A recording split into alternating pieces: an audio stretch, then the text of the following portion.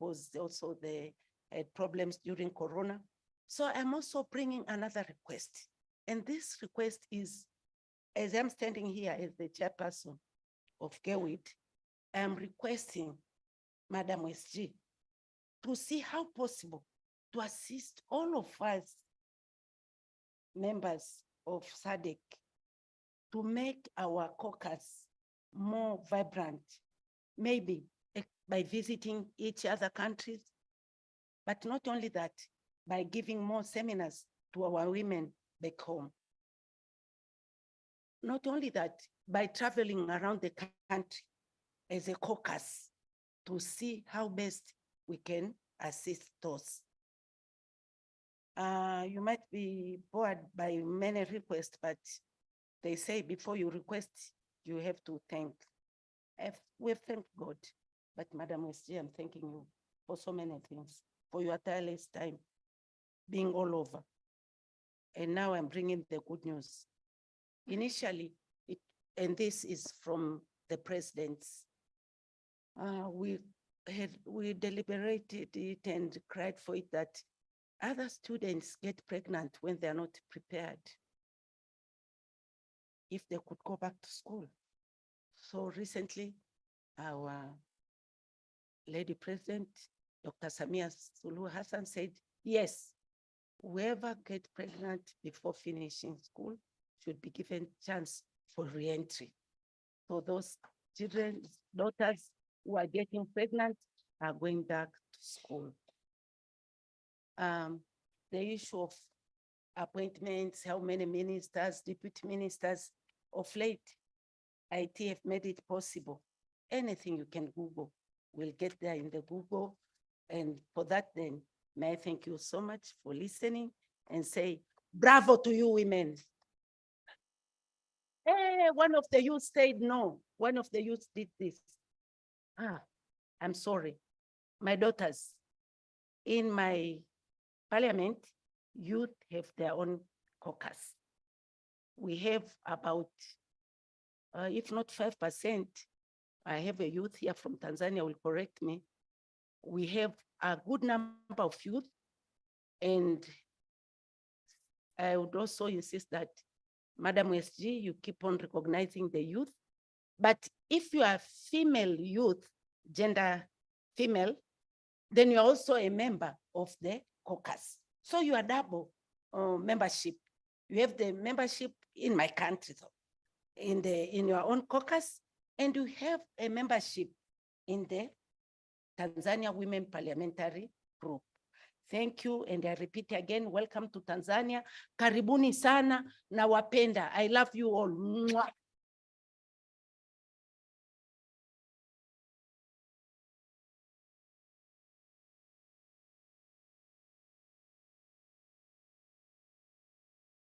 Thank you very much, Honorable Shali, for sharing with the House the experiences of Tanzania. And I'm sure the honorable members will cherish the opportunity and the invitation to meet with the head of state. I'll be happy to be a minute taker in the meeting.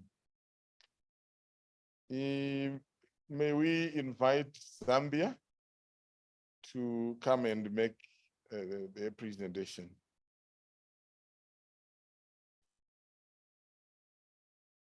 Around the corner.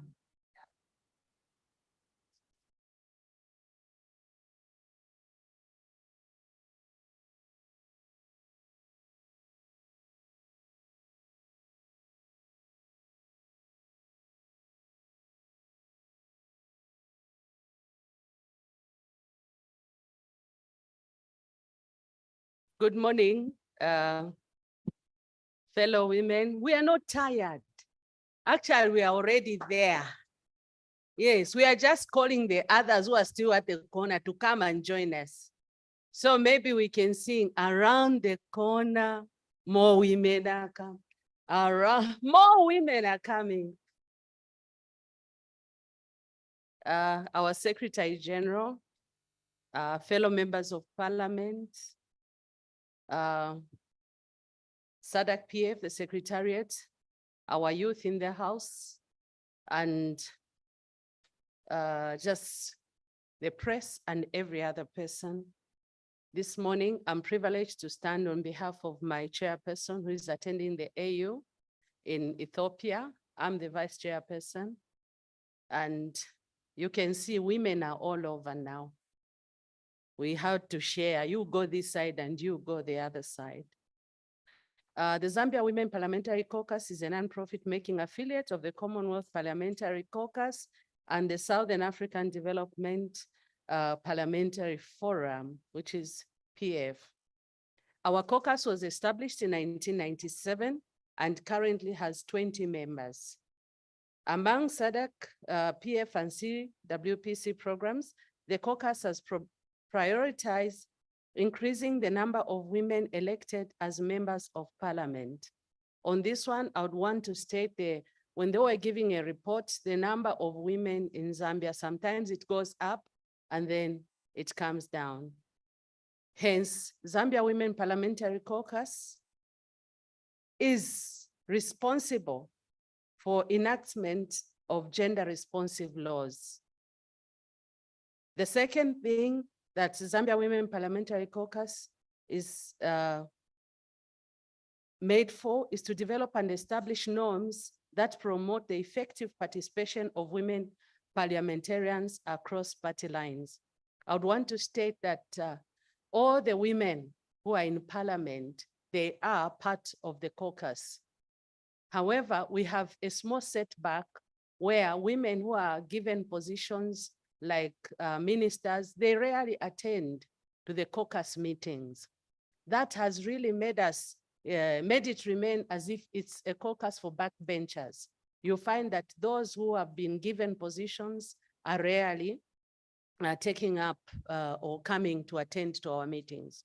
Of course, it's because they have a lot to attend to, but you find that their positions hinder with how much participation they have in our caucus. As Zambia, we are blessed that indeed our parliament has for the first time a female speaker and a female deputy speaker.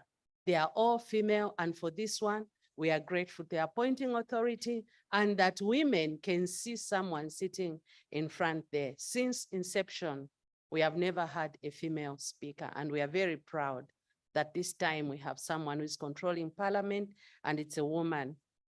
One thing that makes it very good is how she just, when the list, after you have indicated who wants to speak, even if there's a woman at the end, she's so gender sensitive. She will pick you from the end to make sure that you have time for vice president's question time, or whichever question you may need to have. All she has put is to say, all I want is women to be heard.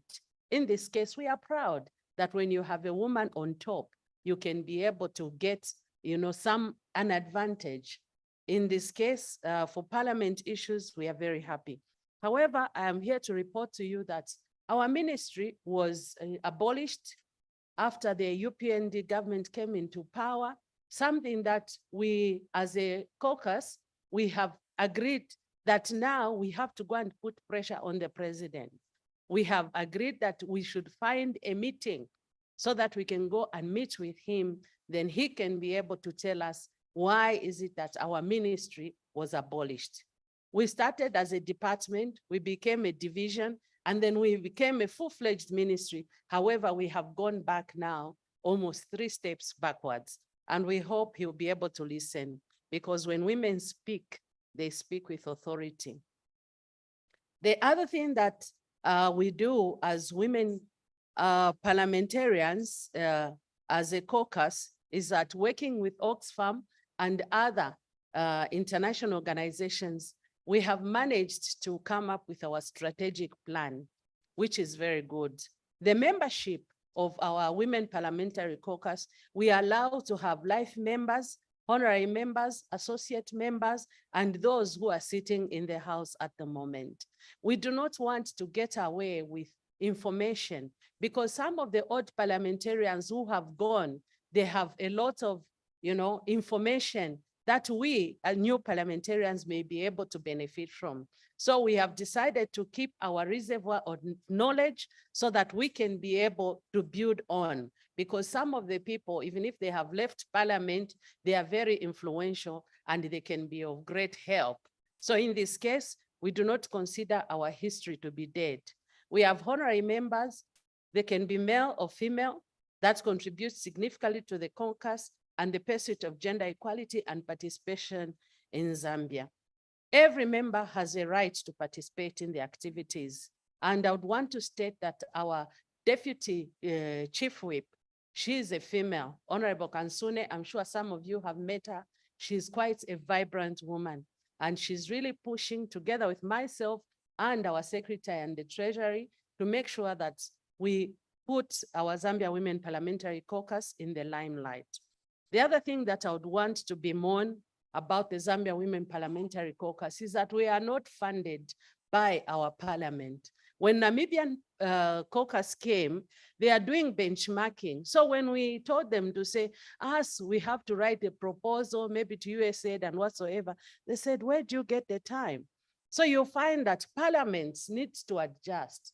They need to recognize that the Zambia Women Parliamentary Caucus is a very important organ of any parliament. And if women are going to continue participating in decision-making positions, there is need to give them funding so that they can have. I'm impressed that Namibia is young. As Zambians, we are very good at starting policies. And the people who come to benchmark from us, you find that they do very, very well, which is very sad. We are bad, we are poor finishers at times. So would wish that this time we can do better. However, we have agreed as a caucus to say that there is need for us to seriously offer checks and balances on the government of the day. And we have also agreed that as a caucus, we should come up with questions which should prompt the government to ensure that they bring more women in cabinet. We bemoan that we only have 4 cabinet ministers out of the 25.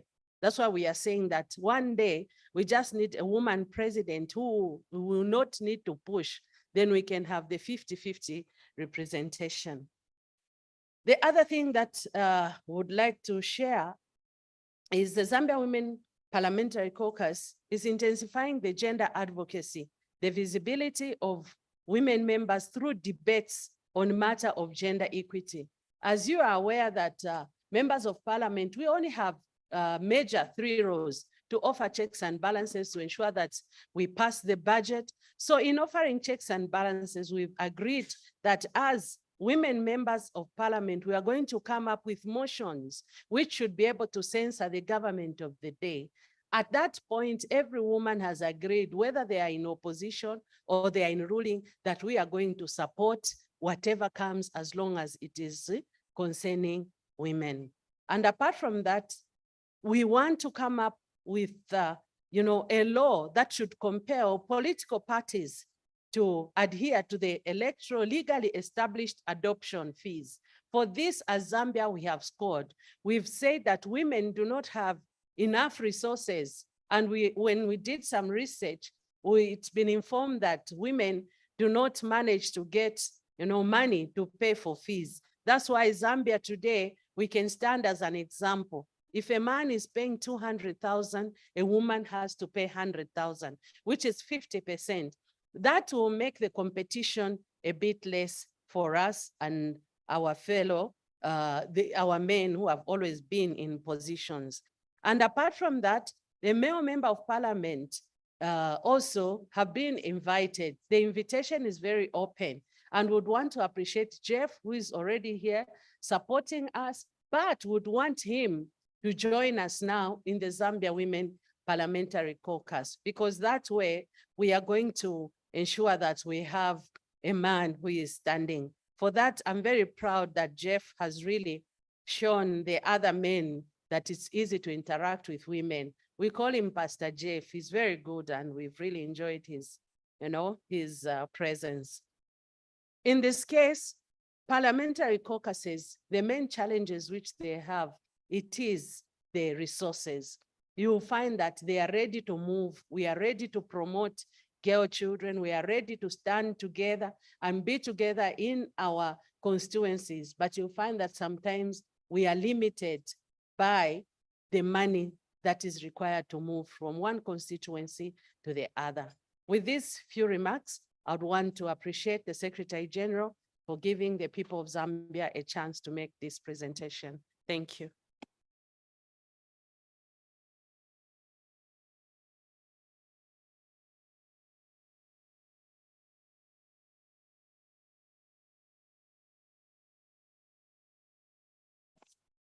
Thank you very much, Chair Honorable Nyirenda, for the presentation on behalf of Zambia. And Honorable Shali, it looks like I'm not the only one who acknowledged Honorable Mulewa. He has even been invited to be a member of the Women's Caucus in Zambia. So. Thank you very much for that. And we move to last but not least, Zimbabwe, and we invite the chairperson of the caucus to take the floor.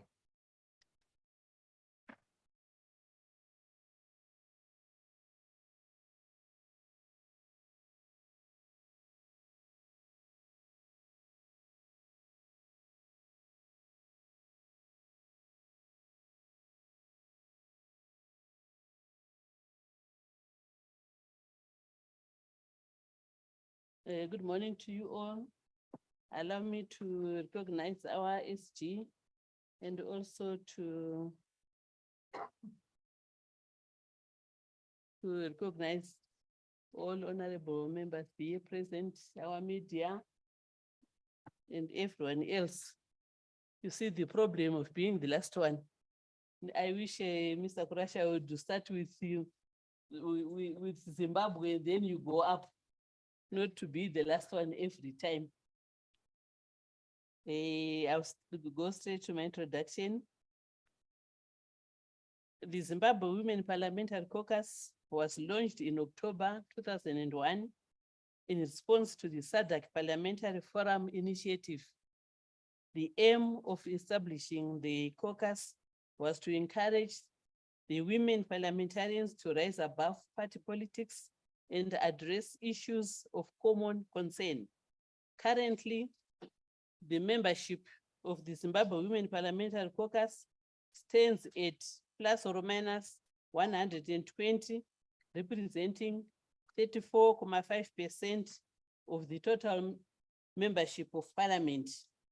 The mandate of the Zimbabwe Women Parliamentary Caucus is to advocate for legislation on gender mainstreaming, facilitate the effective implementation of the national gender policy, provide a forum for discussion on matters affecting women in the country, regionally and internationally across party lines, and also to develop and establish norms and standards that promote the effective participation of women in parliament, and to promote and help sensitize all parliamentarians to the principles of gender equality in the country, regionally and internationally, and facilitate networking with other organizations and institutions within and outside the country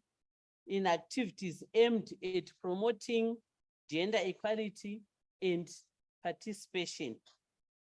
The activities that we have undertaken in the 9th Parliament. The caucus has had many activities aimed at equipping its members with the requisite skills that will enable them to participate in parliament and to work in their constituencies. Members have been trained in the following areas, among others: women political participation, women political and elections conference, gender responsive budgeting, gender and climate change, human trafficking of girls and women, budget consultation process with key stakeholders in the gender movement, the impact of unpaid care and domestic work on women in Zimbabwe. The Zimbabwe Women Parliamentary Caucus, through Parliament of Zimbabwe, was also privileged to participate in a learning and exchange visit with Malawi Women Parliamentary Caucus in October 2022 and February 2023. The exchange visits were as a result of collaborations between Parliament of Zimbabwe, Parliament of Malawi, working with Oxfam Zimbabwe, and Malawi together with the civil society. The program was quite insightful and is likely to culminate into a bilateral exchange program that will see the female parliamentarians supporting each other during the election campaigns. The exchange visit concluded by having commitments that resources permitting the Malawi Parliamentary Caucus shall join hands with the Zimbabwe Women Parliamentary Caucus in advancing the voice of female MPs in Zimbabwe during upcoming harmonized elections this year. The caucus managed also to participate at the annual events of the Commission on the Status of Women. And this year, we are going to attend the CSW 67 session to be held in March in New York. Every year since 2018, the Zimbabwe Women Parliamentary Caucus tables a position paper at the pre-budget seminar. That is an annual budget making process by Parliament of Zimbabwe, advocating for gender responsive budgeting, GRB, in all sectors. The Zimbabwe Women Parliamentary Caucus is also active during the commemorations of the international days, such as the International Women's Day, World Breastfeeding Week, and 16 days of activism against gender-based violence, among others. There was also a presser, which is given by members to participate in a dialogue session. And also we conduct outreach activities or even conduct a march to raise awareness on women issues of concern. Our successes. Ever since the establishment of the Zimbabwe Women Parliamentary Caucus, the caucus successfully lobbied for a number of specific legislative interventions as follows. During the enactment of Sexual Offences Act, the caucus effectively lobbied for the inclusion of a clause that criminalizes marital rape. We have also pushed for the equal treatment of men and women in respect of allocation of land, that is 50-50, during land reform. We have also materially inputted into the enactment of the Domestic Violence Act in 2007 through successfully lobbying political parties, traditional leaders, male MPs to support the bill and propose penalties. We have also lobbied for GRB, gender responsive budgeting, and the Minister of Finance and Economic Development in 2023 has tabled a national gender statement, which can also be attributed to the work of the caucus in lobbying for a gender responsive budgeting by the government. In the 8th Parliament, the Zimbabwe Women Parliament Caucus managed to publish and launch 3 documents, namely the Zimbabwe Women Parliamentary Caucus Strategic Plan, which ran from 2015 to 2018, the Women's Manifesto 2018 to 2023. The 8th Parliament also produced a photo book entitled Counting the Gains of Zimbabwe Women Parliamentary Caucus. During this 9th Parliament, we have also developed a Zimbabwe Women Parliamentary Caucus Strategic Plan, which is 2018 to 2023. And we also successfully lobbied for some reforms of the marriages laws, which culminated into the new Marriages Act of 2022. Annual commemorations of international days, such as the International Women's Day, World Breastfeeding Week, and 16 days of activism against gender-based violence, and raise awareness on women issues of concern. Like any other women's caucus, Zimbabwe is also its own problems.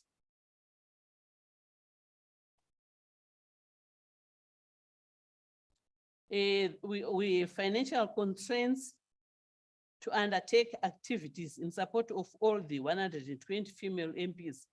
Usually numbers to participate in some caucuses activities. We also have challenges in when we want to hold meetings, because all the days from Monday to Friday, to Monday to Thursday, these are allocated to committees. And the caucus has been allocated Friday, of which it is very difficult because on Fridays, female MPs would like to go to their constituencies and also to go back to their families, because you go to Friday, you only meet your family on Saturday, and then Sunday, you have to come back to Parliament. We also have low levels of commitments by the members to further the goals of the caucus. As I said before, our caucus is 120 members, and we work together across the political divides. Representation in the government, in the cabinet, is very little. We only have 4 women in the cabinet out of 27 men, and all the situation is the same in boards. There are very few women leading there. We also have few women in local government, but we have lobbied for a quota in the local government, where the government allocated us 30% in local government, but we accepted, although we are also pushing for 50-50. Representation in Parliament, we have 26 women we got in through first past the post, but the numbers continue to decrease when we go to elections, because many have resources, they throw in money, and you find our numbers are always going down. I want to end and say we also have a disability representation in Parliament. We also have a disability advisor in the president's office that is leaving no one behind. We also have a group of male gender champions who support us, and we have also pushed for a budget for sanitary ware to assist our women, to assist our girls. Ladies, honorable members, I could go on and on, but I think I have to stop now. Thank you.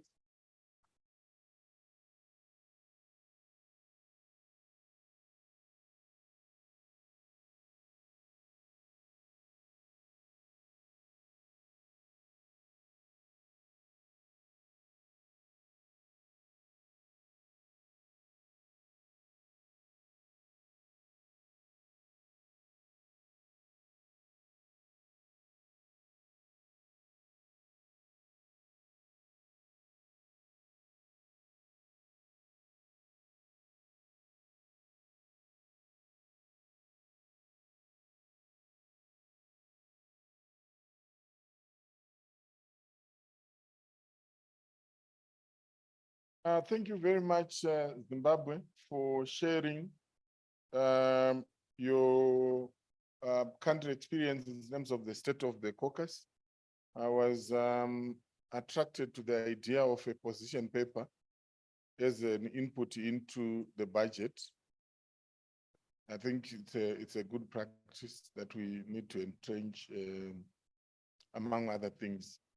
So this completes the sharing of experiences with regards to the state of caucuses. I think it's something that we need to do on a regular basis. We will obviously perfect as we continuously share. And then because one of the things that we struggle with as Secretariat is that because the good practices are happening at national level, unless they are deliberately shared at regional level, we do not always have access to those.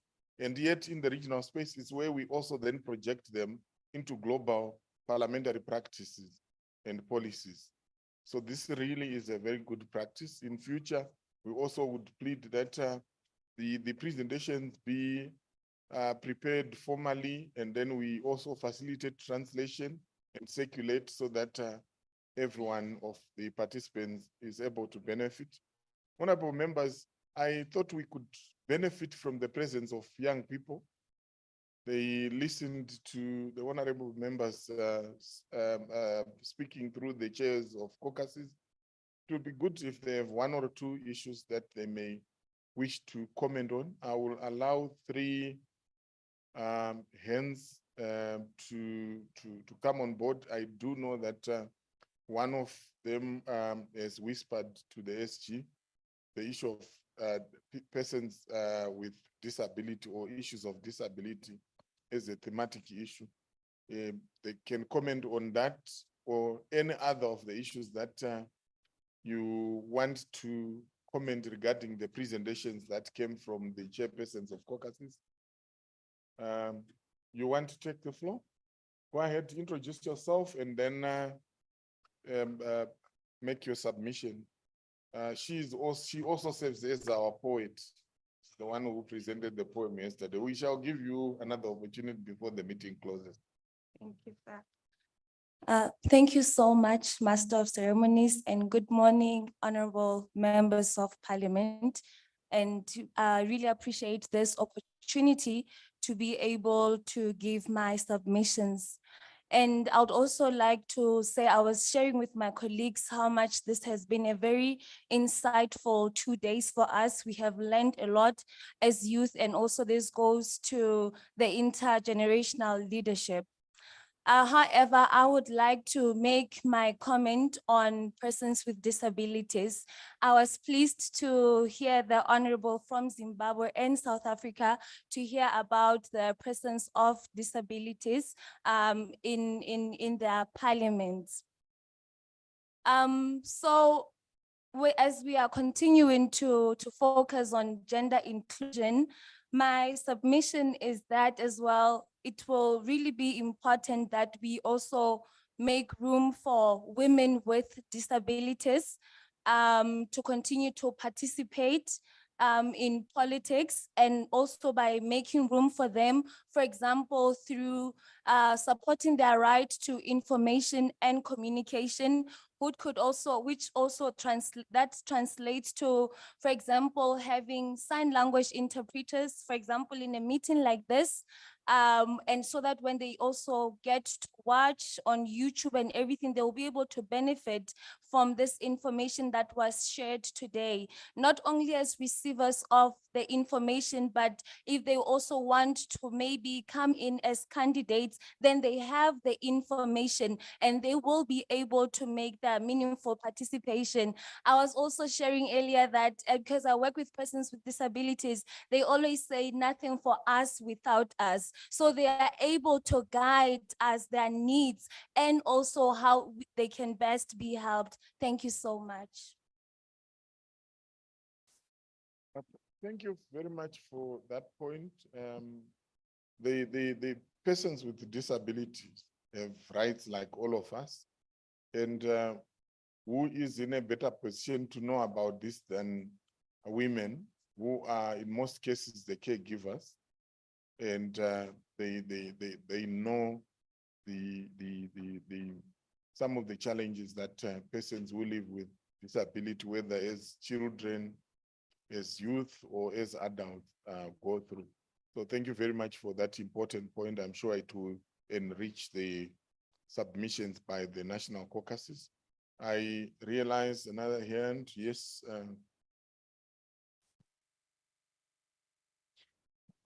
Thank you so much, sir.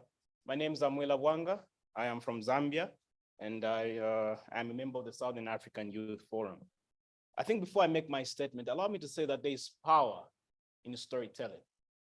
It's in the stories that we tell, are we able to shape a particular narrative in advancing the future of women participation in politics. One thing I'd also love to state is that when we talk about the participation of women in politics, not an idea that we should advance as a result of wanting to look politically correct, but it should be an agenda that we advance because we care for the future of our nations. When we ensure that women participation is actively included, even that girl child who thinks as though it is impossible to be president, above and beyond, it becomes possible one day. When they see the female politicians stand before them to speak, it becomes easier for them to believe that indeed it's possible for me to rise above the ranks of what it is I wish I can become. And the only dream that I can have is not to wash plates in the backyard. So I believe it's in the stories that we tell, and the various reports that have come from the various chairpersons in this particular room right now proves in itself that we are making progress, but we can do more. And I believe the moment we're able to reach a 50-50 balance, then we are headed in the right direction. And when I talk about storytelling, I think this is where now young leaders such as ourselves, we come in to support and to help our members of parliament to advance some of those stories, because they are busy in their own space. But when we come in with our creativity, when we come in with our resilience, when we come in with our energy and innovation, it becomes easier for us to document some of these stories, and we begin to tell the young leaders out there in the various spaces in which we are. When I go back to my country, I'll be able to stay back, and I said, I listened to Honorable Nyarenda speak, and when she spoke, she gave me the hope that indeed women are not only ready, they have always been ready to take up the arms of leadership to advance the agenda of the SADC that we envision. Thank you so much.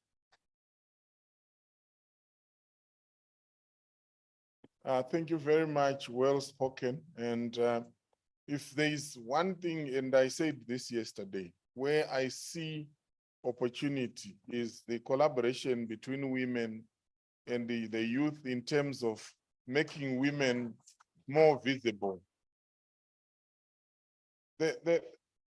Imagine one plenary where women emerge as the ones that have tweeted the most about issues of interest from that plenary.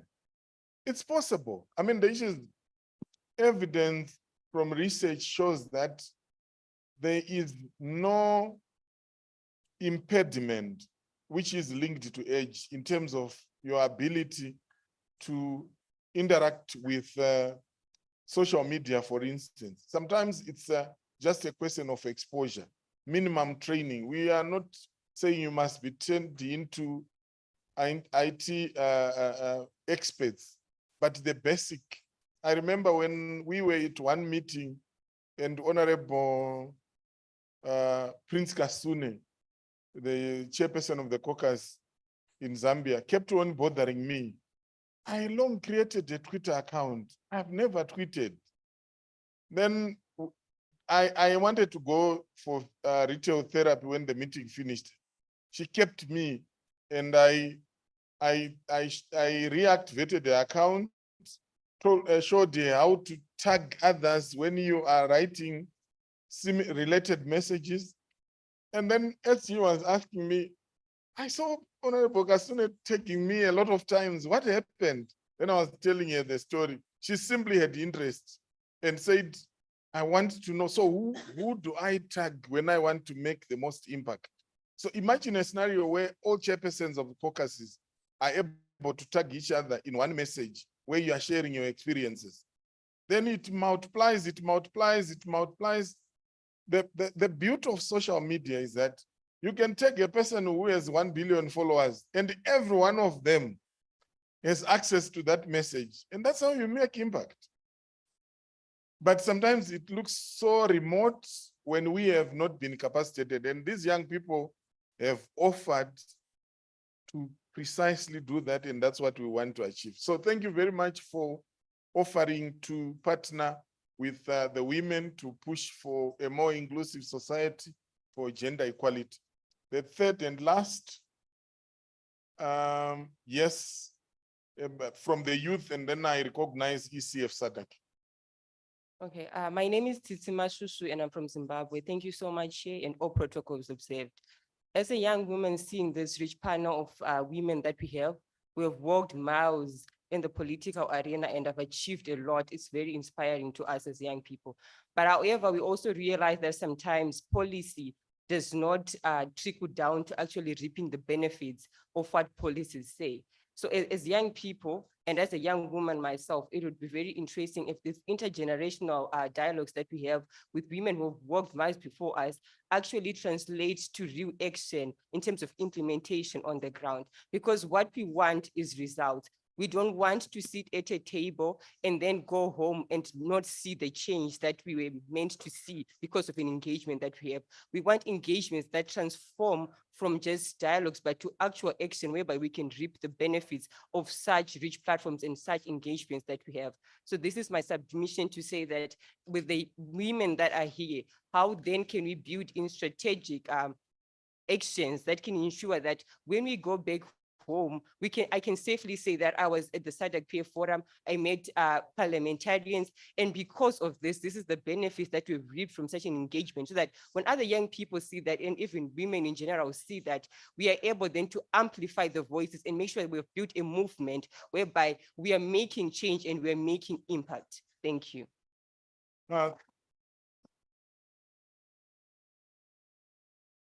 Thank you very much. And I'm sure the honorable members stand with open arms to welcome to the table and the partnership with young people precisely to narrow the gap between policy and implementation at local level, because at the end of the day, policies mean nothing if they are not benefiting the vulnerable, the cost and common.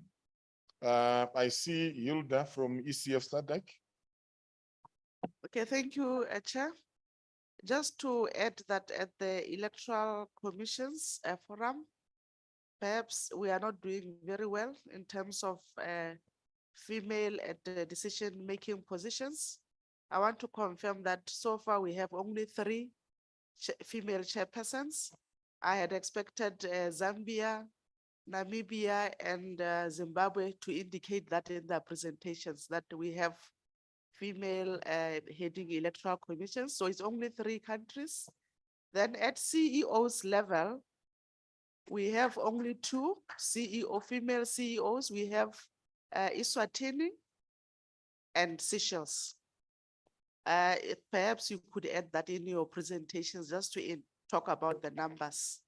Then the second observation, all chairpersons brought up beautiful activities, challenges. They talked about numbers, but I could not pick aspects of monitoring and evaluation. Who monitors, who evaluates progress in terms of activities? Perhaps it's one aspect that we should bring on board in future, so that we document the value add in terms of progress of these committees. Thank you very much. Thank you very much, Hilda. As we mentioned yesterday, Hilda is from the Electoral Commission's Forum of SADC countries, which brings together all the electoral commissions or election management bodies of our respective countries, of SADC countries. And if we do not have women who are engineering elections, and the women we have in positions of authority are a product of election, why are we surprised with some of the results that we are seeing? honorable members, the cooks who are adding the various additives, recipes in the cooking of elections, women are underrepresented. How do you think the meal will be served? Yeah, it will have certain biases that reflect the cook. The point being that it's an important issue. It's not even by the way issue. And in most of our legislative arrangements, the electoral commissions are established by either the constitution or an act of parliament or both. And it is not a matter which is outside your reach. Just as Zimbabwe mentioned that when there is a budget which is being presented, they put a position paper. Have you not thought about also looking at the constitution of election management bodies and the management of elections with the gender lenses? I think it's an opportunity that we need to embrace. Then an important aspect as we improve our reporting, the monitoring and evaluation. I think at our next meeting, when we report on the activities we are doing, let's also embed an M&E and learning framework so that we are very pointed in terms of where is the value and where are the lessons. Thank you very much. I see two hands, Namibia and Zambia, and then we need to move towards conclusion. Thank you very much, Mr. Kurasha. I was put on the spot. It was not deliberate. I thought about it, but there were some issues that I, did not touch on. But then one thing that we forgot yesterday to report on is that we have a Ministry of Gender Equality, Poverty Eradication and Social Development that deals directly with gender issues, with women issues in Namibia. It's headed by a female minister with 3 deputy ministers, one with gender, one with social welfare, and she deals with people living with disabilities and herself sits in a wheelchair. And then we have a male colleague, it's gender we are talking about. And I think that he deals with poverty eradication because he's coming from a marginalized background to deal directly with marginalized communities. That's one. When Eswatini, my apologies, reported yesterday, and Honorable Princess was talking about only 2 females in parliament. Did I hear correctly? Honorable Tlamini, did I hear correctly that there were only 2? Only 2 were elected. I got worried, which should not be the case, by the way. As a parliamentary forum of SADC, how do we assist countries like Eswatini, countries that have a backdrop, countries that have to be assisted by appointment to bring our colleagues as female on board without being elected? That's something that we must think about. And it's a test for the regional chairperson, regional women's parliamentary caucus, and my chairperson of Geweight.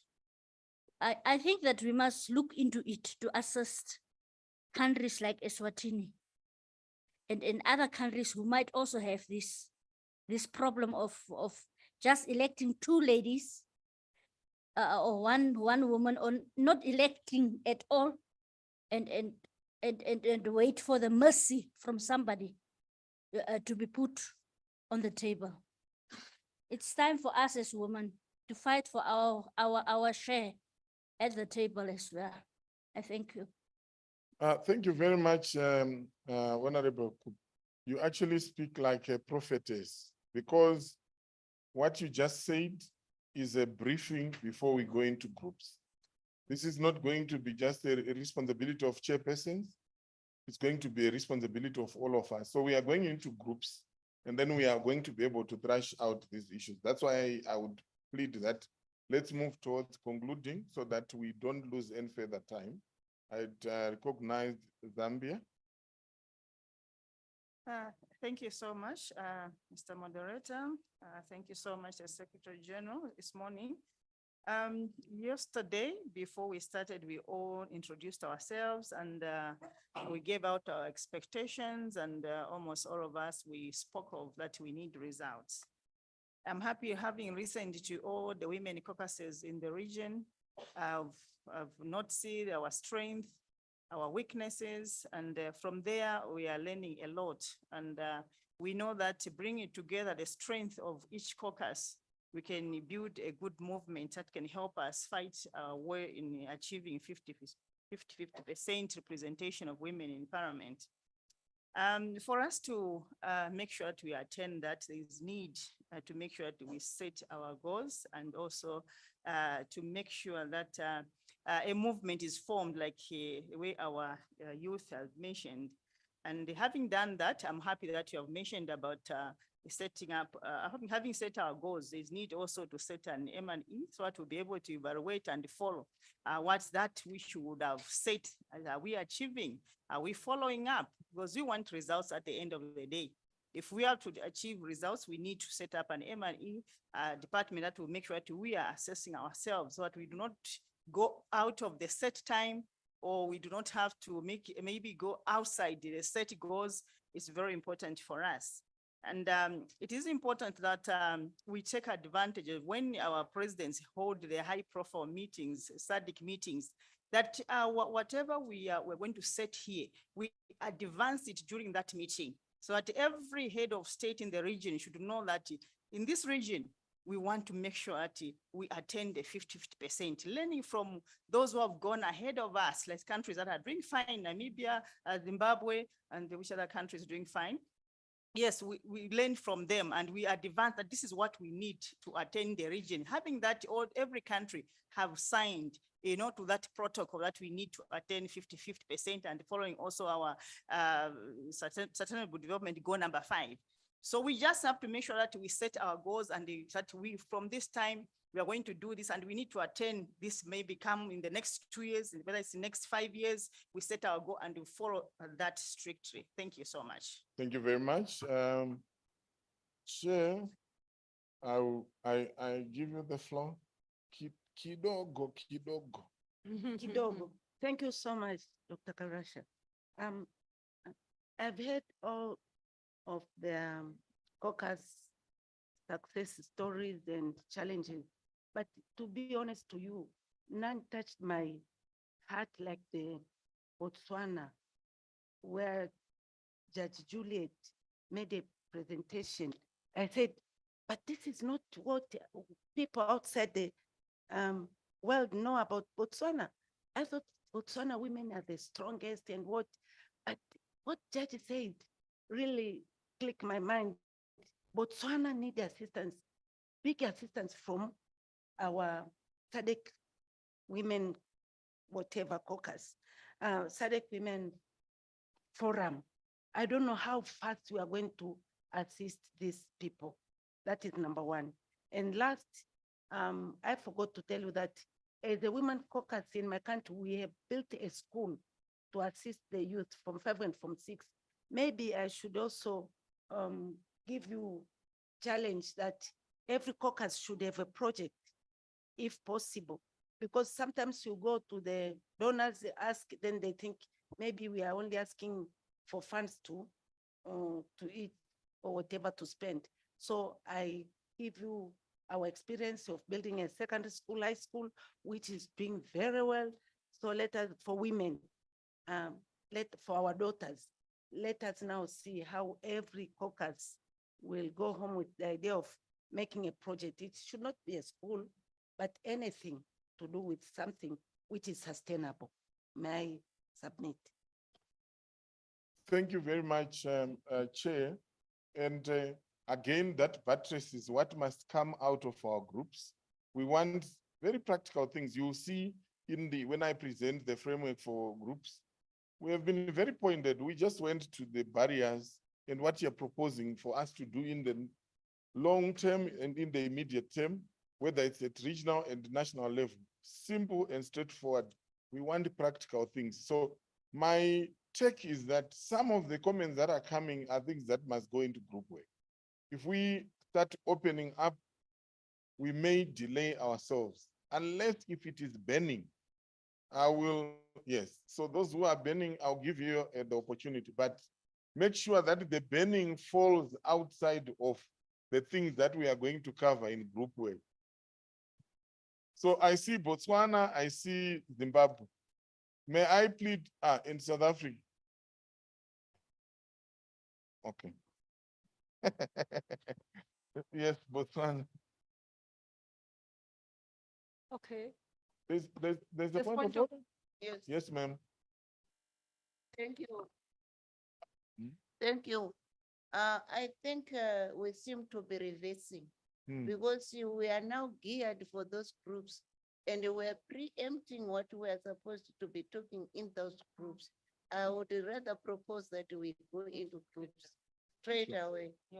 All those which we have Sure. empty there. Thank you very much. I stand guided. May I, at this juncture, you are requesting the floor, ma'am? Okay, you have the floor. Very short. My observation is that I don't know, we're not socializing here. I'm not talking about when we are inside here, because here we're supposed to sit as countries. But going to breakfast, lunch, you'll see Seychelles in a table of 4. You'll see Zimbabwe in a table of 3. And how are we going to interact without given that time, like now we are going outside, maybe we interact. But I think we have more time where we can interact as countries, but the manner in which we conduct ourselves, I don't see taking us anywhere. That we need to bear in mind is that we are not here for ourselves. We are here for the countries and the women outside there. So can't we change a little bit, please, to see us that interaction? That's what I wanted to say. Thank you. Thank you very much. In keeping with the same spirit, when we have put you into groups, we have made sure that you are all split. At this juncture, I want to invite Professor Jacqueline Odio. She is from an institution called Dialogue for Development Network. A bit of history as to why she's here. We went for a meeting that was looking at counterterrorism in Qatar. And she was having conversations with Honorable Bistoke, who was one of the delegates in the meeting. And she immediately thought that there was value in terms of bringing her to this meeting. And this meeting in Qatar happened between 28 January and 3 February. So it's quite current, and we are glad that she accepted to come at that short notice, and we hope we can be able to learn a few things from her own experience and also from another region. So she's going to share personal experiences and reflections, how to leverage political leadership roles to champion gender equality in parliament and in political parties. I give you the next 25 to 30 minutes. Thank you very much. Women are coming around the corner. Around the corner, women are coming around the corner. Women are coming.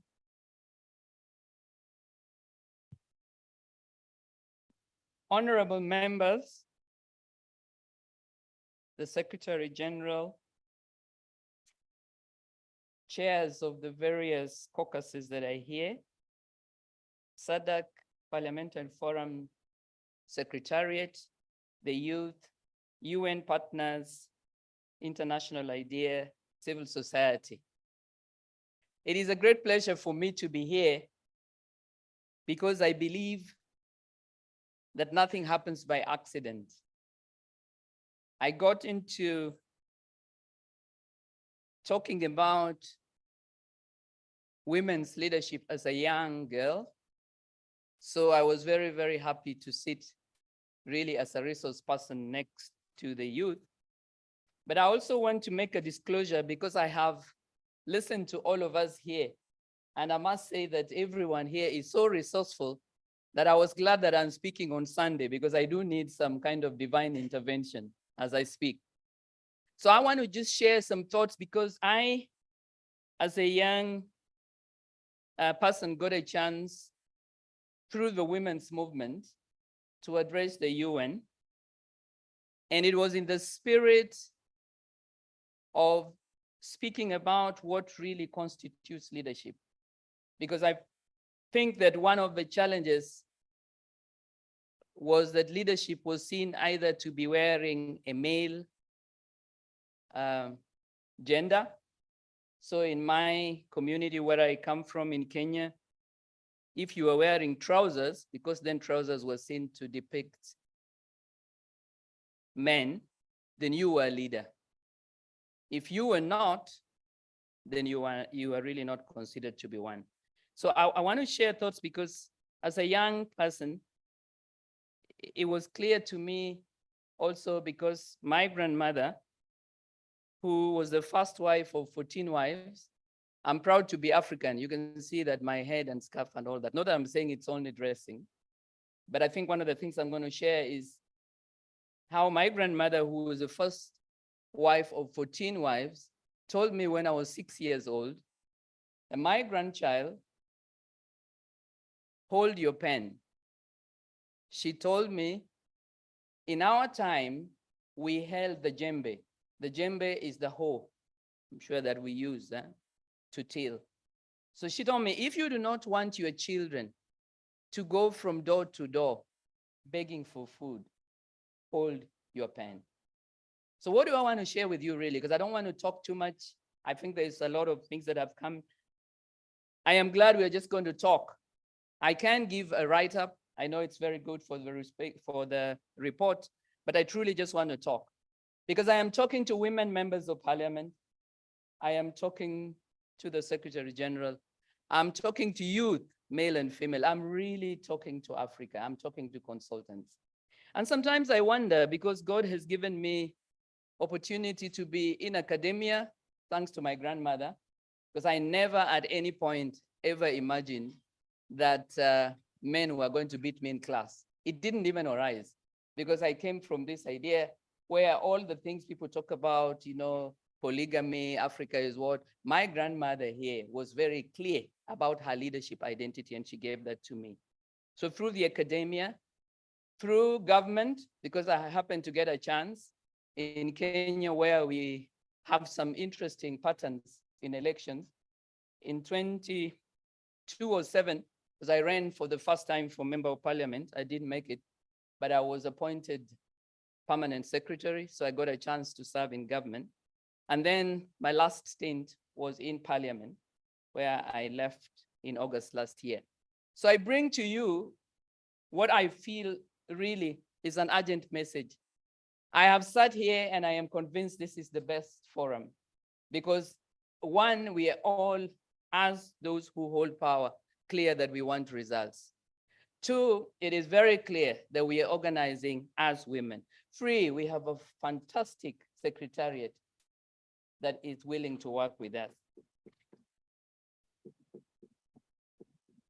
So the lessons that I want to share really are going to be along the three areas I talked about. One, where I think we must separate gender issues from leadership issues. I think in my experience, there has been a way that when we come into parliament, or when we are in parliament or in government, but I'm talking more about parliament, and then we talk about gender, or we talk about women's issues, it immediately becomes the responsibility of women. And as it becomes the responsibility of women, it then gets relegated to second status. Because whether we like it or not, there is a sense in which the space that is seen to be top authority seems to have this face that is male. So my first point of lesson, what I wanted to share, is that it is extremely important, and I am very, very happy to hear how the caucuses are working. I'm myself a founder member. I was a founder member convener of the Kenya Women's Political Caucus. I was in the executive of the Kenya Women's Political Caucus up to the time that I was in parliament. But I really want to start, because we don't have too much time and the conversation really is going to take place in groups, to start from this idea of pleading that there must be a very conscious awareness every time what really is a leadership deficit, leadership concern, and what is a gender issue.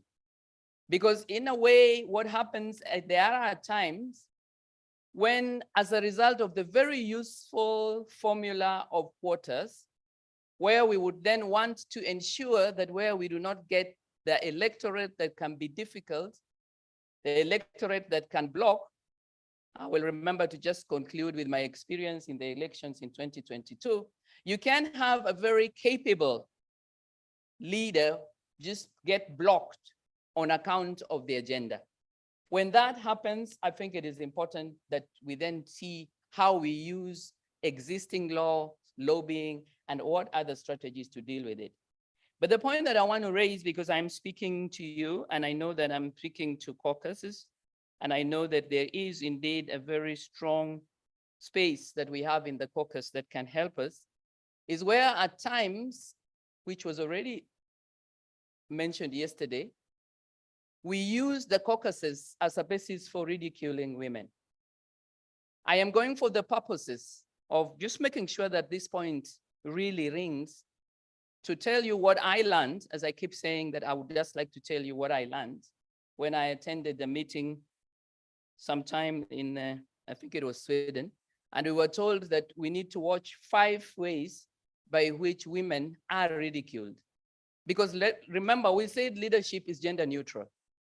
I think leadership is giving direction, leadership is charisma, leadership is courage, leadership is the ability to identify what needs to be done and to ensure that it is done. That does not know gender. However, the way that the society then takes the space and uses it sometimes becomes a bit of a problem. And I think that for the purposes of what we're talking about, I just want to remind you of these 5 methods. Because in my view, the 5 methods are used severally when we try now to block women from sometimes getting elected, and then we decide what to do with the women who come in quotas or the kind of women who come into the quotas. One is making women invisible. And I think I just give a quick example that in my experience in parliament, and I'm sure it might be yours as well, I think there was an honorable member who indicated that the women members are made to sit somewhere at the back. Making invisible really means that you are there, but nobody sees you. Making invisible means in Kenya, we put your card and you'd place your card, and it's a machine. So if you go there first, the teacher in me, the professor, always sort of walked in there before 2:30. So I kind of log in my card. But when the speaker comes, the speaker has discretion. So you will have logged in your card and the speaker decides who they're going to give the floor to. I can promise you, you'd sit there from 2:30 up to about 7 and you don't get the floor. I think when you know that I came from the women's movement, I'm sure at some point I might burst into a song as I sit down.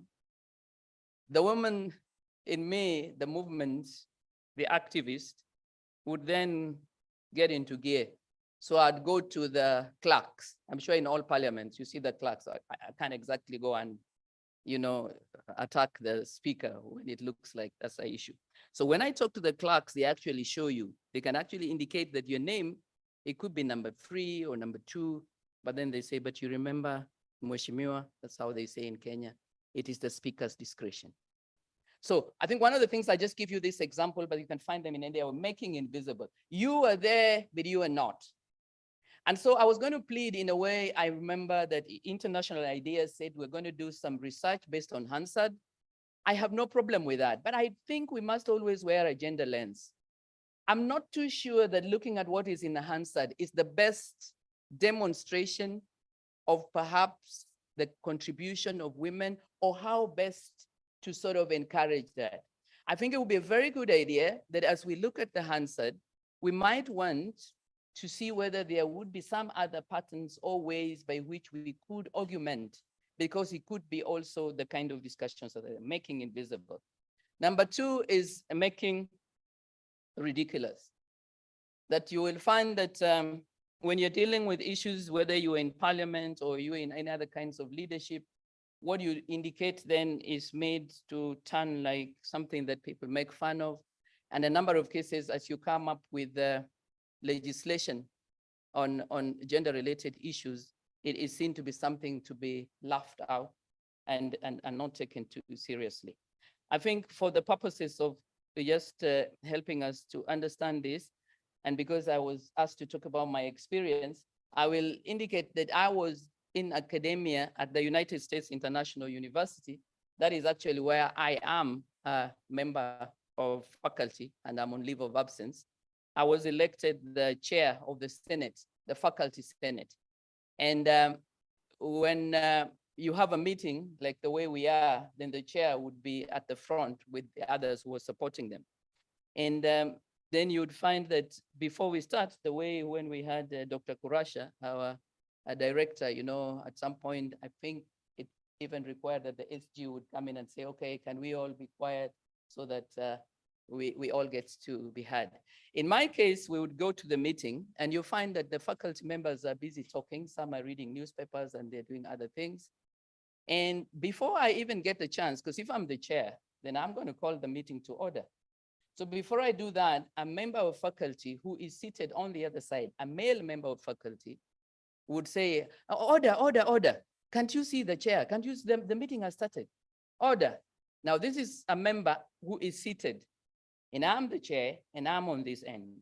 Now, it really is the kind of place that makes you look ridiculous, because whichever way, if you then start saying, hey, but you know, I am the chair, you see, that's what they're waiting for, you know? But if you don't also call them out, you have immediately lost authority.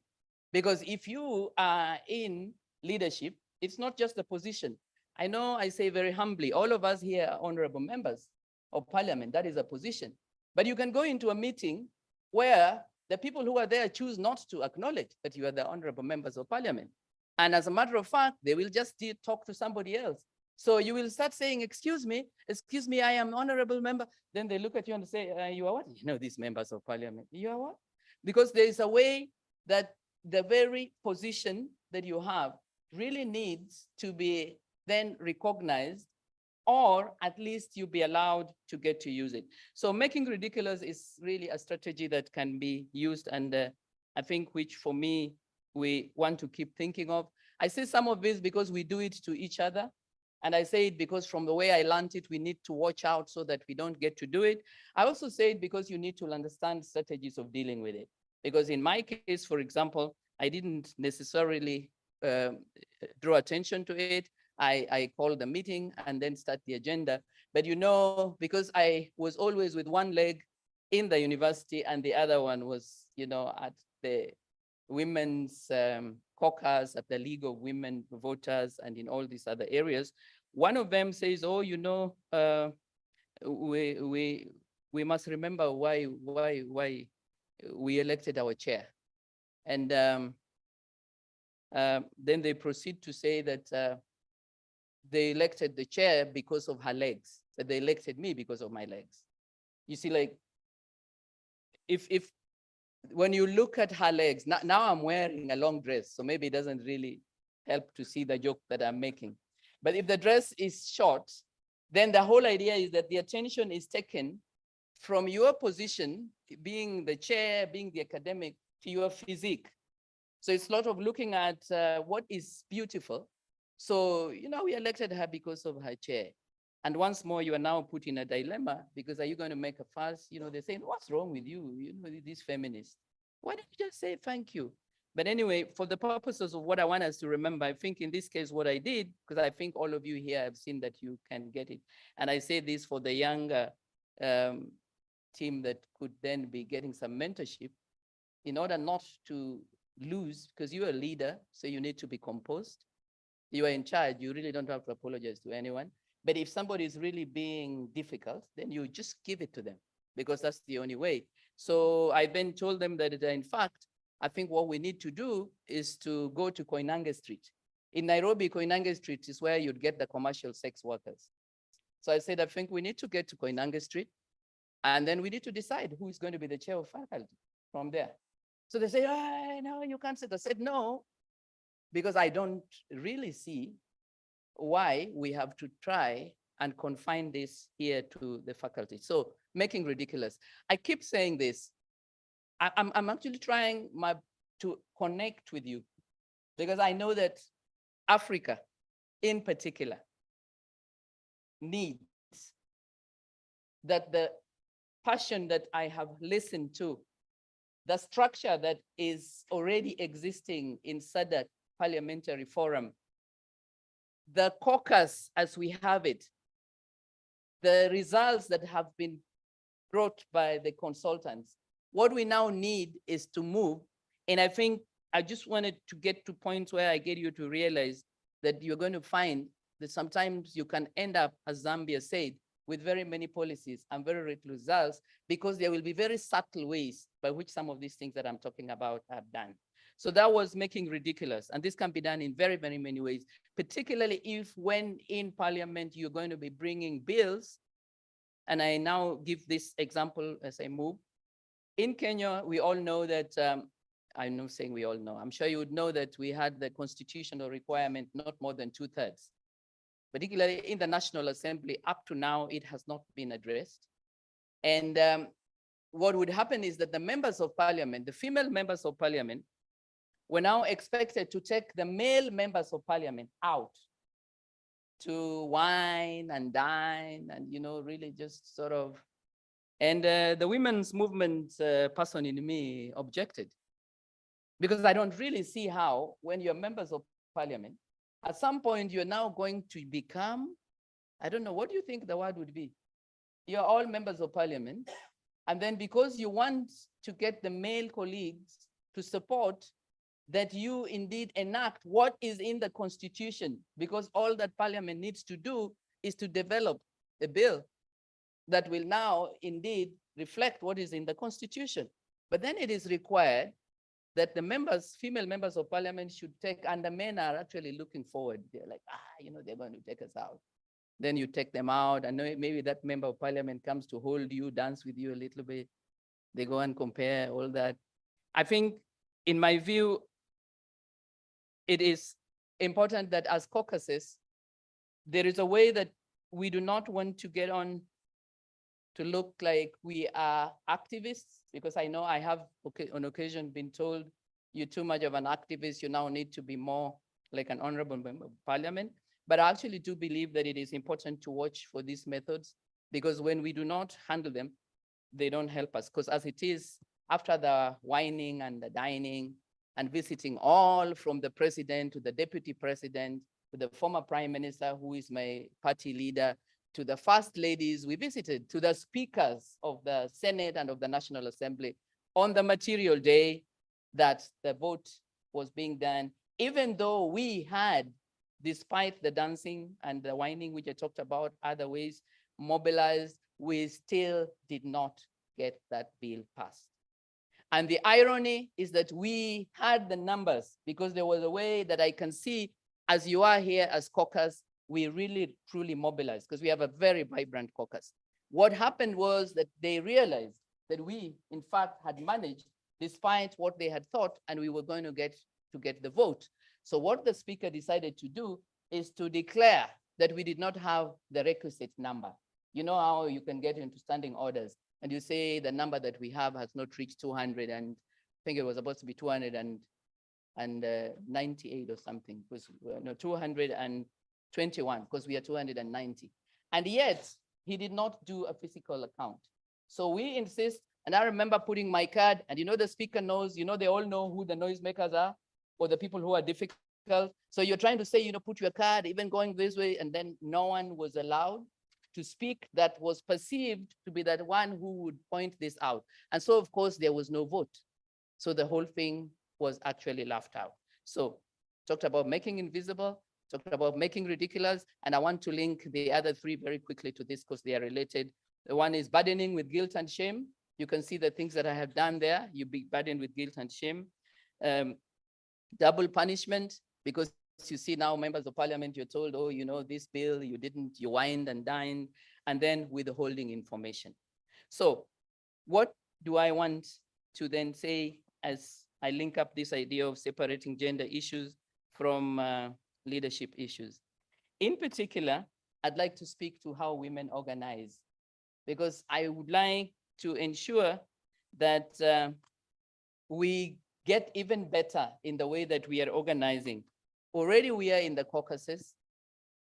We know that caucuses have different members of political parties. We know, at least when I speak in Kenya, that in theory, we are supposed to leave the party out. But in practice, sometimes the party comes and sits right at the center. And so when you want to deal with what is the issue, which really by themselves are issues that do not in any way affect only women in one party or the other one, they do not affect children or girls in one party or the other one, you are not able to move effectively. So my submission is that to a large extent, I think the way that I have experienced women's organizing in parliament is a little, I'm trying to look for my words carefully because I'm talking to honorable members now. It's a little different from the way that the organizing is done in the women's movement. There was a sense that even when you saw around the corner, you're not supposed to sing in parliament. Can you sing? Because, there are certain things like women organize and galvanize and, they move very when they sing. And if that is sort of seen to be something you do out, but not within. So there is the way that organizing is done in parliament. There tends to be it looks like the women forget that they're women. I think you'll pardon me if I don't mean this in a bad way. But when you're in parliament and some members of parliament are female, some members of parliament are male, please let me disclose that the only reason I actually got into parliament is because I believed that the men already were there, but we needed different sets of eyes to come and complement, because we had the heads and we have the tails. We had culture keeping women out, but it's not that women didn't have the answers. So when the women come in, leadership is gender neutral, but the way they look at issues is different from the way that men do. Now, when I talk about women's organizing here, I'm thinking not just of how we are going to come together, but as really coming up with what would be seen to be the core uniting non-negotiables. One for me was corruption, because we even did a research and we were of the view that women tend to not be as corrupt. Please, I'm being very careful. I haven't done any research, but I think generally because of the way that they tend to be more concerned about how people think of them, because of the way society will pull them down if they are found to be on the wrong, then they didn't have as much in that as the men do. But when we come to the way that we organize, in my view, it is not so clear what is it that is the uniting factor.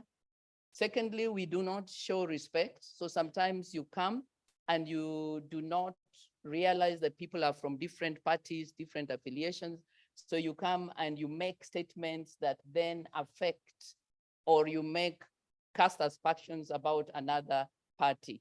So my point about women's organizing would be, one, let's try and remember that we are women and say that there is a way that Miriam Matembe in Beijing asked, with what difference are women coming into leadership?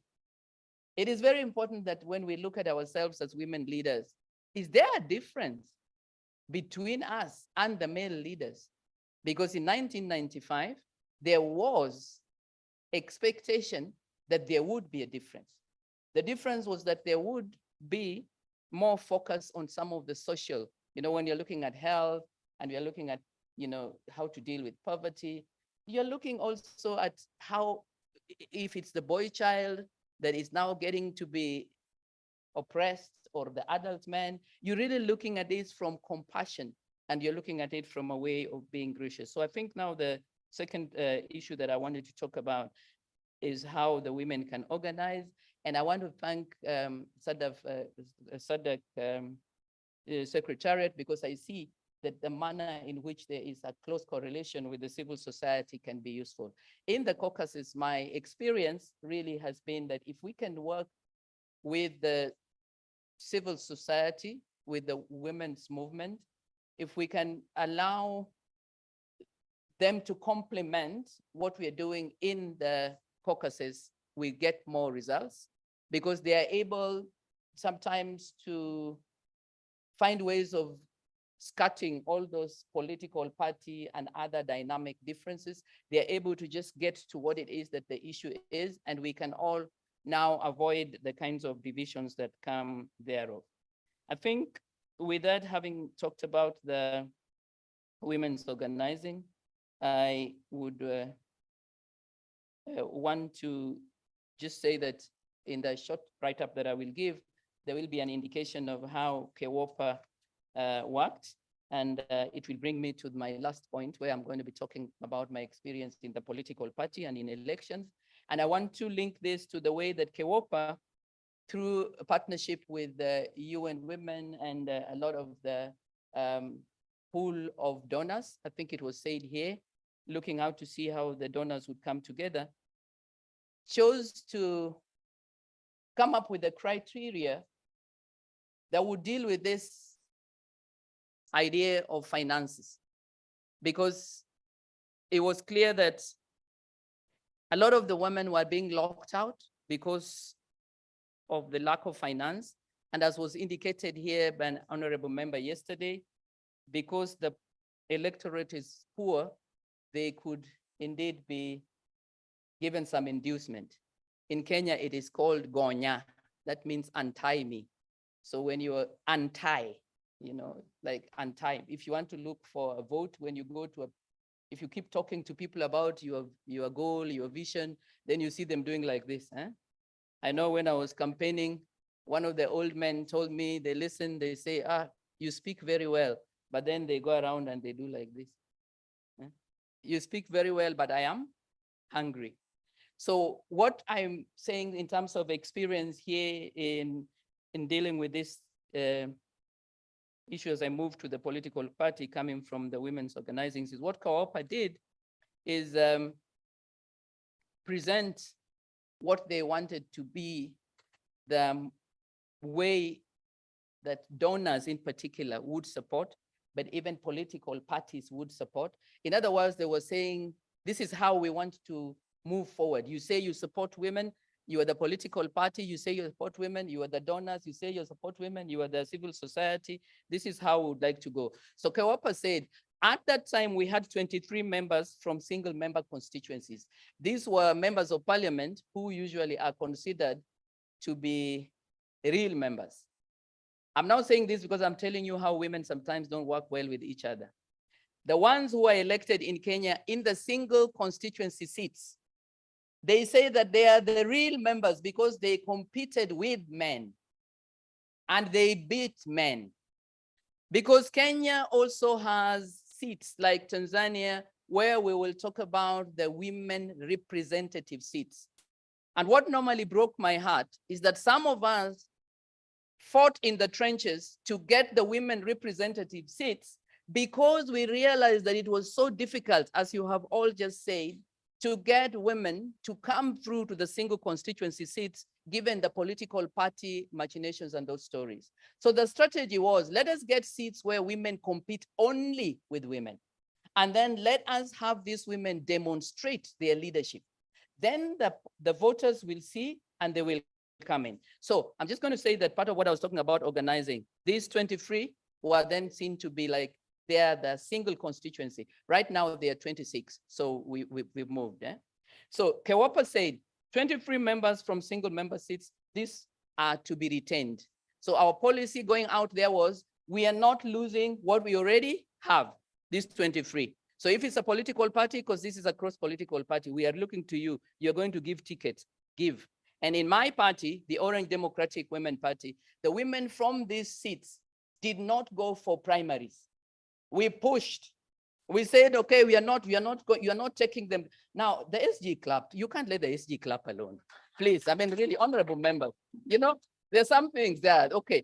So you see, the thing is, we want results. I hope you can see that there's an energy coming in me. You want results, do you? Now, if you want results, you're politicians. And if you want results, you also know who makes the decision. If you want results, you also know that nobody anywhere in their right senses ignores women. So what you need to do is to galvanize from within the caucus and extend. So we said the 23 members, these are coming back. And you can see now they're 26. But the good thing is that there are parties like my party, they gave direct tickets. I think in the other parties, they might not have done direct tickets, but they made sure, because in fact, some of those parties did very well. Then we looked at the 47 women, and the idea was that if any of those 47, because we did not want to say that the 47 must all come back. Remember, these are seats for women. And we wanted also to give room for other women, including younger women, to come in. So the 47, all we said is that if there is a woman who was in the affirmative women's seat 47, who wants to run for a single constituency seat, or who wants to run for Senate, then we said, you give them priority, you push them. And then we came to the specially elected. I was one of the specially elected, nominated members of the National Assembly. And then we said, if there is a specially elected or nominated who is going to run for a seat, the seat would be single constituency or Senate. Because we encourage that if you already had a nominated seat, if I am nominated or specially elected, then we felt that you don't go to the women's seat, because we think the women's seat is also an affirmative action seat. So that is the kind of formula that we used.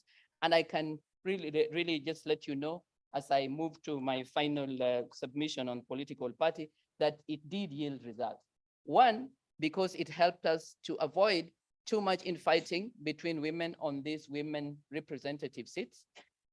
Two, it encouraged a lot of the women who are specially elected or nominated to run for office. But most importantly, three, the political parties, the partners, the civil society, they were able to begin to see where they were likely to get people who are going to win. I want to let you know, honorable members, because you know this already, that when you go for a seat, there's always people looking to see who is likely to win. I think most people don't really support you. You'll be thinking they're your core supporters. They are not. Really, there's usually there's people who are waiting to determine. And so if you can push and get donors coming on with this idea, political parties talking about this, then you find that a lot of the people would then move here. So now I come to the final the level where I'm talking about the political parties, and where I just wanted to maybe just highlight some of the experiences that I had. I want to start by saying that I was the founder chair of the Orange Women Democratic League. As I sit here in South Africa, I feel humble because I think I assumed that this was the case. So if I make this statement and it is not correct, please excuses on the ocean and the distance that I had there. When we got into the Orange Democratic Movement, when the party started, we were inspired by the ANC Women's League. In our understanding then was that this was the space where you determine whether someone is going to be president or whatever. Is this correct? The Women's League, eh? Isn't it? Because that's the impression we got, that the Women's League is really where the rubber meets the road. If you get the Women's League, then you get it all. So I remember going to my political party leader, the Honorable Raila Amolo Odinga. Rutendo knows, she was in Kenya just after our election results. And when hot air seemed to be what came out, and we were not too sure that that is my political party leader, this was the time of founding the party. So I'm getting back to the point you talked about here. Women must be in positions of leadership in the party, and women must have a voice that is had in the party. And women, I think it was the SG who said this, I hope I got it correct, that we would not be going to the party to make tea and to sing. We can sing around the corner when we choose to sing around the corner, when we are singing for other women.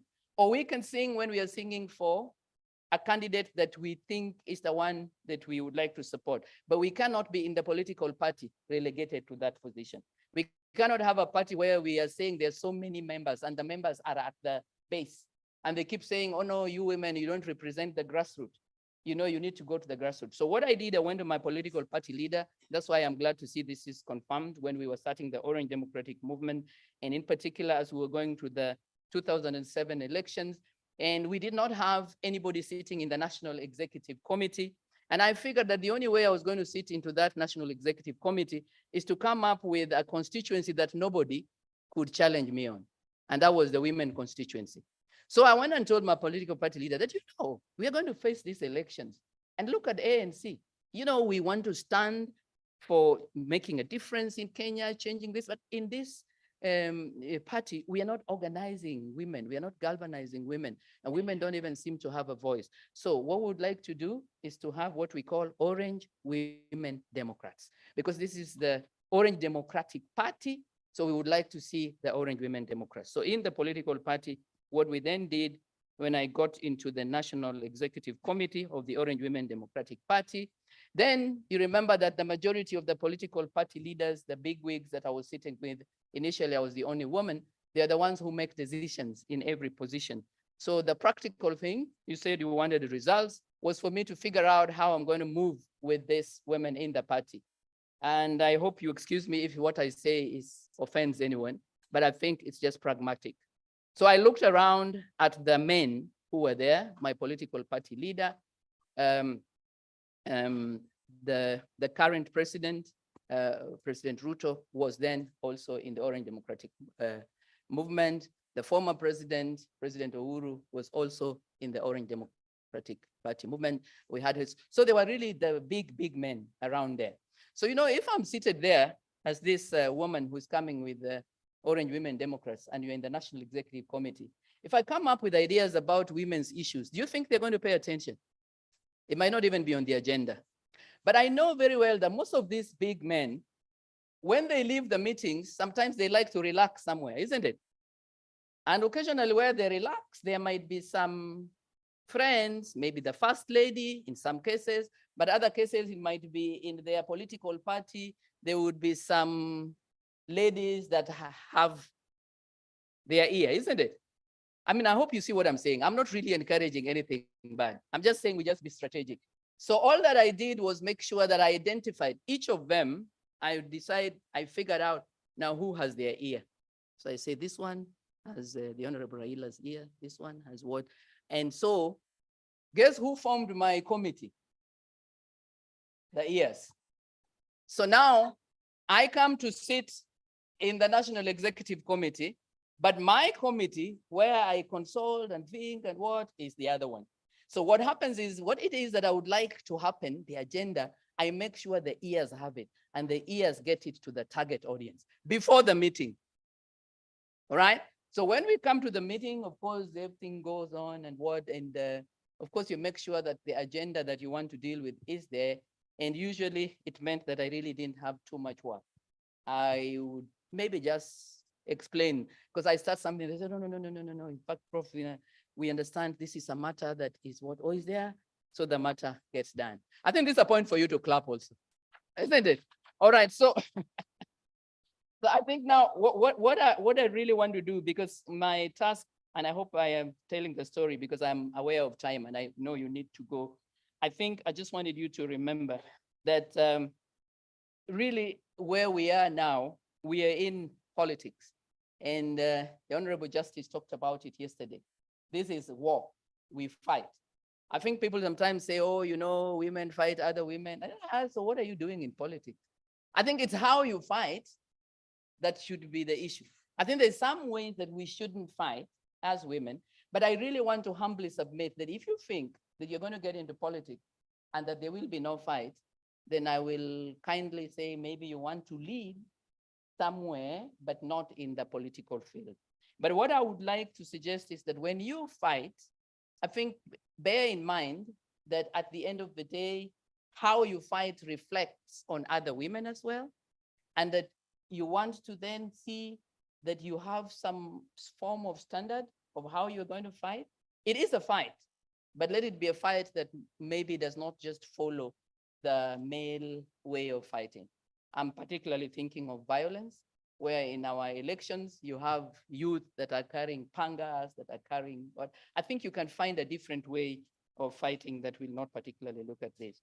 So in summary, I hope that we can agree that we just want to remember that we don't even need to, I think the honorable member from Zambia said it, more are coming around the corner, but we are already there, aren't we?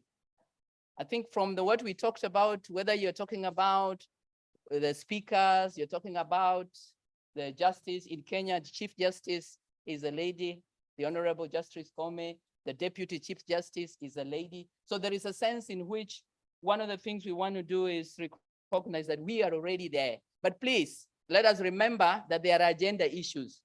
So let us handle those gender issues. Let us not be those who come to parliament, but cannot, even when they are given the floor, cannot say anything because they were brought in there not on grounds of their interest or others, but they really don't have that capacity or confidence to work.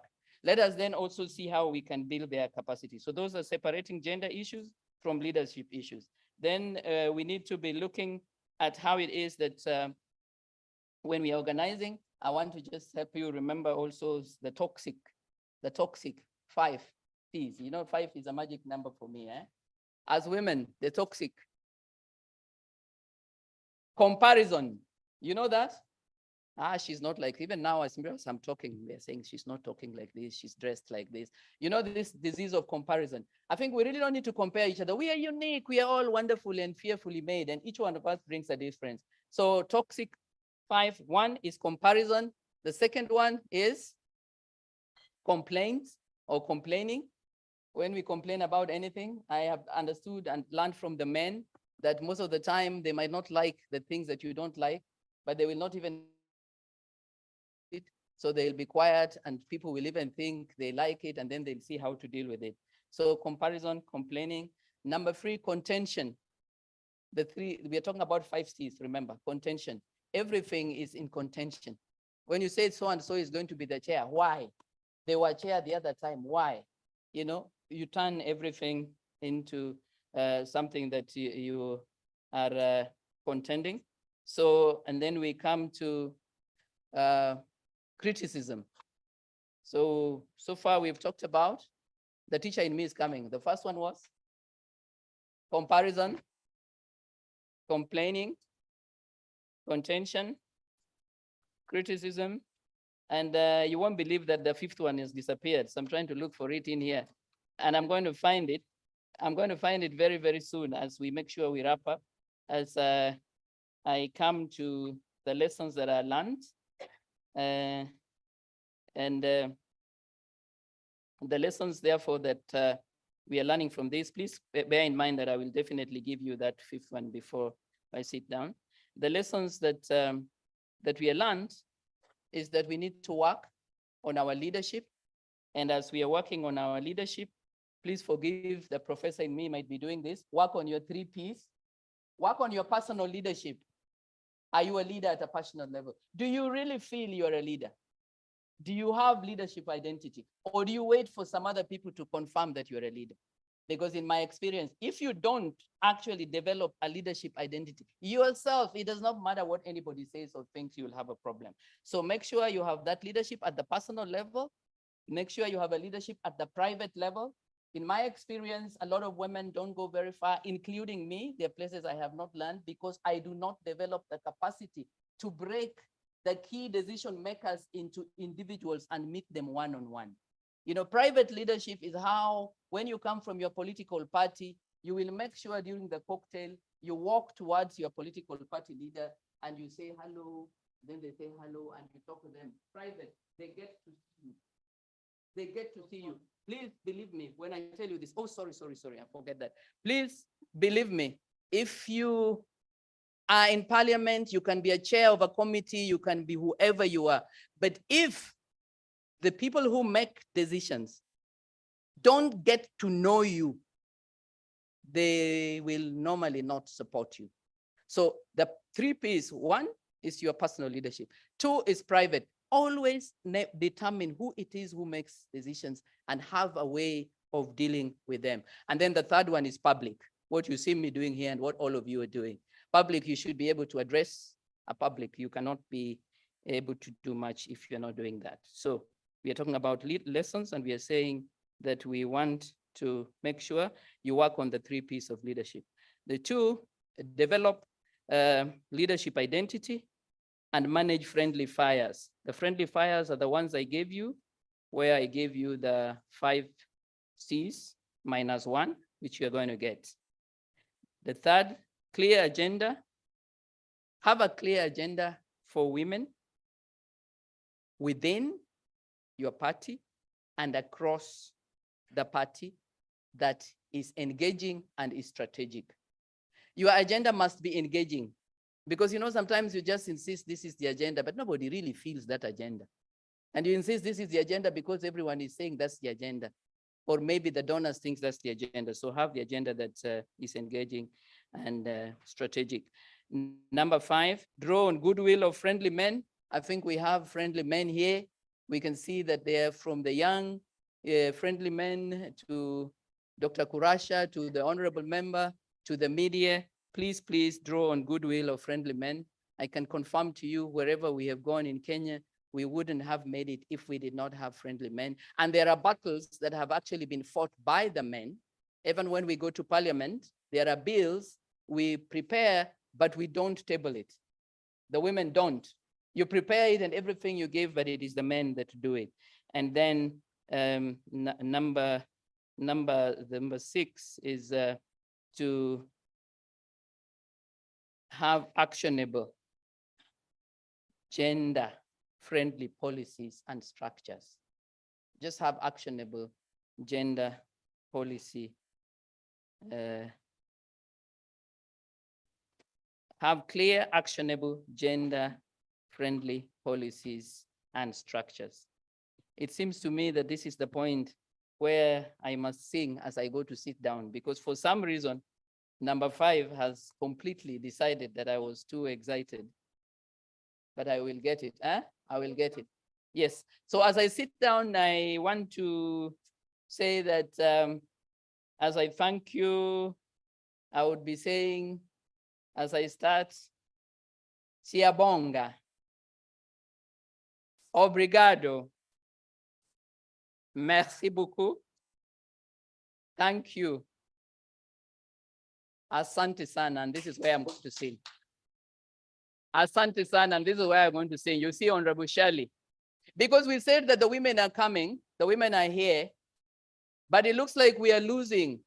So I'm singing the song as I sit down, Dr. Kurasha, Kurudi Nyuma, Secretary General, Kurudi Nyuma, no going back. No going back. I thought of 2 songs. One was Do Not Sleep, Wamama Msilale. But that's, you want that one? You want the Wamama Msilale?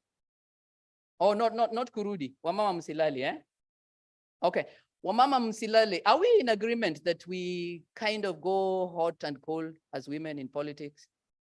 That sometimes we are so hyped when we're here and we are together, and when we go back, we start wondering. And that the youth are so excited that they want to be in leadership, but if the boyfriend looks like they're not so keen, they change their mind. And I was talking to the female youth, but when I look at the male youth, that when you go to a meeting, as happened, I should disclose that my husband is a university professor. And when you go to a meeting and in that meeting, the girl is given more attention, then the man begins to wonder, is this really where I want to go? So is this in this mood that I want, as I sit down, to sing Wamama Msilale. Kulala is to sleep. And most of the time you'll find that we can be in these caucuses. They are there as a structures. We have the secretariat, the SG is here. We have been brought here, but we are still asleep. You know, sleeping is not that your eyes are closed. It's really that the opportunity is right there and you have not made use of it. So wamama msilale, do not sleep. And why should you not sleep? Because the battle is still on. Bado mapambano. Kupambana is to keep fighting, which was we are doing here. Wamama msilale. And all you do is say, la, la, wamama msilale. Bado mapambano. And honorable members, you are allowed. Now I'm the speaker. You can get up if you like. Wamama msilale. La, la. Bado mapambano, wamama msilale, lale, wamama msilale. Bado mapambano. Zimbabwe mapambano. Zambia mapambano. Wamama msilale. Lelale wamama msilale. Wamama msilale.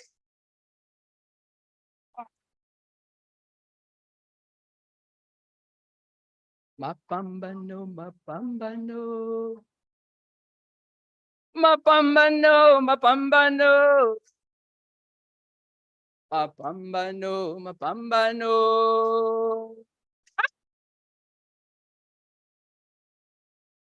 Thank you very much.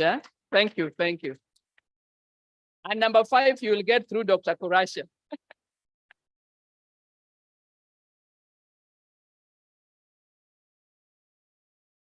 Honorable members, it turns out you are going to need my number because I'm going to be given number 5, C number 5. So you will need my number. Otherwise, I'll keep C number 5. Thank you very much. I think let's give the professor another round of applause.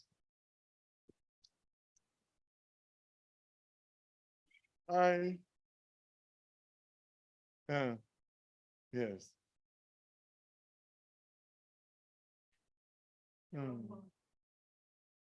A microphone? Yeah. There are so many ways, Yeah, sure. but today you look like as if you are not happy. Now I'm suggesting we are giving her 333 claps. You see, everybody is not happy. They know it. But before you give the 333, warm your hands for Prof. And Professor should stand up and receive. So we are going, I'm giving the demonstration.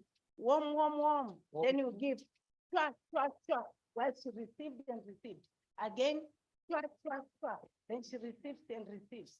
Then Prof. Oye. Say oye. Okay, warm up. Give her the Trinity clap.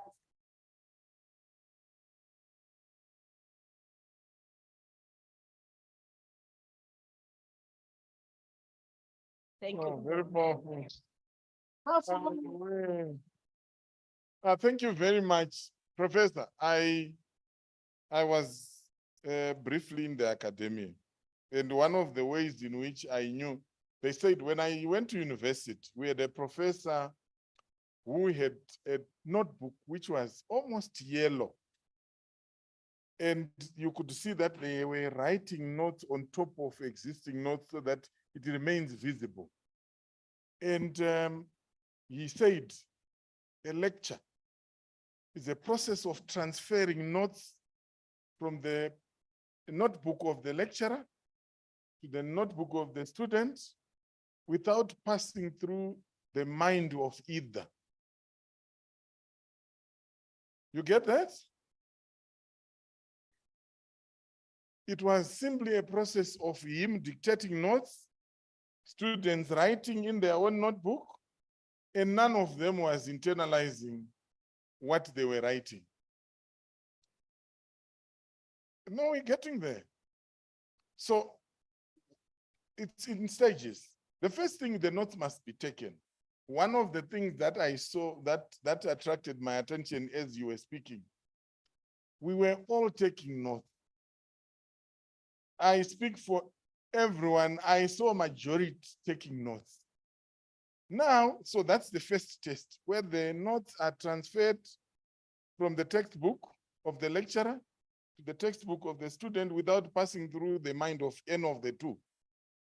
The second stage is where now the text must now get into the mind, into the heart, and into the feet. So often when I do training, I want to emphasize three things: the head, the mind, the heart, and the feet. What is that one thing that struck you? When professor was speaking, I mean, there were many things that, the reason why we wanted the last C, it's because we're really interested. Because there were different concepts she touched on, and it was very interesting, even the Dr. way Kurasha, she approached. if you allow, the last C is competition. Competition. Thank you very much. Thank you very much, Prof. Except now you have rendered me irrelevant.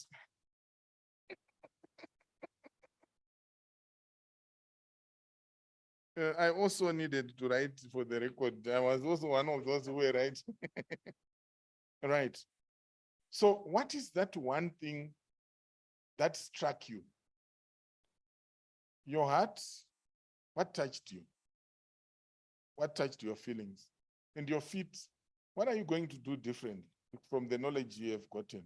I think, Prof, I really want to thank you. You outpoured, and I think I speak for the group, and we appreciate that you came and you have been able to share your experience. We will be able to share. I got a number of requests, Prof, for your details from the members. We will gladly, with your permission, share the details so that honorable members who want to do bilateral exchanges can do so. So thank you very much. We really appreciate.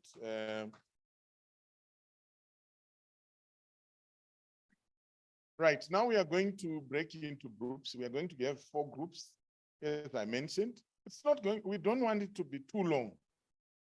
So let's be focused so that we finish on time. So the groups are going to focus on, let me just,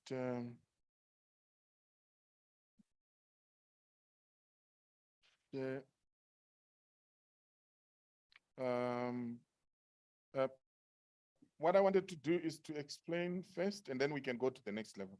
Thank you very much. See, my colleagues from ICT are way advanced. These things, we are going to access them through your phones when you just scan. And that's what they had already done. But I just wanted to explain briefly. So what we want to do, we said we are tired of meetings, we are tired of talking, we are tired of policies that are not implemented. We want to focus on mapping strategies for priority action to promote gender equality and women political participation in SADC member states. And let's remember that we're looking at the vehicles we have, primarily national women's caucuses, and at regional level, the Regional Women's Parliamentary Caucus and the Gay-White Committee. And we are going to to base our interventions on the SADC election calendar, which we shared yesterday.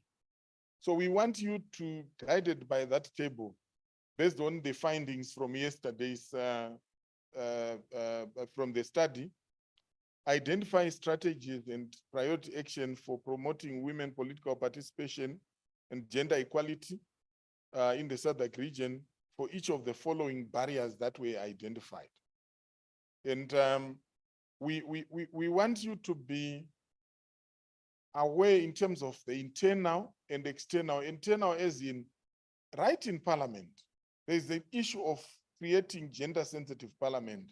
And I'm sure IPU has developed a very informative tool where you can even assess your parliament in terms of its gender sensitivity. But you also do it in terms of the outside, which is your broader scope of mandate. We also want you to look at the strategies in terms of national and regional level. So we are looking at the 7 barriers: institutional, electoral systems, legislation, political parties, economic barriers, money and the election cycle, psychological and motivational barriers. If you need to refresh your memory, refer to the report. But what we also do is that we will have the consultants around moving between the 4 groups just to explain some of the each of the barriers if that becomes necessary. So we want you to identify those barriers and the actions we need to take against the calendar. The calendar is also part of the question in terms of the information on the calendar. So you'll be able to refer from 2023 to 2026. We should be able to identify the strategies we are recommending to undertake as the Regional Women's Parliamentary Caucus and gay-wide, with, of course, the input of and support of the young people and the partners that we have on board. What we want to do is to develop, as the SG said yesterday, a strategy that will inform SADC PFC interventions. We also want to strengthen the gender sensitivity of SADC PFC election observation strategy, and therefore we need the input of honorable members in these groups, right? In terms of the groups, and then this is where I also request that you pay attention. We are going to have 4 groups. The 4 groups, group 1 is going to go into room 1. Where is room 1, colleagues? The one directly opposite, so across. Then group 2 in the lobby, just outside. The secretariat will show you where exactly you're going to be sitting. Group 3 will be in room 2, next to room 1, across. Then group 4 is going to stay in the room. And then in terms of who is in which group, I'll do a rundown of the names, or better still, so group 1, Honorable Louisa, Honorable Don, Honorable Rachel, Honorable Regina, Honorable Paula, Honorable Kensan, Honorable Jeff, Honorable Hilda, Sifiso, Relebohile, Mr. Aquino, Patience, Titsi, Mishek, you are in group 1. So we said group 1 is going to room 1, right? Then group 2, we have Honorable Mendes, Honorable Letsache, Honorable Kadama, Honorable Audrey, Honorable Emma, Honorable Ndombovuyo, Honorable Tamzani, Honorable Marilyn, Rion, Emmanuel, Prof, Rutendo, Godfrey, and Mudzongo. You are in group 2. And group 2, you're going to the lobby. Group 3, we have Honorable Teresa, Honorable Usisiwe, Honorable Emilini, Honorable Aminda, Honorable Rose, Honorable Shali, Honorable Goodluck, Honorable Chrysosta, then Patricia, Vivian, Munyenyembe, Veronica, Teboho. You are in group 3, and group 3, you are going to room 2 next to room 1. Lastly, definitely not least, Honorable Talita, Senator Jamin, Honorable Gulamali, Honorable Elisa, Honorable Kelly, Honorable Hawa, Honorable Corina, Honorable Brenda, Mr. Mnetsi, Mwila, Advocate Charamba, Trevor, Musa, you are in group 4, and group 4, you are staying in the room. When you get to the group, let's quickly elect a chairperson, then identify a rapporteur, every group has a young person. If you wish for young people to assist you with taking the record, they can offer to do that. If you decide for someone to take a record and someone to present, you also must decide as a group. So what you are going to do as you start, someone who must share proceedings so that you are on time, and then someone who must capture and also be clear on who is going to present when we do feedback.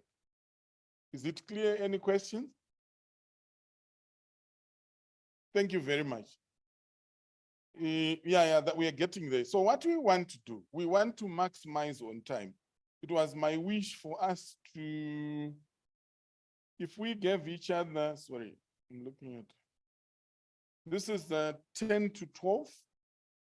If we gave each other 40 minutes, how is that? Sorry.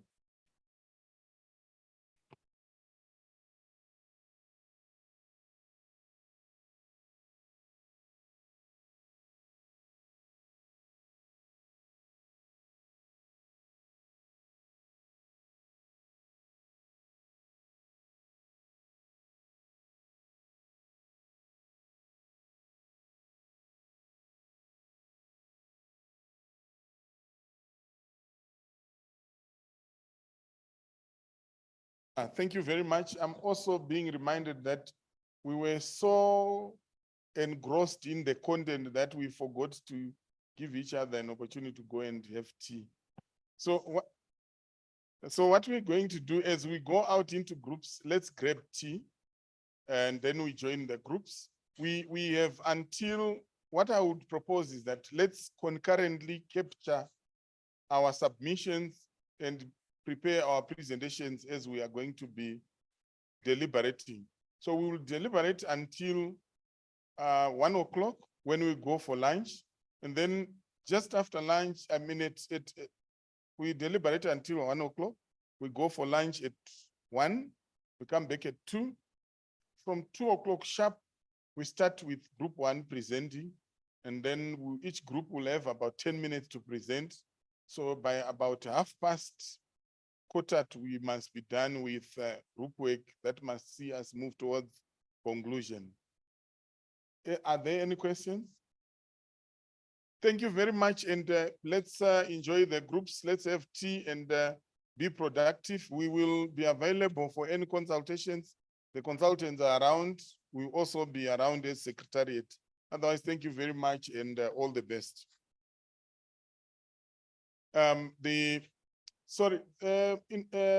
Interpretation equipment, those will only work in here. There is a separate mechanism in the groups in terms of interpretation. So Ronald, can you explain in terms of how members are going to access the... Good morning. We have 3 icons on the screen. On the far left-hand side is the English version of the questions. Then in the middle, we've got French and Portuguese on the right end. To access it, you have 2 options. You take your phone, you scan the QR code for your respective languages, or you use the URL at the bottom of your respective language. For instance, English, you'd have that short URL /CFQFU. That will take you to your questions. Thank you. It is that every group has a young person, and they can quickly open this and open for all the languages, and then be able to facilitate members to access in your respective groups. This will be beamed here if you need to step back and receive, and refresh your memories. Otherwise, thank you very much. I recognize the presence of the CEO of the SADC Lawyers Association, Mr. Nyamaninti. Thank you very much for joining our meeting. Otherwise, honorable members, all the best. Chief Whip, can we have movement?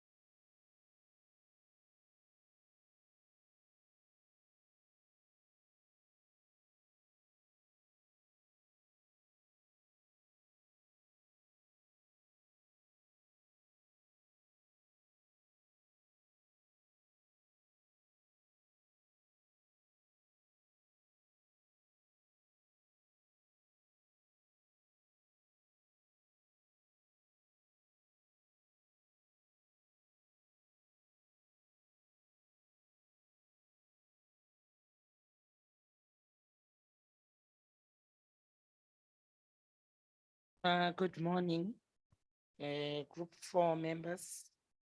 I understand we now have the rapporteur in place. So that we don't miss it, I think we need just the rapporteur to introduce himself or all of us. What do we suggest? The rapporteur, so that at least we know you. I'm Porina Mpariwa from Zimbabwe. I'm going to be a chair for this particular session. My name is Trevor. I'm from Botswana, and I'll be writing whatever we discuss here. Thank you. And you are the rapporteur. Thank you. So are you? Good. Our rapporteur will go through the points where we are supposed to discuss, because you know the topic is mapping strategies for and priority action to promote gender equality and women's political participation in the SADC member states from 2023-2024, based on the SADC election calendar. So our rapporteur, please. Point Thank you, 1, Chair. what are we supposed to be doing?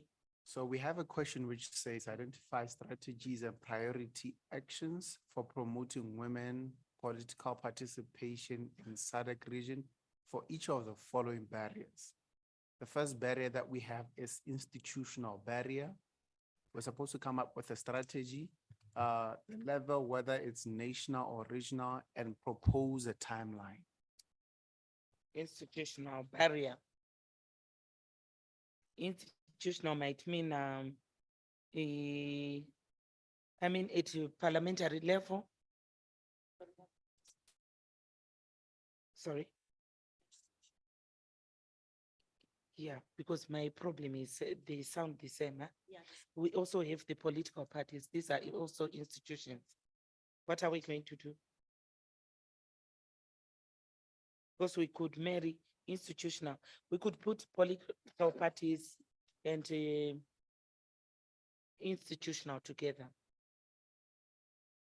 Rapporteur? Yeah. And Yes, sir. you have to explain on why we have actually lumped up the two. You said because they're one and the same? Yes. Okay. Sorry, can I just make a suggestion? So when I listen to institutional, it seems to compound a lot of things and not just political parties. It could also be parliament, it could be the executive, it could be the judiciary, it could be, you know, I thought that institutional is a wrong way of processing the barriers. It doesn't fit into the rest of the barriers well. But what I would have wanted is maybe to add another barrier, which is like the justice delivery system of any country.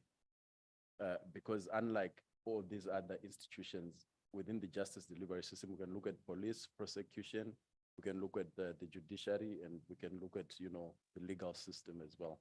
And then we can be able to see how the challenges that women face in terms of participating in politics can be addressed. I know for real that the criminal justice system is very unfair and, you know, avoids or impedes women from participating equally in politics. So I would suggest that we add that leg, and institutional is subsumed in all the others that we're going to do.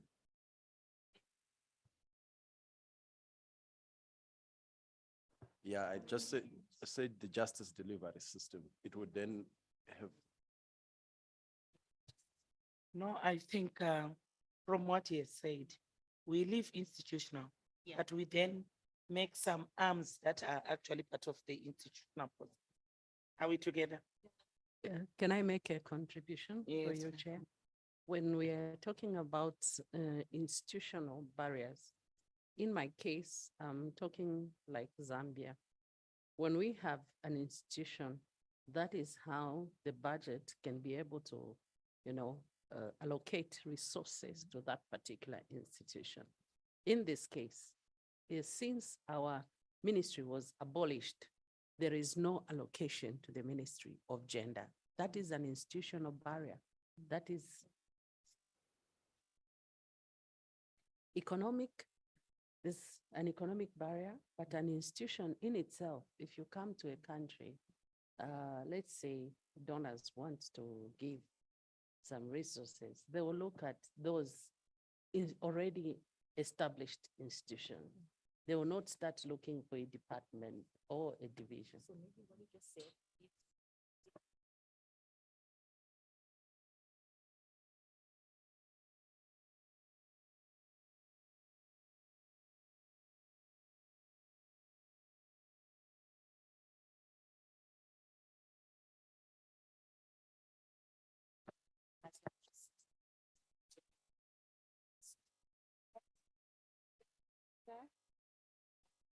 Yeah, with the institutional, I think what we have to look at is the electoral system, gender quotas, political parties, justice barriers, like you said. If we look at the four things, I think we'll be in the right place, yes. let's go that way. Yeah, if we can put the budget wise, then it will be going into economical. Yeah. Yeah. I think what honorable meant. Yes, I think what honorable meant was not the actual aspect of budget, but the absence of institutions that should focus on gender matters. So more or less to say, when we're talking about institutional barriers, right?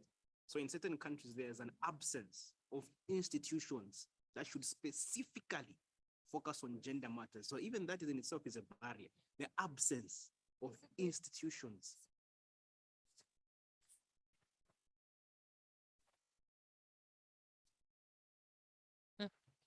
Excuse me. Yeah, Yeah, is it not going to go into gender quotas? Gender quotas, it goes into legislation. What laws are made? How do you want to deliver? Okay. That's the way I look at it. If we say we're going to use gender quotas, that is now an agreement from the legislative point of view. What I'm trying to say is an institutional barrier is where you scrap off what is supposed to be a representation for women and children and the youth. That's where then you are killing and closing them. It's a barrier for me. That's the way I look at it. Can I point out something? Yes. I'm only gonna write final decisions and answers that we're supposed to put Yeah, out. not things. So I understand that we're having conversation, but at the Yes. end, we should have a final statement or an answer for me to write. Yes. Thank you. True, because I think we are still thought provoking in terms of what we can actually then put under institutional. Excusez-moi. Excusez-moi. Nous, dans notre groupe, il y a 7 à peu près de questionnaires qu'on va chercher ou on va répondre. Mais avec les 7 questionnaires, il y a quelque chose qui relie les 7 questionnaires. Donc, en même temps, on doit répondre ensemble, en même temps même. C'est pas, il y a pas beaucoup de différences. Par exemple, si on parle des législations, on peut parler des partis politiques, on peut parler de l'obstacle économique, on peut parler en même temps. Donc, on ne va pas terminer nos temps pour répondre une question seulement, mais en même temps, on doit répondre tous en même temps. Je pense, hein? Merci.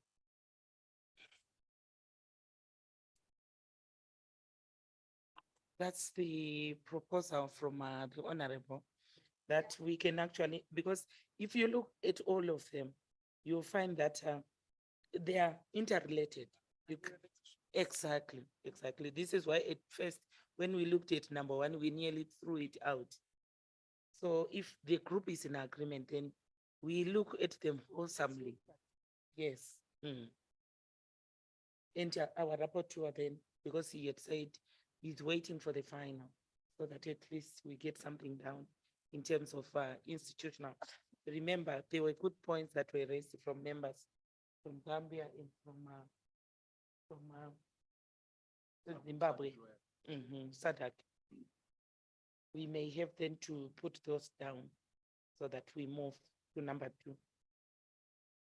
Now that they are interrelated, as we try to focus on what put under institutional, kindly go through the 7 so that at least we compose something quickly and fast. There was mention of the institutions that actually are to deal with the institutional That was because, for example, judicial. And you spoke about the ministries and departments that are to do with execution of resources. Of course, they are interrelated. We also speak about it when we go to the economic item. So, Economic strategy. yeah. I don't clearly get the strategy that we're coming up for the institutional level that we could write. So this. What strategy can we use? So it's to lobby? And strengthen. I think one of the strategies is to lobby through SADC PF that every country belonging to SADC PF should have proper institutions which can be used to, you see, enhance women participation in decision making. That is what I see. Number one, we can either be to lobby and the other way, first we should analyze which ones of our countries do not have institutions which are supposed to be used for delivery. So we conduct a situation analysis, number one strategy, and then those which do not have the institutions to be used, we must ensure that we put pressure on them, that they must ensure that they activate those institutions. If I read on here is that if you listen to what she's saying, for example, in our country, Botswana, because we need a lot of help, is that each and every political party which is going for election has to have a woman representative. For example, with our opposition, they don't have any woman representative. When it comes to election, it's only men. So it has to be a woman representative when it comes to election. We have to force them, we have to talk to political parties that you have to have a minimum number of these women standing for election. Thank you.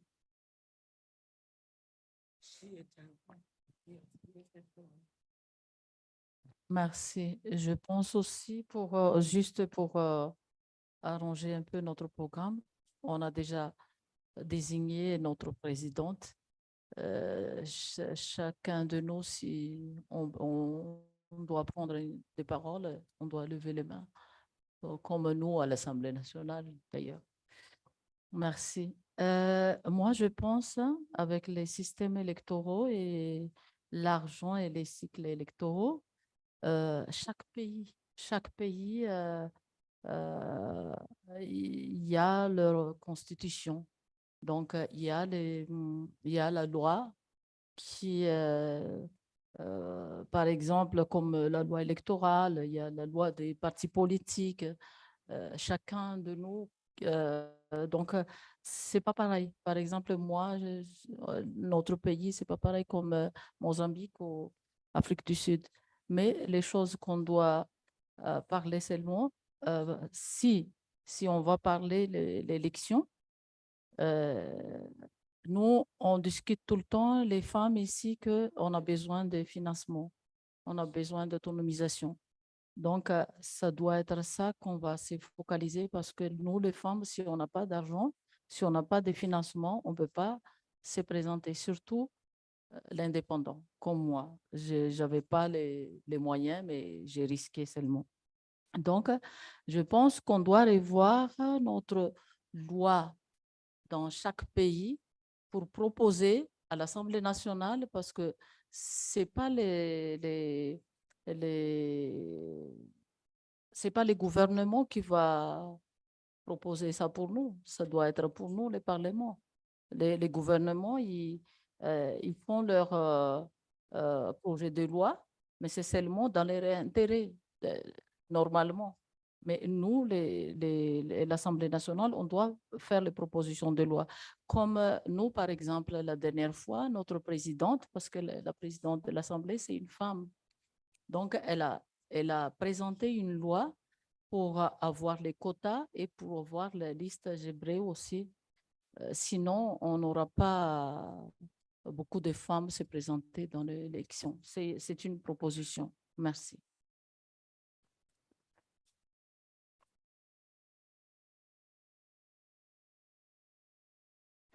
So I think I need to keep on announcing what I've written already so that we could correct before we move on to another one. Firstly, I've wrote lobby and analyze through the SADC PF which countries do not have institutions and advocate for formulation of such. Political parties should have mandatory seats for women and financial resources from the parliament available for women to campaign. I think we could probably, okay. We could restructure that if We'll somebody. keep on changing. Let's Okay, move. okay. Let's To- move, to the then second we'll one. see which one fits where. Then we will move to the electoral systems.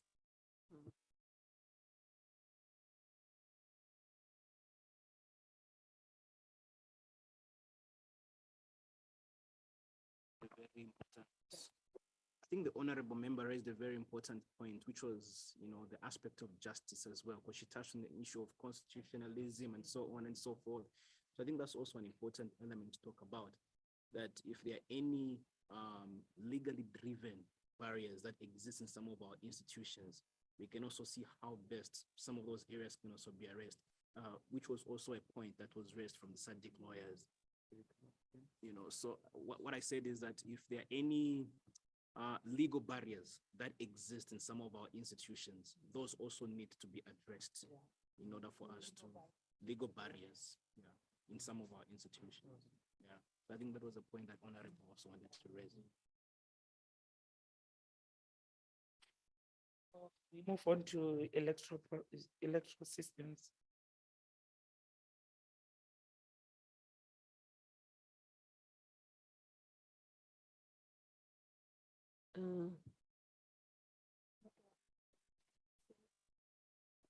If I don't. Those who are at the back, if I don't see you, just catch my eye, please.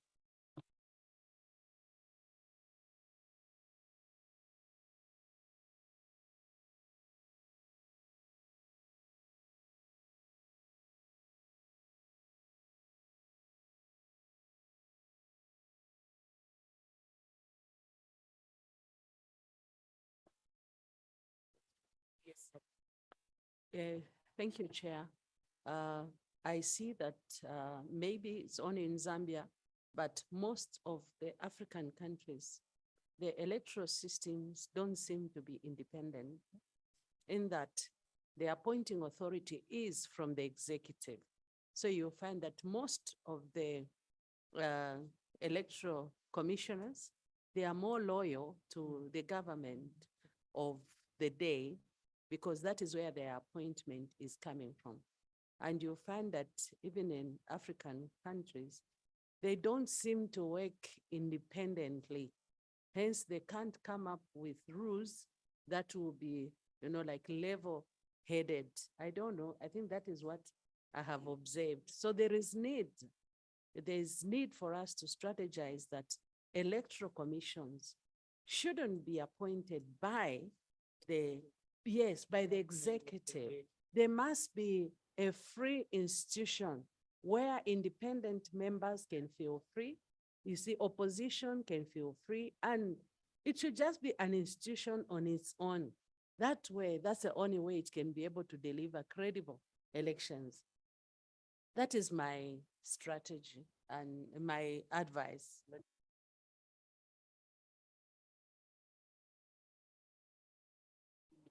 The independent electoral commissions that are not attached to the government of the day. Botswana, I see you want to take it. Thank you, Chair. I think when I talk about electoral system, to my understanding how it affects women, I'll start with political parties. Most of the executive members, it's men in the political parties. And they're the ones who are making rules. And really, that's where they affect women mostly. And that's where they will say, women should not stand, in certain areas because those areas, they are huge or they are, they are huge. Women can, can't afford or can't work or can't come with that area. You see what I mean?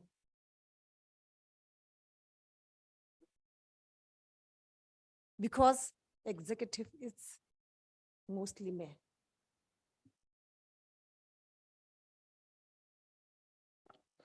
Probably, I think that could be, they should be more representative of women within the executive of political parties.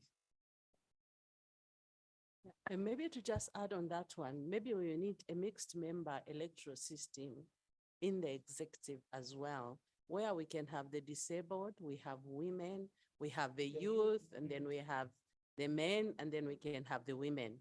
That way, every person will be represented because a particular country has got these different categories of individuals. So it's important that we can have everyone represented in that particular executive. And in addition, on elections, we should just have a mixed member electoral system where there are seats which are reserved for women, seats which are reserved for the disabled, seats which are reserved for men, and that way, and for the youth. That way, we'll be able to sort out all the challenges that we are having. So that if a particular political party wants to feature someone in that particular seat, they must know Lusaka is a seat for the youth.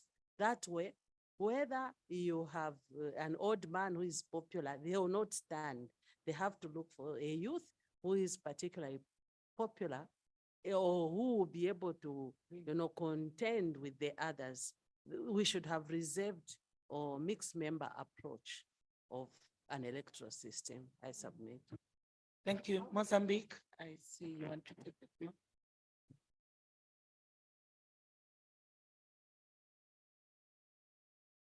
Em relação às instituições ligadas às eleições, por exemplo, em Moçambique, demos a STAI e demos a Comissão das Eleições. As duas instituições, todos os partidos estão lá. Todos os partidos. São lugares que não pode estar só um único partido. Está aí não depende de nenhum partido. Estão lá os partidos políticos. São pessoas designadas, mas que representam a cada partido. Ainda falar de jovens. Sim, falar de jovens, por exemplo, no caso de Moçambique, posso dizer que quase assaltaram o poder na Assembleia são mais jovens que a minha idade. Então, para dizer que isso parte a partir do momento que estão a organizar as eleições e os partidos estão nessa dar prioridade jovens, mulheres, jovens, homens. Mas a STAI, assim como a Comissão das Eleições, estão lá os partidos. São pessoas que saem nos partidos para fazer parte daquela instituição.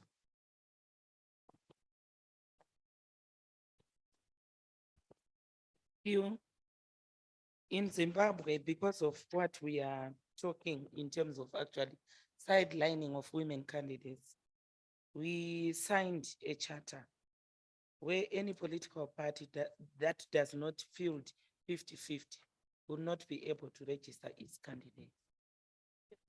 That is a strategy that SADC can actually share within the region. Could you come up again? A charter that restricts political parties not to field candidates without 50-50 attainment. That promotes 50-50, okay, that promotes 50-50. and restricts parties from actually sidelining women candidates. So through you, Chair, can I just add to the discussion here and say, yesterday when we listened to the report and the other research that has also been done in the past, the presenter took us through the different electoral systems that are available in the different member states. They spoke about the first past the post electoral system, which is a winner takes all arrangement. Proposed proportional representation, where in some countries there is a constitutional provision, or there is a political party voluntary quota system that allows for more women participation in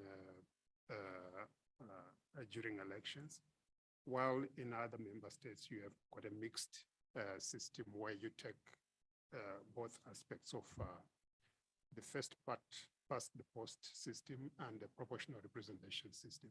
Now, the conclusion that was given was that there are certain electoral systems that tend to favor more women representation in parliament. And I think the one that came tops among those three was the proportional representation system.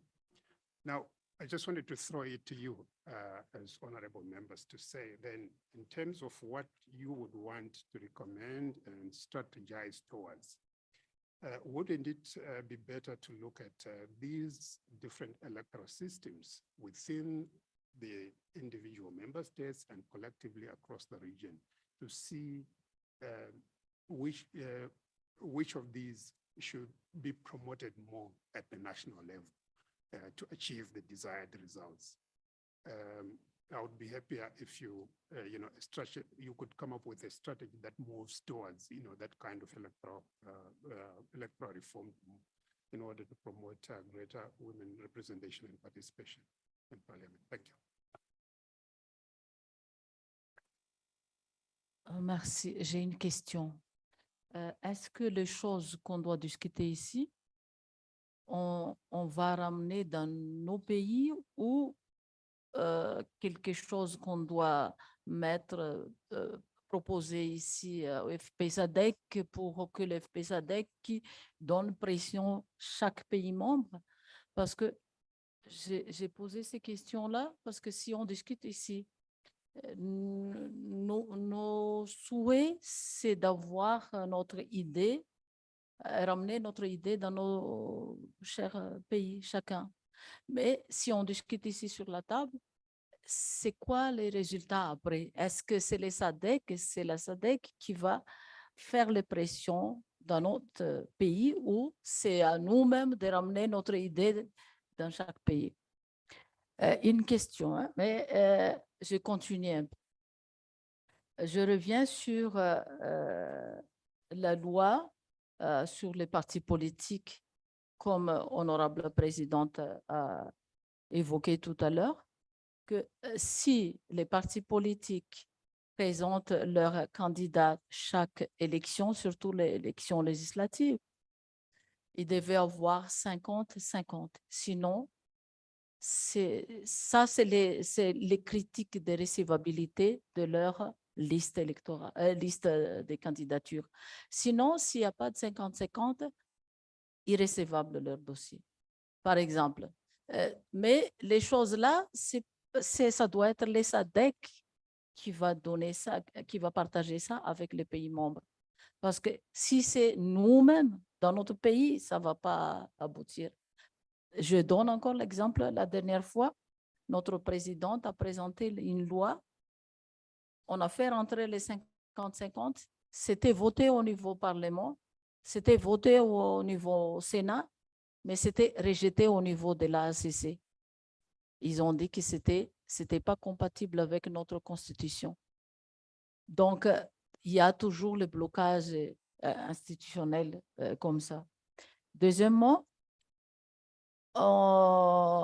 il faut toujours il faut toujours revoir encore notre condition d'élection, condition électorale. C'est-à-dire, avec les commissions électorales indépendantes, normalement, chaque parti politique, chaque partie prenante devait représenter dans le CENI. Sinon, on doit toujours dire qu'il y a toujours les vols ou l'élection qui n'est pas claire dans notre pays et il y aura toujours les disputes et les dégâts. Merci. Through you, Chair, I wanted to remind you, we have only 20 minutes left and we're still doing the second part of the questions. I wanted also to emphasize that after we've discussed probably or cited what really happens in our country, can we come up with a statement which I could clearly capture here? Because I think at the end of every speaker, could you just emphasize that this could be the strategy so that I could write it down? Through you, Chair. What I see is that when we were being given the different electoral systems, there has been those which have worked for a particular country. And what may be good for the goose may not be good for the gander. In this case, when we look at particular countries which were grappling with reaching 50% and the methods which they use, we see if they can be applicable to the other countries. Then we can be able to copy. In this case, when they looked at the other system, what is it that has proved to be working better? It is the proportional representation. In this case, those countries which can have similar challenges like those who made it using the proportional representation can also look at using that. But those who are just starting from point zero, that one may not be able to work because it works at the rigidity of the individual who is at the helm of power. In this case, that's why I said yesterday, it's only two things. We need a law which can compare or having someone who has a gender eye. So it comes back to two things, either us coming up with a law that will compare. That way, the leaders will be able to follow. If not, we have to be at the mercy of whoever is in leadership. That's what I said. We'll be back to the political parties where we are trying to run away and say, let it be in part of the legislation. But mixed member representation, this is what you have to do. 15. Yes, so I think then we can, because of the time, but I think I get what you said. Already you have gone to the legislation because we have started critiquing the electoral system or the electoral process. Now we need a legislation that actually promotes the participation of women. I'm coming from a country where we have had the PR system. The proposal was, they've come to the end. And what do? We had to do an amendment to the constitution to extend the tenure of the PR. And thus then we also adopted the 30% for local government for women and the one youth per province, the 10 provinces for the youths. So I think with that, we need also to touch on the legislation. But I think the question was, how is it the SADC? Yes, SADC, because we had, the example is, we have had the problems of child marriages and SADC came up with a model law. So I think we can also move to say, because of these scenarios and examples, we can actually urge SADC to come up with a law that promotes the participation of women, touching on the political parties and touching on the legislation of any particular country because of a cry in terms of the absence of such. Yes, Thank you. I captured it as a law that will evaluate electoral systems and SADC can adopt those that promote participation of women.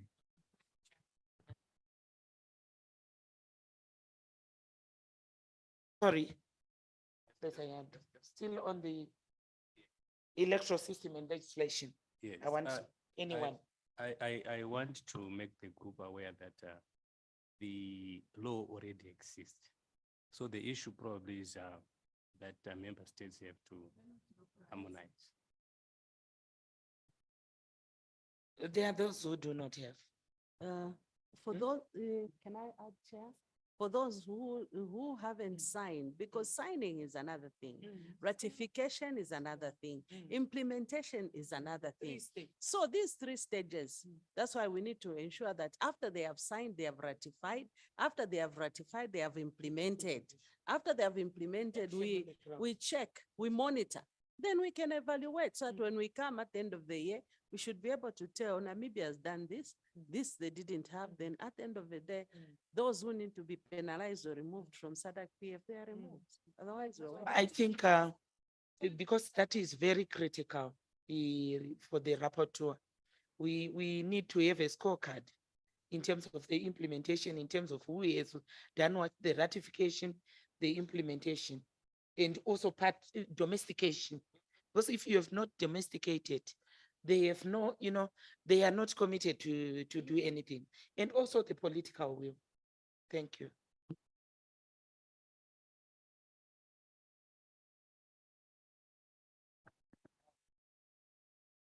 Donc, c'est bon. Tu as bien compris tout à l'heure, comme ça on avance. Parce que c'est ce qu'elle a dit, la présidente, c'est important.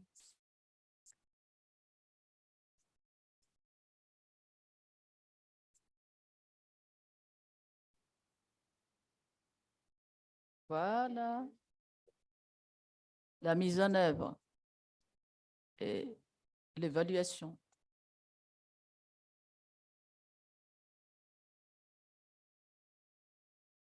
Don't forget also a proposal for the model law on, because I think the research, the presentations cannot go without actually an input on what SADC has to do.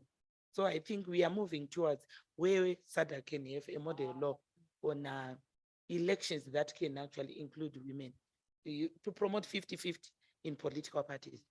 I'm not sure how they will do it, but I think let's put that as a recommendation. Thank you. Botswana. Thank you, Chair. Yes, I totally agree that countries which do not sign the protocols should be taken to task, especially our country, Botswana. Yes, yes, Botswana didn't, yeah, they do not sign. Yes, they do not sign the protocols. Even the Maputo protocol is not yet signed. So I think we have to talk to the country more seriously. We have to, as women, we have to, especially in SADC, we have to take action against Botswana before the elections. Thank you. And also, I think on those that have not signed, can we not assign our, because we have the lobbying for SADC to be a legislative assembly. Can we not also lobby our speakers to lobby the presidents so that they can ratify this particular instrument? It is key, and you see, we are not getting into 2030 before every other country has held its elections. So it's urgent. So it's another call that we can put on SADC. Thank you. SADC Summit, thank you. Donc, finalement, c'est la SADC qui doit donner pression par chaque pays membre. C'est ça. On n'avance pas s'il n'y a pas ça. Car même si on signe, chaque pays, on signe, on ratifie, mais les mises en œuvre, il n'y en a pas. Donc, ça dépend du le gouvernement ou le président qui va être là, qui va respecter ou non respecter la loi. Merci. Thank you for that. We are left with 10 minutes.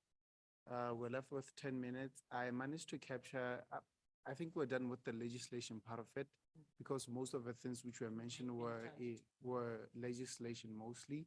And I We've think touched. probably we could move on to other political parties. Political parties. And I suggest we touch political parties, economic, because I think they go hand in glove.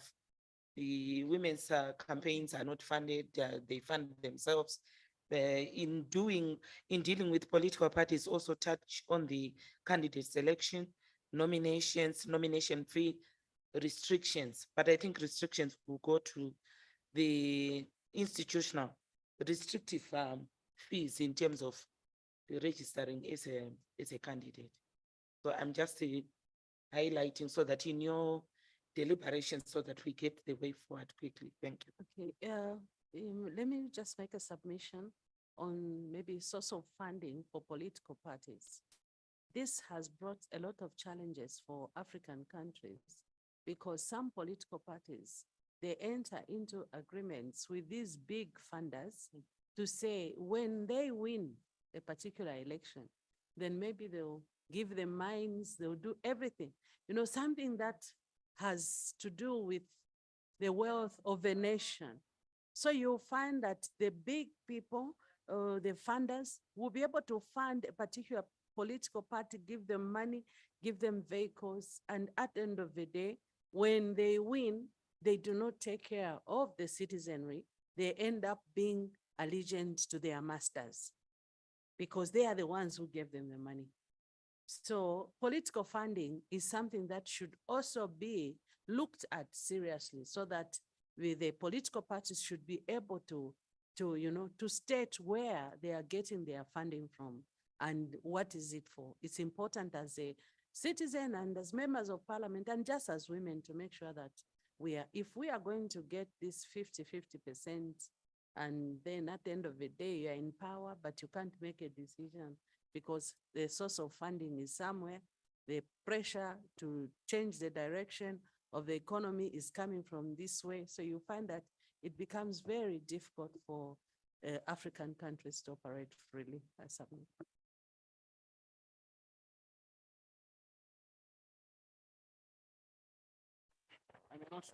I may not know where this fits in, if it's either legislation or political party, but I believe, when we talk about the issue of funding, if a woman is going up against this rich tycoon, the rich tycoon will always spend as recklessly as much as possible if we don't have a political party bill in place.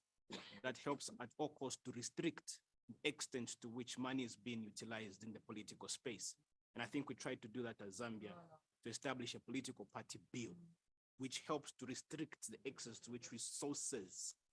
So I don't know if that goes to legislation when it comes to political party, but I think, the need to, it qualifies to both, yeah? So the need to compel member states to establish a political party bill, I think would also be. Rabotu, I think just take that as it is, so that at least we move, and because it's about resources. Economic, anything else? So that we move to money and the electoral cycle. Chair, I think what is also important, yesterday, I always like to refer to the discussions from yesterday, because I think that this is what should inform this in part. We heard about the need for mentorship.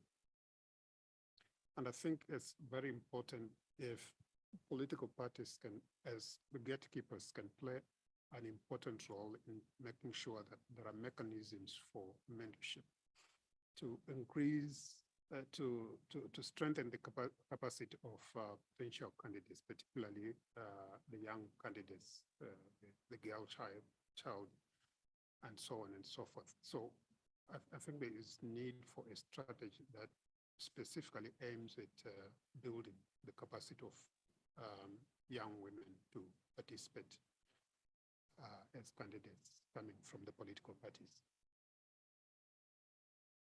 Yes, Zambia. To qualify the submission that I've come to, I think how we can put it is a strategy to persuade political parties to establish political party academies, as opposed that helps to build the capacity and just to strengthen the leadership capacity of women and youth within the political structures. So I think it would also play out. I may not know other countries' political parties and how they play out, but I think the idea of just picking and putting leaders, but to have a political party leadership academy for political parties, ZANU-PF leadership academy, this leadership academy, so on and so forth. That will also help us to qualify the submission that the Honorable just stated. How do we slot in the candidate selection process? Because most of the departments that actually do the candidate selection, you remember my outcry on sexual harassment. How do we place it so that at least it captures the issue of sexual harassment on young girls participating in the political field as parliamentarians, local authority representatives? I'm just throwing this to the floor. Thank you.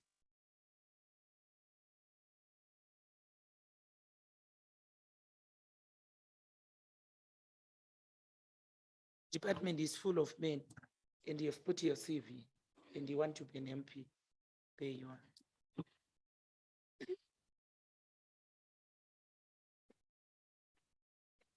Add something there. On that one, I feel candidates, I like this issue of having independence, because then the issue of a political party does not, hold you to a ransom. You don't necessarily have to depend. The candidates themselves, they must be able to sell themselves enough so that the political parties are the ones who are looking for the candidate and not the candidate looking for a political party. If you are independent, you are assertive, your nay will be nay. You won't say no and yes at the same time, because sexual abuse comes in when you are, at a disadvantaged position and you want someone to give you a favor. Usually, that's what men or those people who hold positions use. But it's where they know if we remove this person, it is us who are going to lose a position. Whether she stands as an independent or she goes on a red party or on a green party, she'll still win this election. So it's important that there is information. We must be able to educate the girls and the youth enough that you are power on your own, such that the political parties should be able to look for you. That way you can be able to do away with sexual harassment, because it comes in because you don't want there is somewhere where you feel you are lacking. But if you are assertive enough, there is no need of depending on someone. They'll come looking for you. If you come looking for me, are you going to abuse me sexually? No. So people should have enough information to know when to say no and when to say yes. That is what I feel. Oui, je pense, je valide ce qu'elle a dit, honorable, tout à l'heure, parce que c'est pas le fait d'être candidate le problème, mais est-ce que toi-même, tu es convaincu? Tu es convaincu que quand tu te lances, tu vas gagner. La capacité, la valeur et la crédibilité dans les districts que tu vas te présenter. Je fais exemple toujours dans mon cas. Plusieurs partis politiques qui étaient venus me voir pour dire, vous venez, madame, pour rentrer dans notre parti politique, pour que vous puissiez notre candidate, mais j'ai refusé. Pourquoi? Parce qu'il y a des partis politiques qui sont déjà sales. La population ne veut plus regarder. Et en plus, quand tu vas te lancer, la plupart, ça doit être toi d'abord. Toi, tu te présentes d'abord, mais pas les partis politiques. C'est ta personnalité. Je me suis présentée 2 fois indépendant. Je n'avais pas du tout les moyens de l'extérieur ou quelqu'un qui m'a aidé financièrement. Mais sauf que j'ai déjà travaillé avant ma candidature. Donc, la population me connaissait déjà. Donc, ce n'était pas difficile pour moi. C'est eux-mêmes qui m'ont dit, présente-toi, madame la députée, présente-toi. Ne nous laisse pas. On ne va pas arrêter le travail qu'on a déjà commencé. Donc, ils étaient vraiment motivés pour dire, il faut présenter. 2 mandats indépendants, alors qu'il y avait même les candidats du pouvoir qui étaient là. Il y avait des différences de voix, 5 000 voix, 4 000 voix. Et même moi, deuxième élection, ils ont réconfirmé plus leur voix que j'ai gagné les premières élections que j'ai gagné avec les deuxièmes élections. Donc, si je fais l'analyse, je vais dire, c'est pas le fait de rentrer dans le parti politique, mais on doit quand même obliger les partis politiques de mettre la liste des femmes dans leur liste. Sinon, on va rejeter leur liste des candidats. Merci.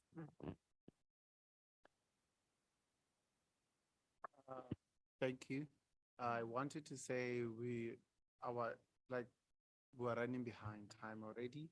And I think some of the things which have been said here I think they could fall on psychological and motivational barriers as one of the things that we could come up with strategies. Now, I think we should move on to the economic barriers. And remember to clearly state out the strategy that we could use as you give out the point.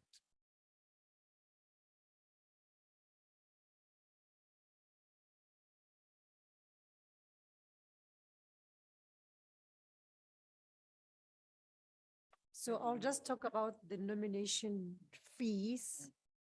Like with other countries, with the political parties, they increase the nomination fee. And also with general election, there has to be a certain low fee which has to be paid by women and disabled people. Thank you. That one is a straightforward one. Thank you. There are two fees here. One which you pay to your party, then the other one which you pay to the electoral body.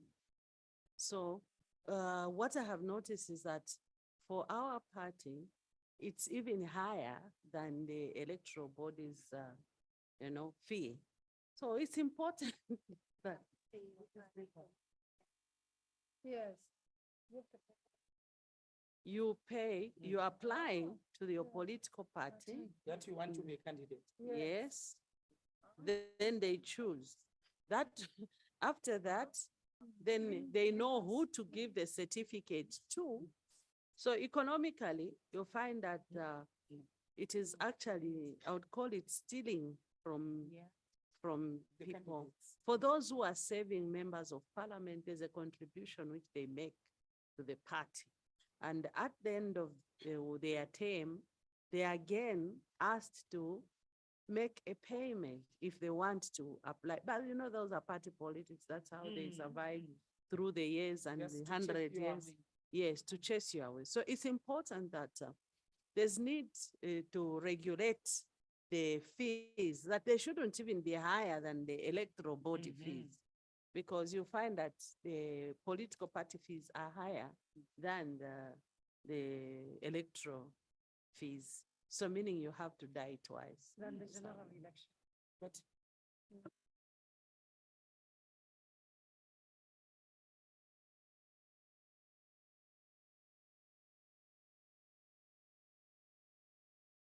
it is straightforward, but also remember, I don't know which countries do have the provision for political party funding. But when we were talking about legislation, we spoke about the need to make sure that it becomes mandatory when parties are registering to participate in elections to have to meet a certain minimum standard, in this case, 50%. So I think if that is enforced as a condition to access political party funding also, then it makes sure that there is more women participating in electoral democracy.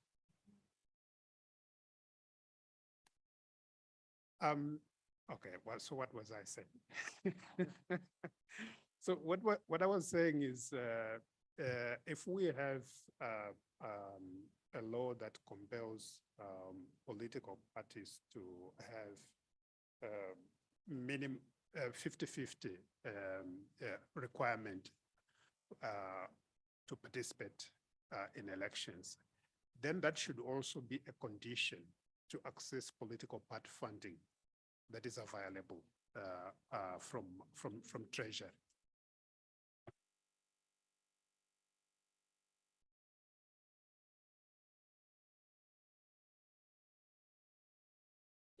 Thank you. So the strategy would be to use the 50-50 representation as a way of accessing funding for political parties.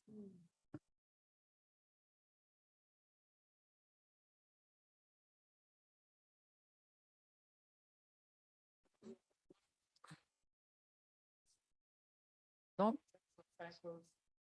We still have the item psychological. I hope the rapporteur, is it the one that you said that one is actually going to the box of psychology? Bah. I think she still has something to say on economic.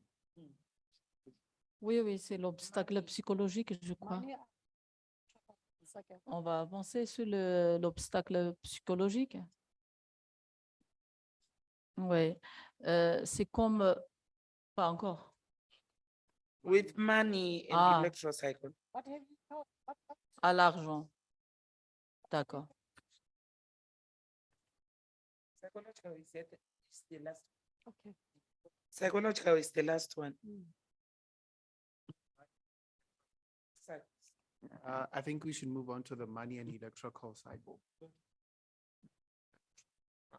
To take the floor. Money, I think it's the same as well. Here you are not talking money, not restricted to the woman candidate, also of the particular political party and everyone else in the party. But I think when we talk here, we are talking about the woman in terms of access to money. Do you have the man to do the registration? Do you have the man to carry out the campaigns, to be on the ground? It's slightly related to the economic box, I think. We Yeah. can. Yeah. I took the last point, which says use the 50-50 representation as a way of accessing political funding. Then I put it on money and electoral Good. cycle because I think it fits more. They are related. Yes. So we can quickly move to the psychological and motivational aspect. That's the Une last question. bullet. Une question tout à l'heure, je n'ai pas bien compris. La condition, c'est les 50-50 pour avoir l'accès au financement. C'est qui va donner les financements? C'est l'État.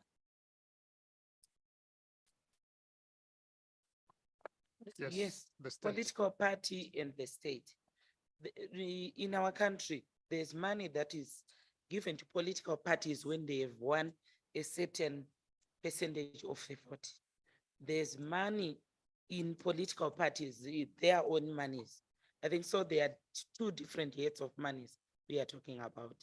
So anyone who has a contribution on either can actually take the floor. Thank you. Yes, Botswana. What we are saying about the money is that because most of in the party, in the political parties, the executive are men. So mostly men, they disadvantage women, especially when it comes to funding. I think you do understand. We can move on to the psychological and motivational barriers as our last one before we submit. Psychological and motivational. Je voulais parler des barrières psychologiques parce que d'habitude, c'est ça qui bloque les femmes. Les barrières psychologiques. On dit aux femmes que c'est une femme irrespectable, qui est une femme qui vaut rien, qui est une femme avec des habits comme ça, qui est une femme. On traite beaucoup de mal aux femmes. Ça, c'est le système d'élimination. Système aussi que les femmes n'avancent pas avec leur idée. Donc, on doit se mettre au-delà.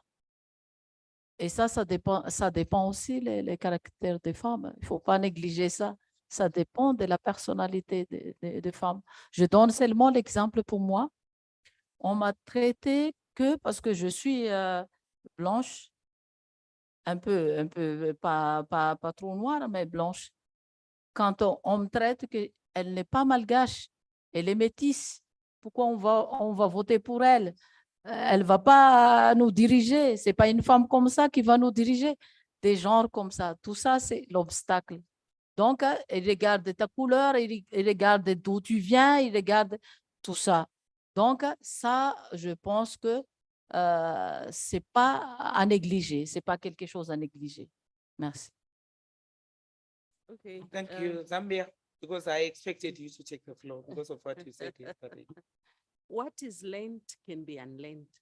That is what I should say. The strategy should be these things which they are just telling you, you can unlearn them. So if you are told that you can't make it, the teaching should be you can make it. Ideally, the reason why women fail to move to a different position is because they have taught them that they can't do this. There are only three things that you cannot do. A man cannot give birth to a child. A woman cannot produce sperm. So you see, there are biological needs and social needs. So you should separate them completely. And that is how I managed to be where I am. Because I said, no, if it is you impregnating me, yes, it is your role. But it is my role to give birth. But running a constituency is a social role. So anything that is said out of the biological roles and the social roles should not disturb you as a woman. And what they are going to do to you to demotivate you is to remove you from maybe the political party. I was expelled from the political party because my husband and myself, we are in the same political party.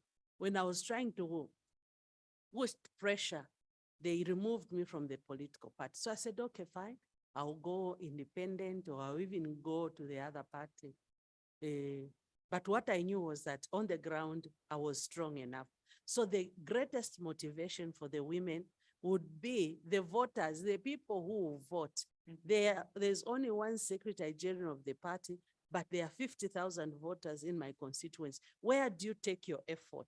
Do you have to start fighting that one person, SG, or you go to, convince the many masses? So it's important for women to know where to take their energies. Instead of just pleading with a president of a political party or whatever, they should do more work in the constituency where there are more people who will make you become what you're supposed to become. In this case, the strategy would be, mind change. They must know where to take, they must know what is it that matters most at this point. Is it the political party or it is the people who are going to vote for me? So whatever has been taught to them can be unlearned and they can still manage to do better than the way they have done. Thank you. Anyone else? Yes, Chair. Through you, Chair. Much of this stereotyping is projected through the media. So it's very important to have laws that compel the media to have content that is gender transformative. If you don't target the media, then really the fight against stereotyping is going to be very difficult to win. So we need gender transformative content within the media. Media should be compelled to do that. Thank you. And I think also support in terms of the family supporting the woman, because mostly I think it's the fear of what the family will. We come from different countries where there can be violence even after or during. But I think they need to be supported, those women who come from countries as such, that there is nothing that will happen. No one can kill anyone because at the end you face. you face the law. So I think we are done. The rapporteur, if there's anything you need me to assist in terms of the input, I'm available. Let me take this opportunity of thanking the group for your efforts. It was a very, short time, but I think we managed to put something down. Should our presenter present and we see that there are gaps, we are free as members to supplement. But thank you very much. Enjoy your lunch. Thank you. Thank you. Okay.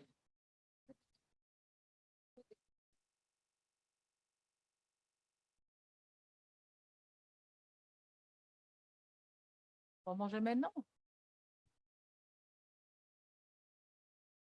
Yes. But I think there's need for SADC to also protect women from political violence, the state-sponsored violence. You don't have it in your country. Yes. That's what we needed to talk about, psychology.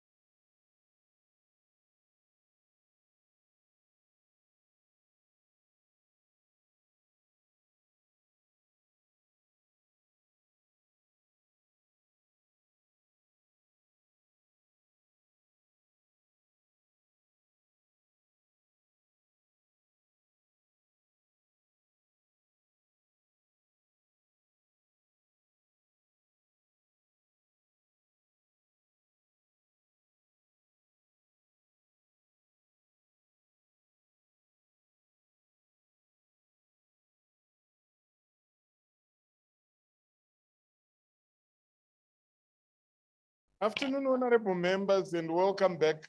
We request rapporteurs from the groups. Oh,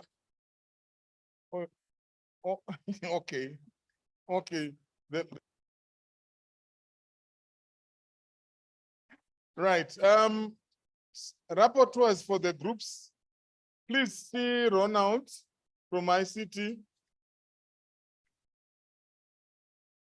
so that you get connected. That once we start non-stop.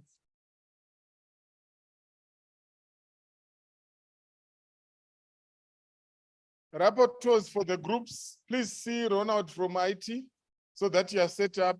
We do not want to lose time once we start.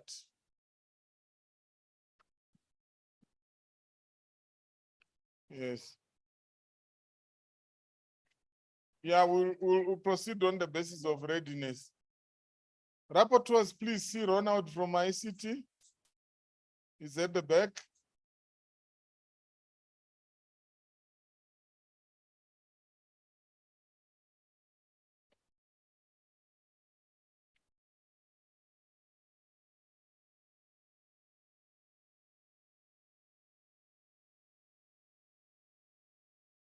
Rapporteurs, please see Ronald from IT. Is at the back. We want to start in the next 5 minutes. Ronald, you indicate which groups have been logged in on, then we guide it accordingly.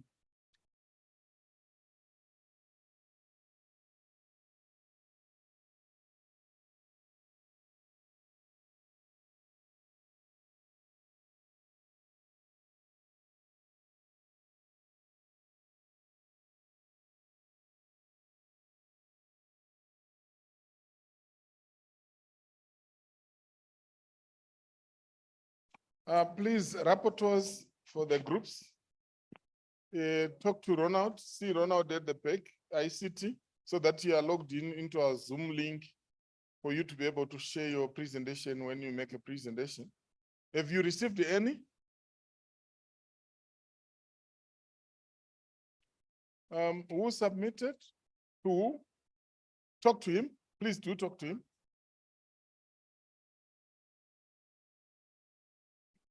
Which group are you in? Okay. The ones that are ready, we are going to start with you.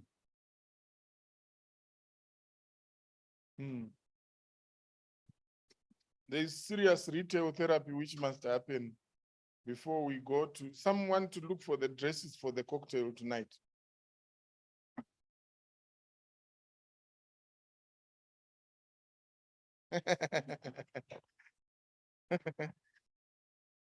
Pastor Jeff, you got me into trouble with the chair. So I will not talk about your stories.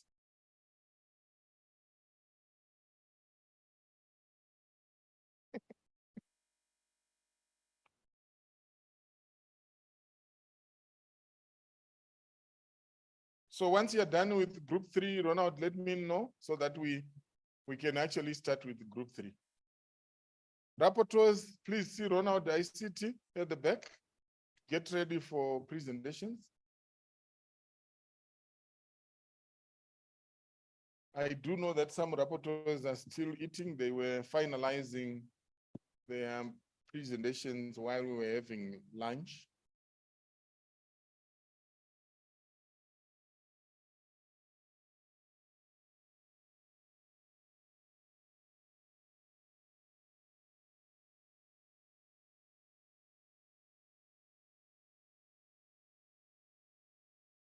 Oh, are you a rapporteur for any group? Okay.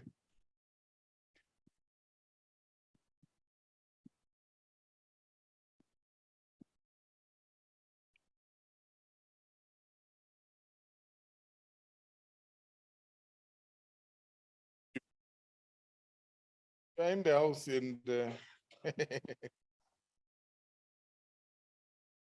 okay. Isn't it the duty of the chief whip to sort members out? Okay. Okay.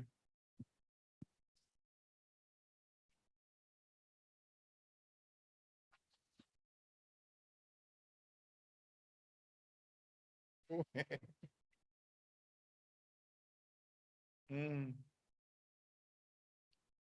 So group 3 is sorted, Ronald? Just a moment. And which other group is sorted? Group 4, I mean, have they engaged the rapporteur, the ICT? Who is the rapporteur?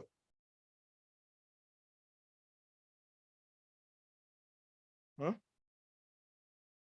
Are there any rapporteurs in the house other than for group 3? Group 2, is you there? Please do talk to Ronald, Honorable Mteka. Are you the rapporteur?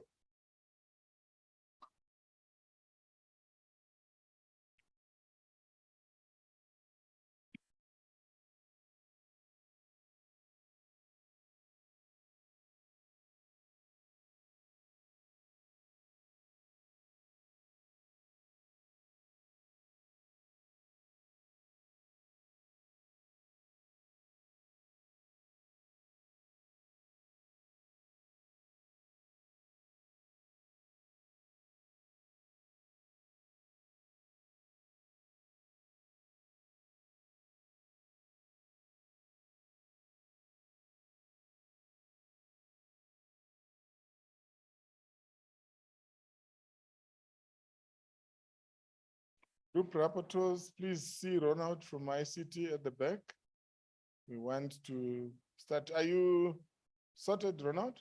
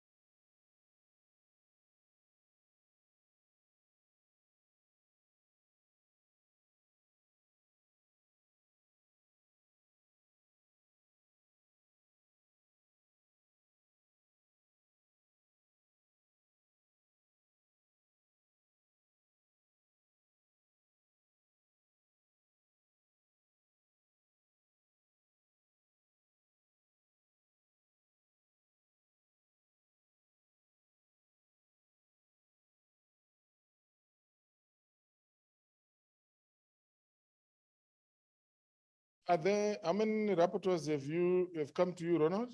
Only one. Group 3 rapporteur is with Ronald. All the other groups, please report yourselves to Ronald, the rapporteurs.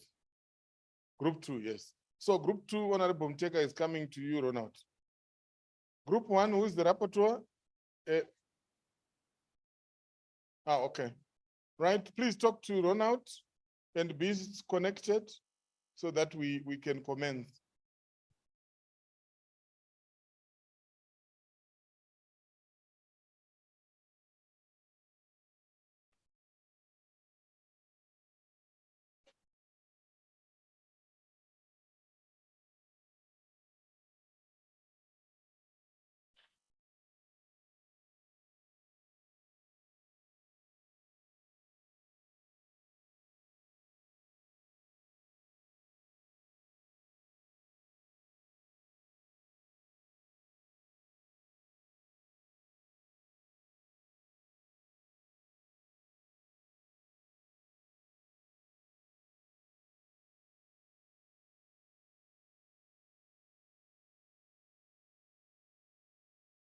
So you have the rapporteurs for all the groups now, Ronald.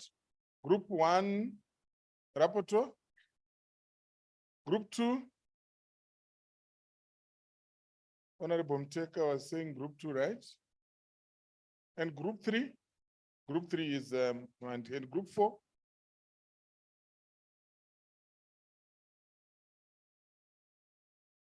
All right.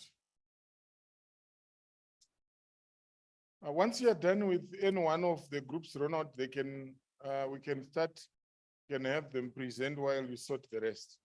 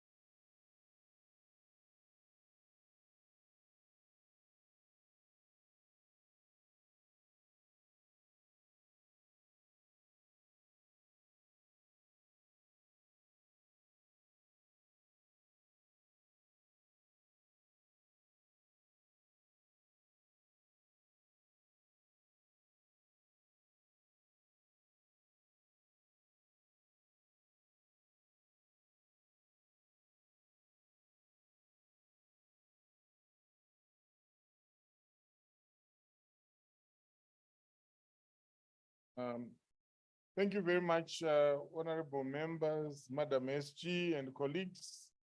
Welcome back to the afternoon session. And this afternoon session is dedicated to primarily get a report back from the groups.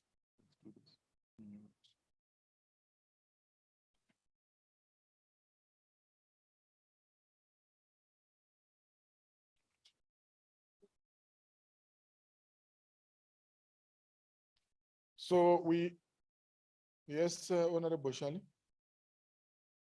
You being the main master of ceremony, Yes, ma'am. we had our own way of introducing these people. So may I take this opportunity, if we are now going to give her the permission, to introduce our chair lady, Honorable Christosa, who led us throughout the discussion. Please.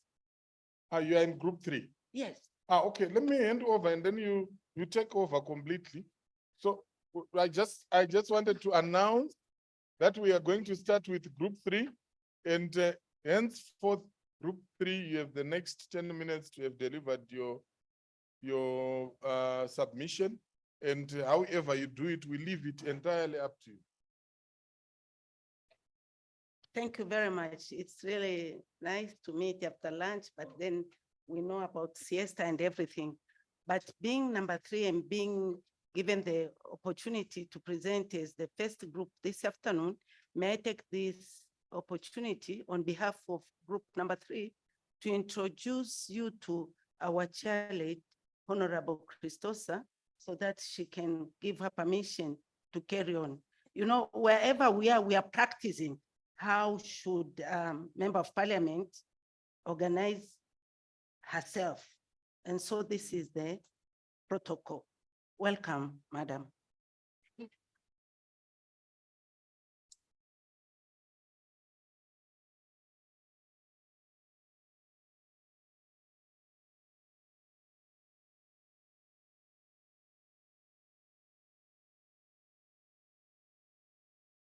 Thank you so much. I recognize the Secretary General. And this afternoon, we are in group 3 and was privileged to chair the group. Thank you so much that despite being group 3, we are number 1. So we organize ourselves. This is one of the qualities of a leader, is at any point to organize and rise to the challenge and be able to present.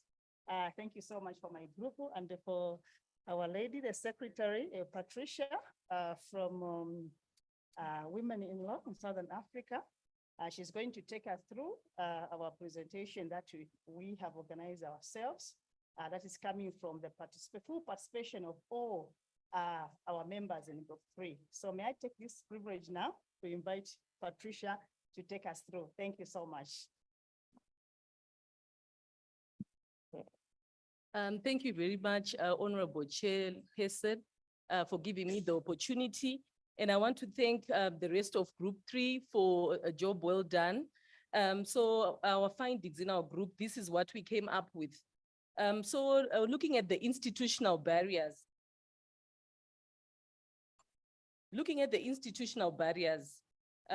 we then went ahead and just had a discussion around what are some of the key institutional barriers that are preventing women's participation in politics. And what we then came up with, we said that when we look at the member states in the SADC region, most of them have not yet domesticated the regional and international instruments on democratic and inclusive and gender inclusive elections. So we said the first strategy is for the SADC Parliamentary Forum to follow up member states that have not domesticated the instruments within the next 6 months. So up to August 2023, we expect the forum to have followed up and engage the member states in terms of when they will domesticate these instruments. The SADC protocol on gender and elections does not have specific gender provisions on promoting women's participation in elections. Therefore, we are proposing as a strategy that SADC should adopt the proposed gendered Pan-African model law and develop a monitoring mechanism that will be used to track member states for compliance. And this should be done by March 2024.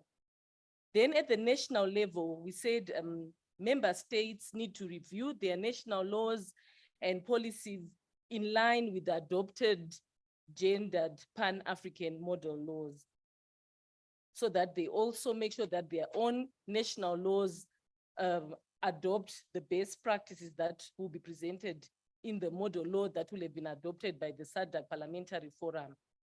And on the electoral systems, we said this at a national level, we want member states that do not have any quota systems within their electoral systems to adopt quota systems in line with SADC gendered electoral law practices. And this must be done by March 2024.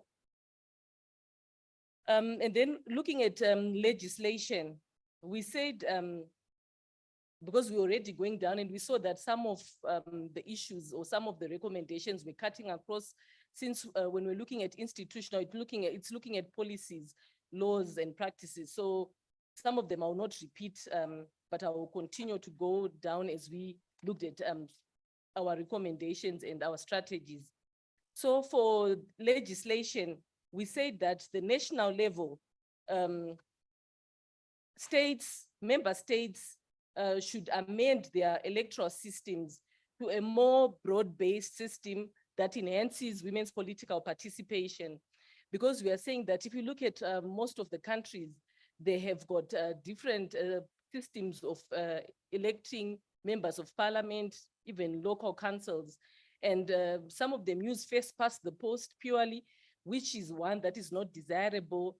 We heard from the presentations yesterday, from even the study, how this one is very prohibitive and it's very difficult for women to actually contest and win within this system. And then for those that are also implementing the mixed system, we also saw that despite them having nominal increases in the numbers of women in leadership, in public leadership, they failed to attain the 50-50 threshold. So we are saying that there is a need as a long-term strategy by the SADC Parliamentary Forum to ensure that member states are compelled by that regional that we spoke about in the first institutional, where they are then able to change their electoral systems through amending their own constitutions at their national levels. And we said, since this is a long-term process of amending constitutions at different state levels, we'll be expecting this to be done by December of 2025. Then additional to the legal frameworks, we said members of parliament within the different member states must be able to raise motions in their own legislative jurisdictions to enforce their parliaments to enact gendered electoral laws and policies, and also the implementation of electoral reforms. And we said this can be done in partnership with their own local or regional CSOs. And this is quite urgent. And we said by August 2023, we would want to make sure that this process begins so that those countries that are holding elections, if there are opportunities for engendering any electoral regulations or policies, this can be done through actually members engaging in their legislative forums and civil society also collectively helping in the lobbying and advocacy. Then for political parties, we say that political parties also need to review their own internal constitutions in line with the national gendered electoral systems.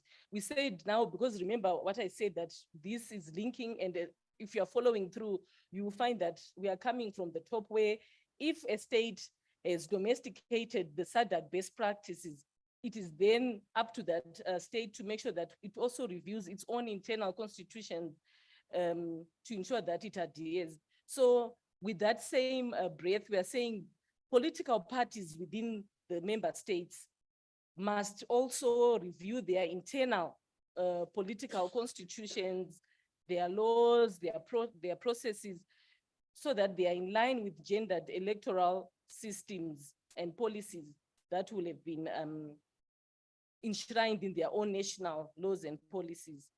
But this one, we also had a debate because we know that political parties in some of the countries are voluntary. There's no mechanism that actually monitors political parties, or they are not regulated. So this is where we are coming from, that at least if national laws and policies are strengthened and they've got a gendered electoral component, then the political parties can adopt from that level.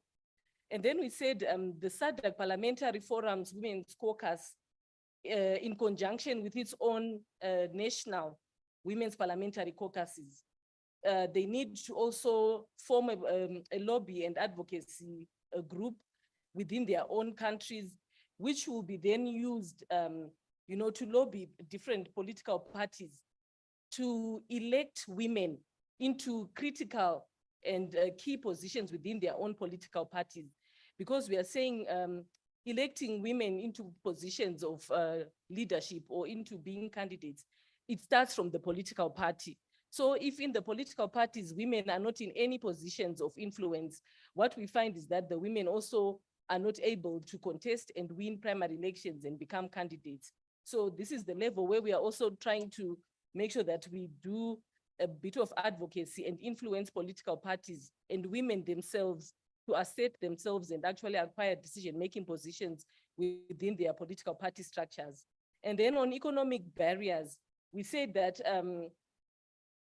looking at the electoral system and the demands for a heavy war chest when you are campaigning, what is needed is that the electoral system must provide for a fund for financing women's campaigns. So it depends also at the member state level where some other states have got political finances funds. So we need a review of these funds so that at least political parties can be compelled by provisions which guarantee that women participate, maybe by putting measures that ensure that if a political party provides or puts women on its list, then they can get resources from this financing facility within the member state countries.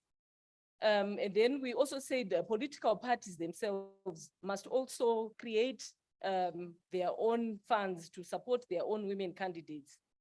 And then another strategy is economic empowerment of women through government programs and economic opportunities.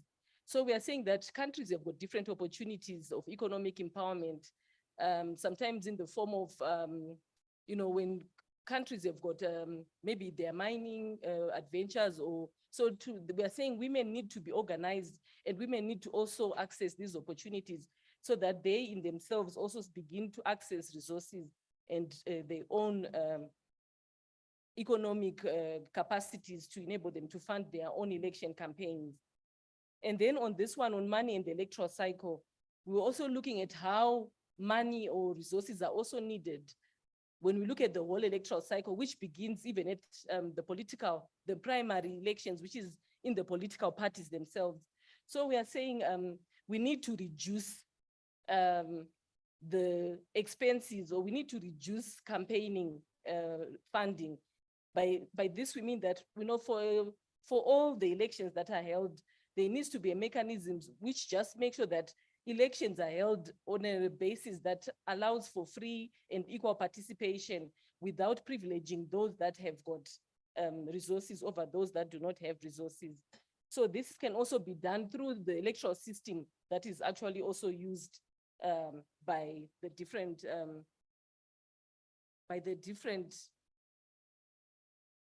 sorry, I think I've gone up again. Let me just go. Okay, on economic, yeah. So we're saying at least for the money, I don't know why it's rushing here.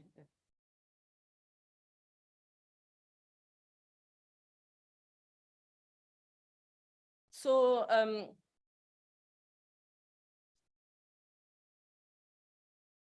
Okay, I think so. We are now on the last one because I spoke about the money and the electoral cycle. That really we are talking about reducing the expenses that are incurred when one is campaigning, both at the primary level and also when you are participating in the national elections. And then on the psychological and motivational barriers, we said that the SADC has got a model law on gender-based violence, and member states need to adopt these principles that are in the law. And then we need also the SADC Parliamentary Forum to develop a monitoring mechanism for full compliance. And we also say together with this, the other strategies to make sure that we've got a clear and inclusive agenda on gender equality. And then we also need to make sure that we train, we groom, and we mentor young women to take up political leadership. And then we also say there's need for awareness raising on positive cultural norms and values that promote women's political participation. And this is also a long-term strategy that we feel that it can also, progress can start and up until December 2024, at least we'll have begun training, grooming young leaders, and also just strengthening the leadership capacities of the women who are already in leadership positions. So, Honorable Chairperson of Group 3, I submit our presentation. So,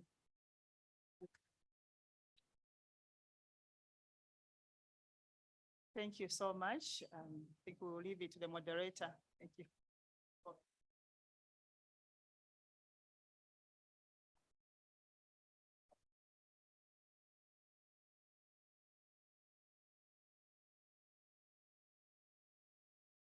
Oh, yeah, right?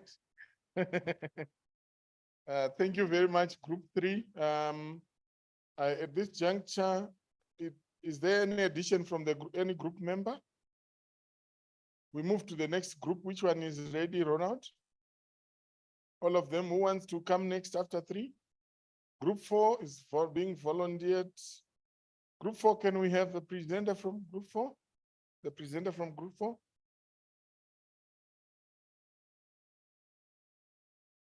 Yes, ma'am.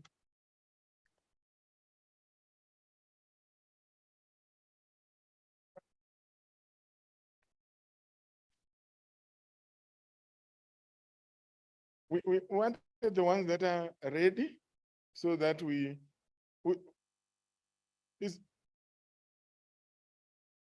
can we get a group which is ready? Which group is ready? Group 2. Okay. Group 2.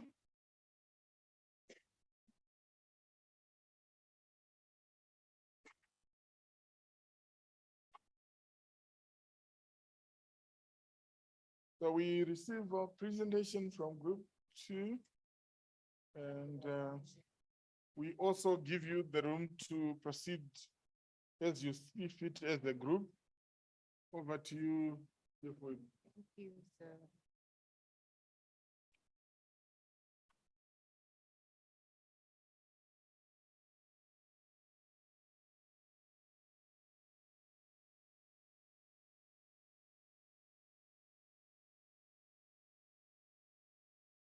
Good afternoon, ladies and gentlemen. My name is Emma Tangi Muteka, and I'll be doing the presentation on behalf of Group 2. For the sake of time, I would want to rush through. So under institutional barriers, we've identified, or rather one of the strategies that we want to see implemented is the enforcement of the mechanism of 50-50 representation at party level. I can give you an example of some of the countries that I do know. I think Angola is one of them, as well as Namibia. We do have these deliberate moves to have, I need assistance, please, Rapporteur. Something's happening here. I need assistance, sorry. Some countries, sorry for that. Some countries have this intentional move to say that they have 50-50 representation on party level. And we're suggesting that those who do not implement this 50-50 rule will have sanctions placed on them if they do not adhere by the year 2024, something, yeah.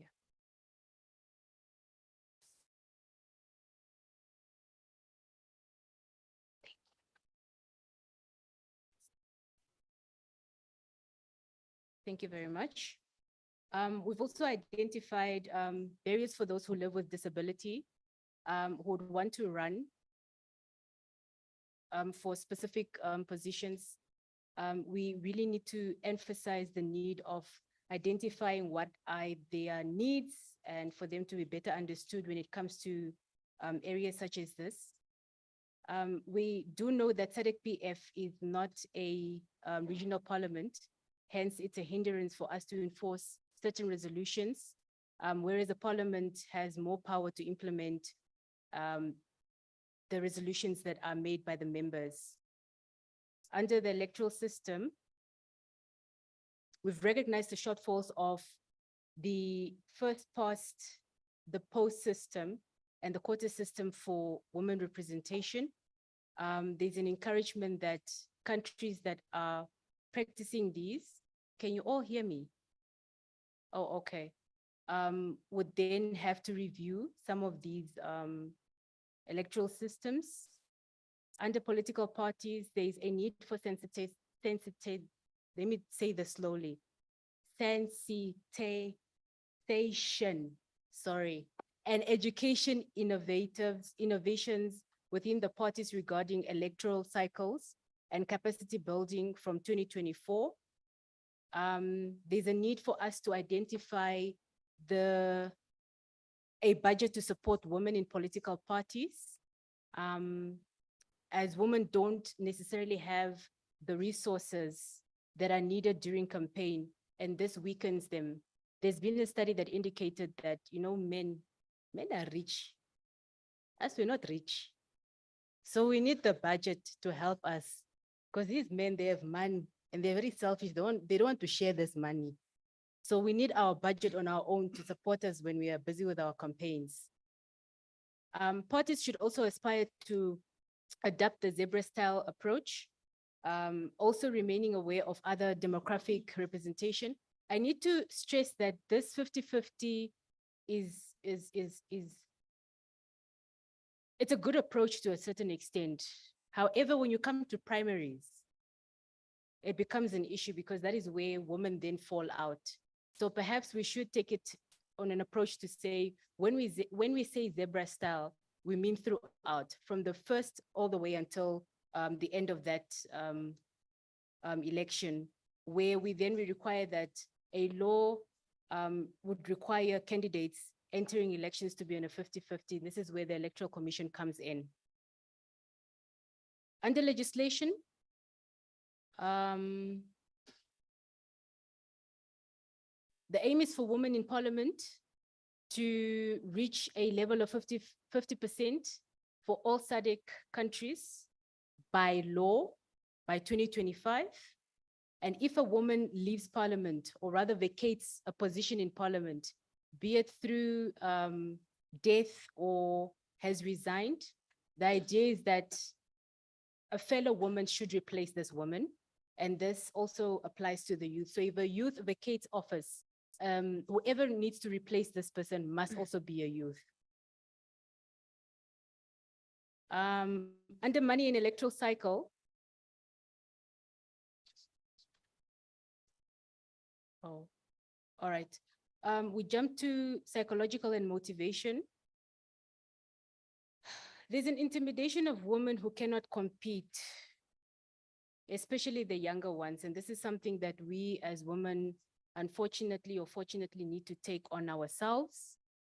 We need to find mechanisms where we can support women both on mental and physical health throughout the electoral process, and to prepare them based on institutional memory, as well as any experiences that our former or current leaders have gone through.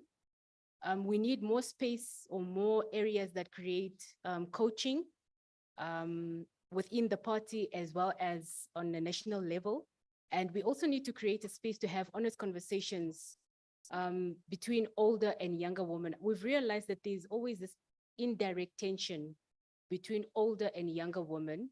I think it's time that we as older women and younger women sit around the table and really have honest and open conversations pertaining to this journey within politics. It really does help younger women. I'm speaking from experience myself. I quickly just wanted to share something small in my own personal capacity. Honorable Paula Koper was my senior when we were in the youth league. I joined the youth league at the age of 8. And she was my senior. And throughout everything that we went through, these were our mentors. Everything that you did wrong, she would call you on the side and she will tell you, no, what you're doing is wrong, or you're dressed, inappropriately, or whatever the case may be. So maybe we need to encourage this more amongst us women. We also need to understand the unique challenges that the youth face in office. We must understand that generations are not the same, hence the challenges will also not be the same. So it's vital that we would, go and have conversations with the youth to understand what are the challenges that we are faced with. I just want to give an example. In Seychelles, the Women Caucus has been working with girls in schools to consider a career in politics, which is a good thing because at this point in time, people have, I don't know if devilized is a word, but yes, they've devilized politics. So the moment you mention politics, everything just turns black and people want nothing to do with it. And I think we'd also want to encourage women that they go out into their various communities to really emphasize the importance of participation of women in politics and decision-making. That's it. All right, so then we'll move to the money and electoral cycle.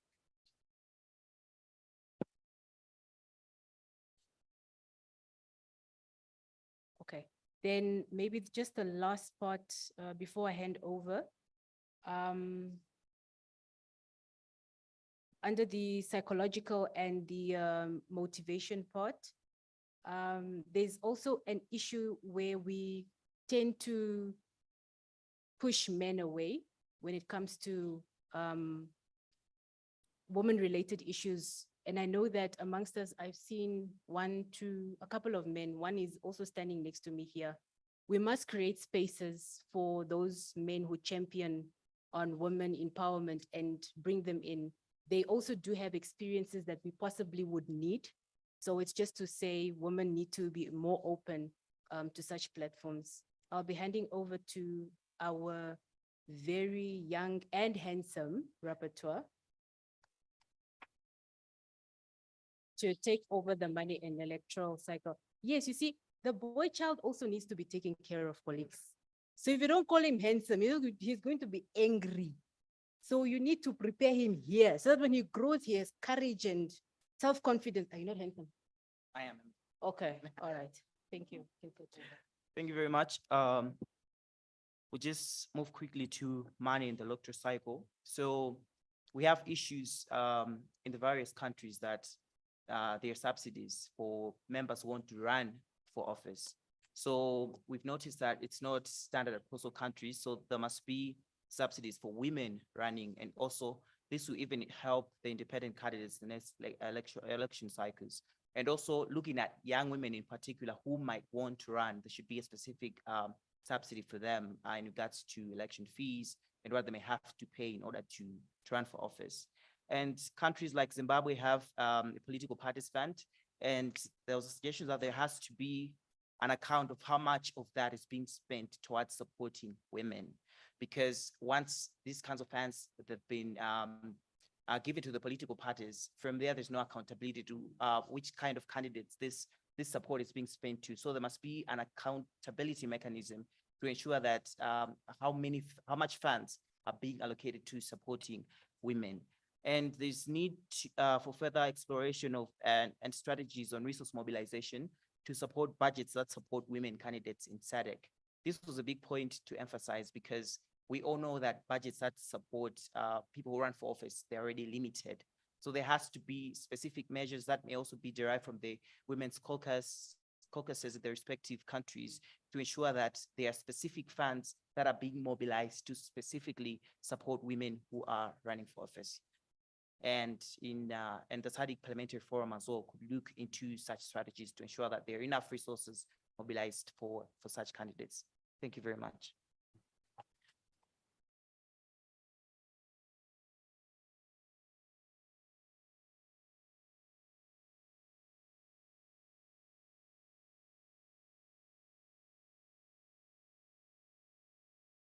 Thank you very much. This is group 3, group 2. So we have had group 3, we have group 1. Can we move to group 2? We have had group 3 and group 2. Now we move to group 1, group 4. Okay. Group 4. Please approach the podium.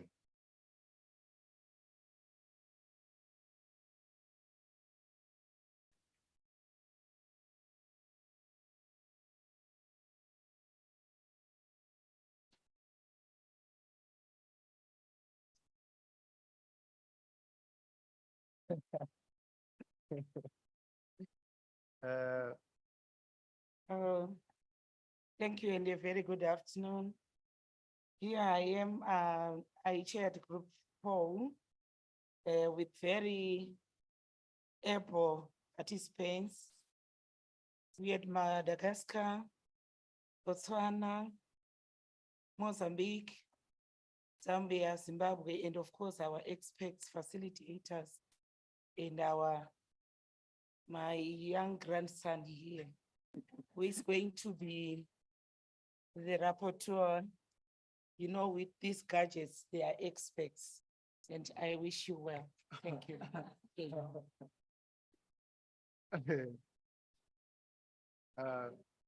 Thank you for that warm introduction. So with group 4, as we started with the institution barriers, the point that we had is that we need to lobby and analyze through the SADC PF which countries need institutions and advocate for formulations of such institutions that support women in politics. We have noticed that there are countries which do not exactly have institutions that would support women in politics. And we also said that political parties should have mandatory seats for women and financial resources for them in parliament available for their campaigns. As other teams also have alluded that financial resources, it's usually a challenge for women in order for them to have successful campaigns, for them to be able to acquire seats within parliament.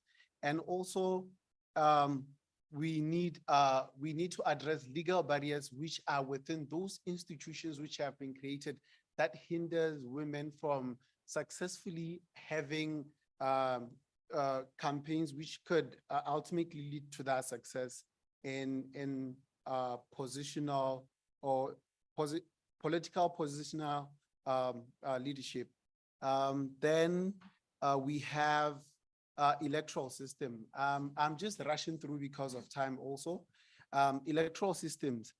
There's a need for the electoral commission. We believe that it needs to be independent and not under any other government, because there's usually influences which end up hindering a lot of women from acquiring power or being able to do what they desire to do at the end of the day.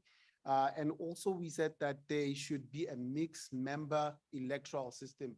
This is to allow young people with disability or other people with disability to be able to participate in politics and successfully be given position which they could influence and change their individual countries. And we said there should be a charter that promotes 50-50 between political parties.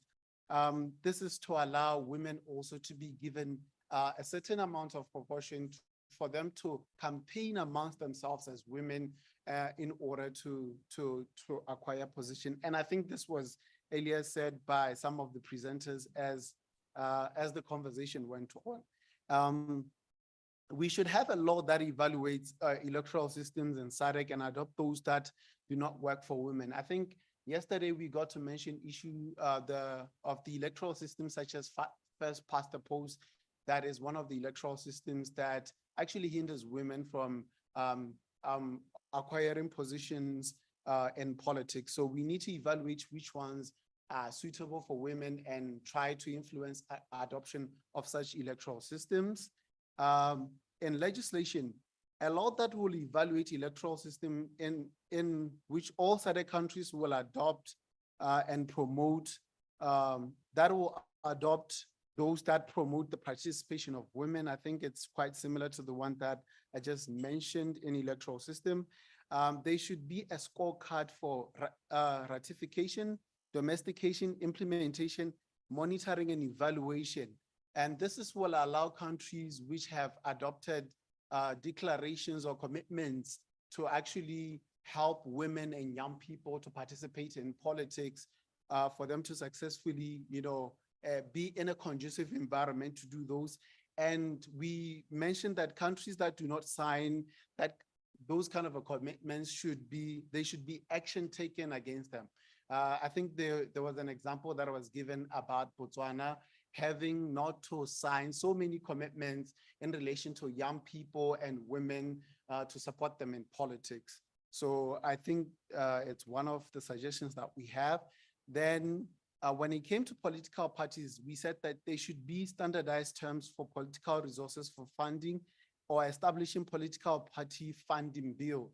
This would allow women, when they campaign for their political seats, to be able to find resources within the political parties that they are in order to campaign successfully.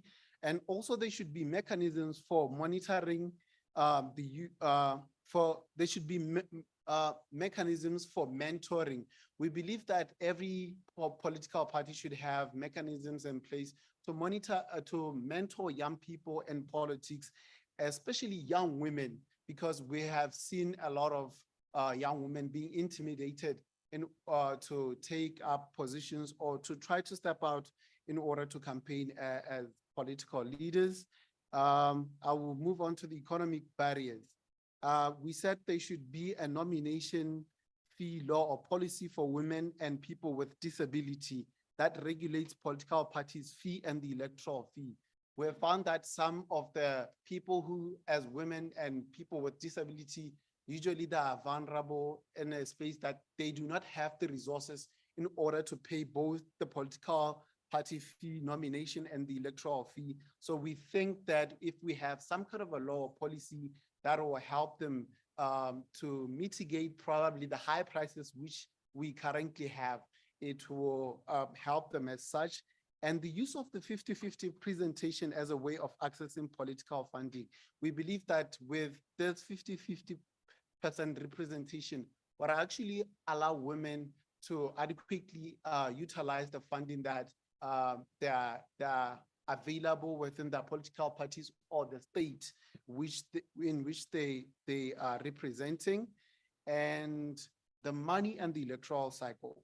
The use of the 50-50 representation also is one of the things which we mentioned, and also one of the things that we didn't manage to capture here also were saying that the electoral cycle tends to be a challenge for women, especially when you get to a situation where women are pregnant or they're going through their maternity leave period.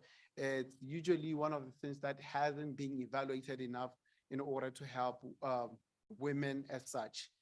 I will move on to the last one, which is the psychological and motivational barriers. There should be education that teach women to stand against stereotypes. We know that within our respective countries or wherever location where there are stereotypes that women cannot lead, women cannot handle certain kind of a position, and they are not adequate enough to make certain decisions about their respective countries. So we need a lot of young women need education on that. And also women, we suggested that women should stand their ground for what they want to achieve, and they should be strategic about the political fights that they want to be. Somebody mentioned that you would find usually women that channeling all their energies and attention to a political rival that they have, instead of making sure that they utilize whatever energy and resources that they have and convincing the people that are going to be voting for them to win the positions. And also we believe that there should be laws that regulate media to have gender transformative content.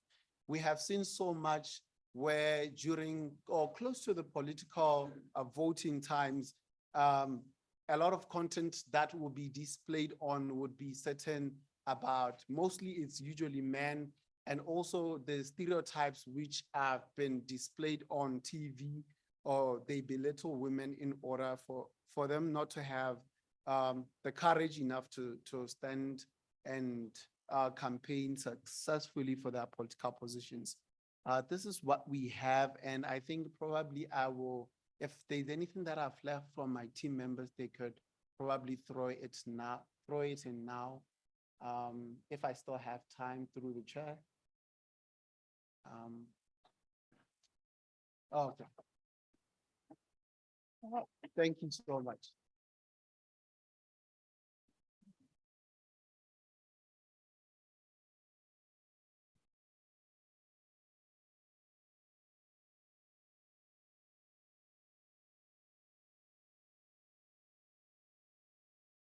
Thank you very much, Group 4. We give you another round of applause, and the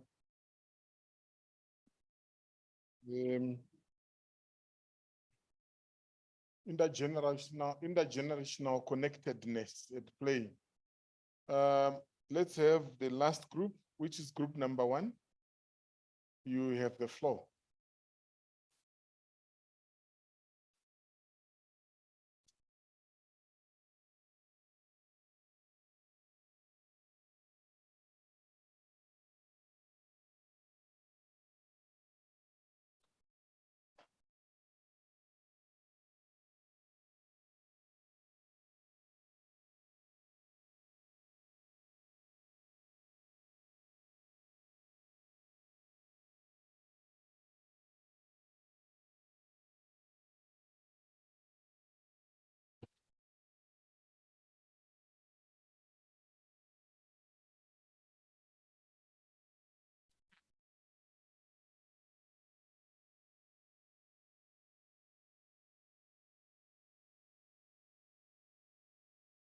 Thank you very much. This is group 1.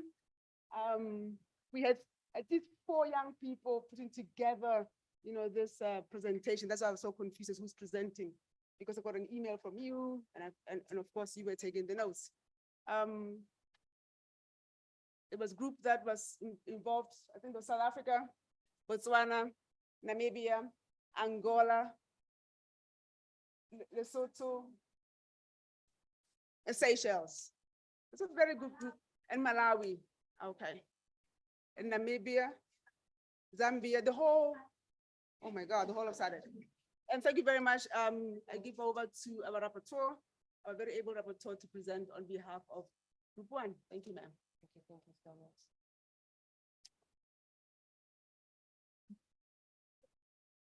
much. Thank you so much. So once again, my name is Mashushu and I'm from Zimbabwe. So I'd like to take this opportunity to thank you, and also to the permission of the chair and also the SG. And I can safely say that the members of parliament who are here are really getting the ball rolling already, because as you can see, they're availing platforms of us as young people to actually stand. So that is something that we really commend and appreciate.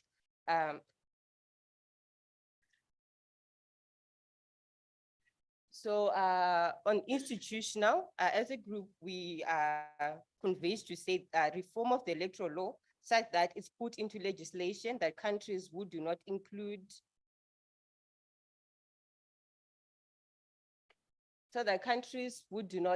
such must comply with gender equity policies, because we realize that having laws and policies set up the context and the tone in which, whereby if we feel that there's an injustice, you can actually refer to the law to say that because this is in the law, it should be done. It gives the basis for one to actually argument and say that this is not fair, so that we can actually have women representation in politics and level the playing field for women. And also special political party financing, whereby there's a budget provision for women's participation. And on this one, we say that there should be a clause to actually stipulate that where there is no compliance on gender sensitivity, there is disqualification in terms of access to funding. Because since we understand the importance of funding in terms of advancing women's participation in politics, we realize that most political parties would like to have access to funding. And because they would like access to funding, then we use this to advantage to say that when you do not comply with gender sensitive policies, you are not able to access and acquire the funding, such that at the end of the day, we are also in advancing women's participation in politics. And also domestication of regional and international instruments to encourage best practices that guarantees the participation of women, such as SADC guidelines on elections, as well as the ACTEC. So we've actually been talking here that when it comes to Africa, we actually have some of the best policies, but we do not want to have a situation where we have regional instruments that are not being domesticated. So then at the end of the day, that means that the regional instruments that are not being domesticated are not of use to the continent. We do not want policies that are just there, but are not used to the member states. So what we are saying is that member states should actually domesticate and ratify these policies so that we could actually advance women's participation in politics. And also member states should develop mandatory guidelines that ensure representation of young women and persons with disabilities. So I think this is one of the key issues that we've been talking over and over again, that we actually need young women to be involved in politics, because we as young people, we believe that we are not the leaders of tomorrow. We start now.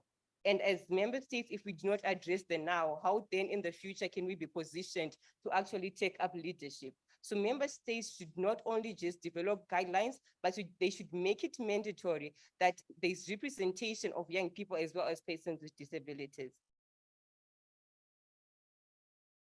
And then on psychological, women caucuses and civil society to sensitize women candidates to develop their own personal goals and values so as to build credibility and make long-lasting impacts. So we realize that psychological issues are very key, especially in the political field, where you find that women face a lot of barriers and their psychological well-being is affected. So if we could have women caucuses and civil society to sensitize women candidates so that they also have their own personal manifesto, because we understand that when it comes to politics, usually there is the manifesto of the political party. But what we need is to develop women leaders who are able to get the ball rolling, who also have their own personal manifestos that reflect on them as an individual, so that when we talk about leadership, we can have reference of women who can actually stand on their own and be able to say that as a woman, in as much as I'm affiliated with this political party, I represent this. The political party, yes, is supposed to umbrella and shape you, but also you as an individual, as a woman, should have an identity, so that when we're talking about issues of nutrition, let's say, she is for nutrition. When we talk about secure reproductive health, she's for secure reproductive health. When we talk about climate change, she represents that. So having that manifesto actually builds in us developing women who can make long-lasting impact. And I think that goes a long way to us, even as young women, to say that when we have such women within the continent, within the region, we can be able to emulate from what they have done. And also prepare on women or orient women who are coming in the arena to anticipate challenges. Because we understand that the political field can be quite a very disturbing place for women in terms of how women are perceived in the political arena. So for upcoming young women who also want to aspire to be politicians, it is very important that they actually receive proper training on what they are to expect. Because we understand these days with issues of social media, the issues of cyberbullying, at times, you don't have the knowledge of how to manage your social media handle or platform. And maybe you're responding to every person that gives negative comments, but sometimes it's because you have not been orientated on how then do you respond to some of these issues. So it is very important that there's building of leaders with capacity who knows when to respond and when and how to respond. And also women require capacity building to be able to respond to various challenges faced within politics.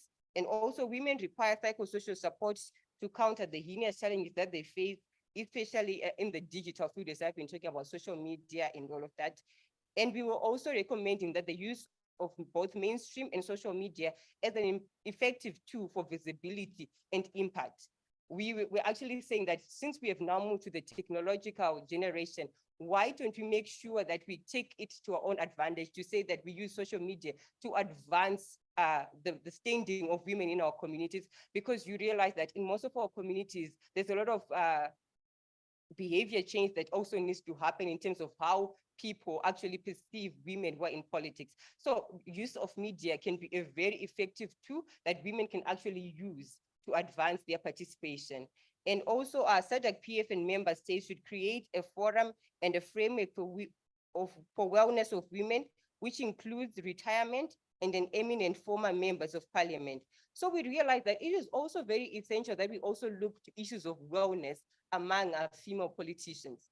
Because when issues of wellness are not addressed, we find that it is very challenging. So in that regard, for women who are in politics, there needs to be a forum and also a framework that seeks to address issues of wellness. And also in terms of the eminent former members of parliament, we're having a discussion around bridging the intergenerational gap and also harnessing from those that have walked miles before us. What we don't want is a situation whereby someone gets capacitated and then that doesn't also benefit the generation that is coming after them. So if we could have a forum that includes what we termed as the eminent members, we have served for a long time within politics. These are people who are well-seasoned. We call them, they are well-seasoned veterans who know how to navigate within the terrain. If they could be brought up and they could also be able to assist other women within the political field so that we make sure that we harness the knowledge that has been created and that has been acquired over generations, that could also advance women in politics. And also there, okay, next. And then also SADC PF civil society to invest in the social behavior communication model that seeks to address beliefs and practices that perpetuate violence against women in politics. We realize that it is very disturbing that we still have attitudes, knowledge, and beliefs that do not recognize or do not support the participation of women in politics. But what we need to do is a long-term strategic plan that makes sure that at the end of the day, we try to create a movement of people who understands the need to have a woman in politics, the need to have a woman in a decision-making space. So the only way we can be able to do that is if we influence the behaviors, the beliefs, and the attitudes. Of course, we understand that they say that behavior is something that is long-term, but I'm sure it's something that we can be able to achieve, because I believe that when we talk about culture, culture is made up by people. It's the people that make up a culture. And where culture does not serve the advancement of a society, then we need to stand back and question, does this cultural practice then enable us as a continent or as a country to thrive? And where it doesn't, we need to reflect. We need to allow ourselves to be flexible. So making sure that we implement the social behavior change communication model is actually a way in which we can be able to make sure that in the long term, we have people, we have communities who are ready to receive and embrace the leadership of women. And the, okay.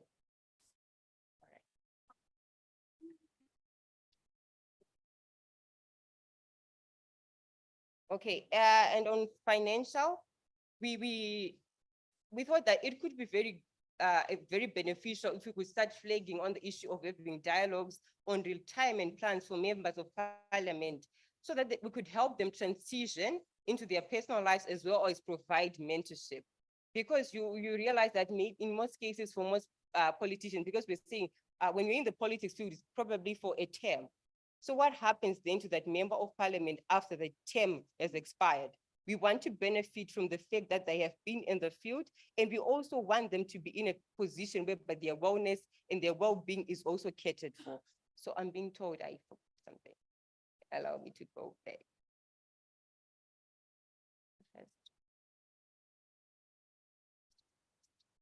This one. Okay. So on this slide, we were talking about reform of the electoral law so that it's put into legislation that countries would do not include should be encouraged to promote the adoption of such reforms.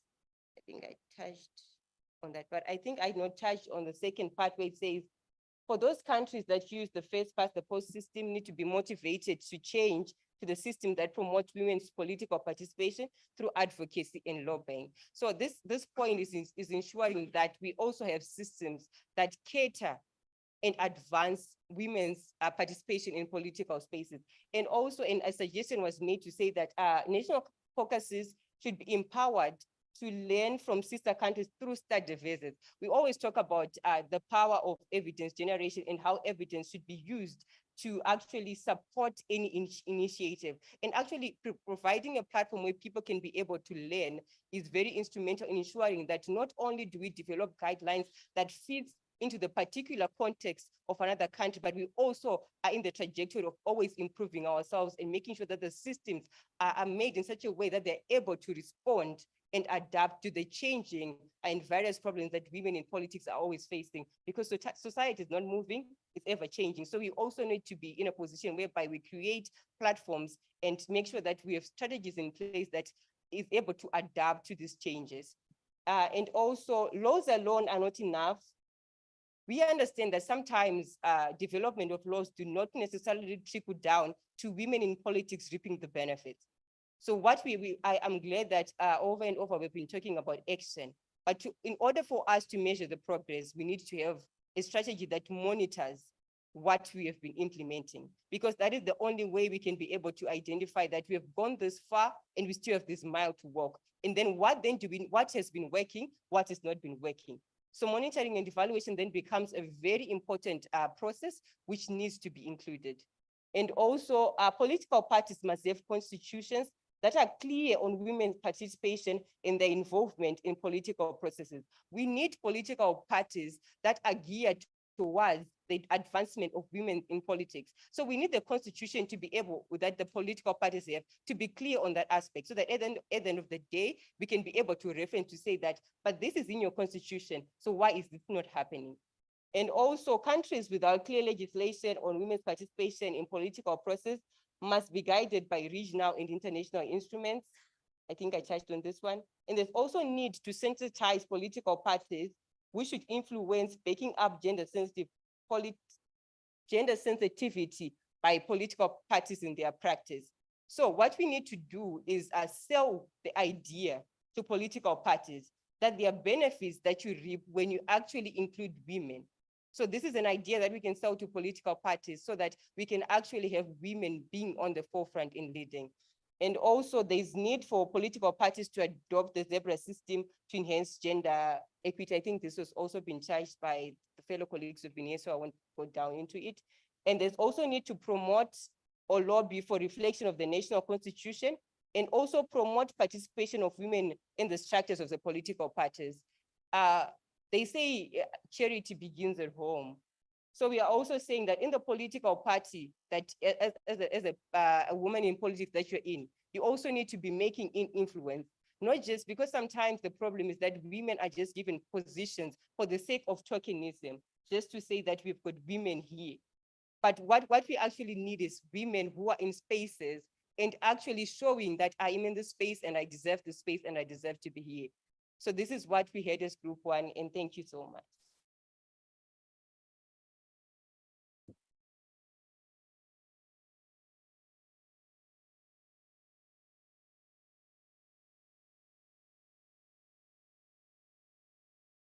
Thank you very much, Group 1. And there is more to be gained when we work together, and we lose a lot more when we fail to do so.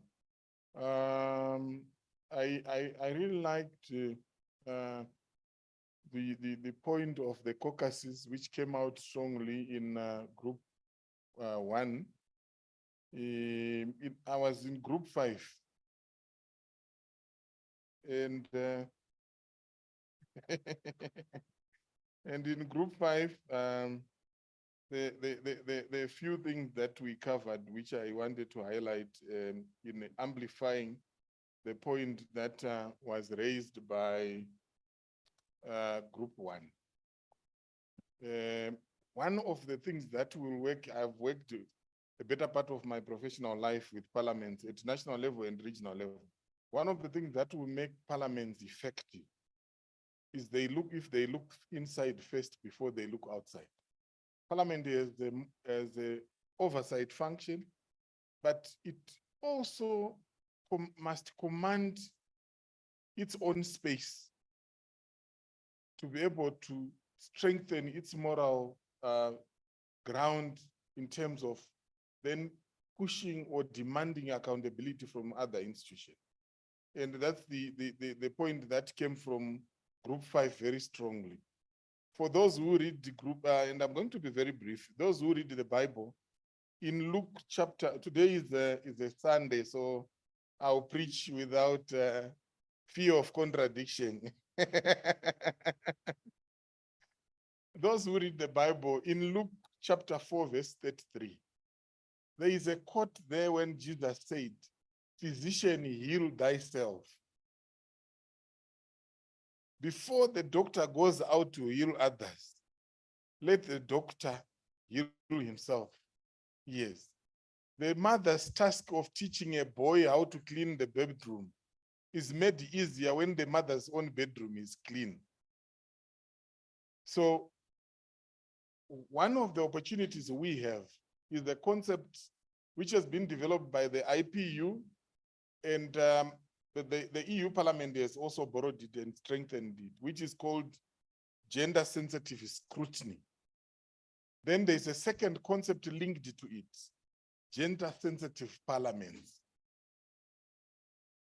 Our parliaments sometimes have not done enough to make sure that it's a space for women, including young women who are still of childbearing age, so that they perform parliamentary functions while having the comfort and the minimum dignity that any human being must have. And so the issues that came out from group 5 really emphasized on the concept of strengthening gender sensitive scrutiny, where we must look out that decisions inside parliament do not discriminate against or exclude women, and of course men, directly or indirectly, then seize every opportunity to enhance gender equality. And then, of course, then assessing the actual impact on of any policy on men and women, and make sure that we monitor this. Then on gender sensitive parliaments, someone mentioned it was the Parliament of Tanzania last meeting in November, which talked about an incentive that was extended to women who had children or who have children while serving as members of parliament. Some parliaments do not even have facilities for the kids in parliament. It's really like a statement where they are frowning at childbearing while serving in police space. And I think that these are things that within the power dynamics of parliament, if caucuses organized, you are able to secure those things. And that's why we need caucuses to be very strong. And thank you very much, Group 4, for raising the issue of the opportunities that are within the caucuses. So we need to scrutinize the structures, the operations, the method of work, to make sure that they respond or they are gender sensitive. The other day we were talking about distribution of committees, chairperson. Sometimes you get an impression that, no, it doesn't matter, it's random. It is not. It is about power dynamics. And if we master that, I think it would go a long way in make sure that we strengthen the internal capacities of parliament as gender sensitive spaces. I thought we could highlight that before we open up for any discussions as we conclude, because we need to move towards conclusion. Please clap for Group 5.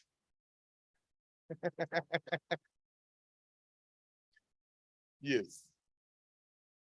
So we'll share the submissions from all the groups, including Group 5. Madam SG.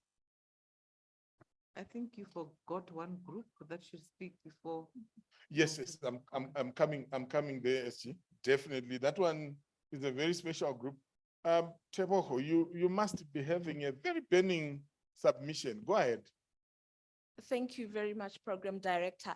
I think this morning during the discussions, I forgot to submit to the House that as SRHR Africa Trust, we have a tool that is called Workplace 5052.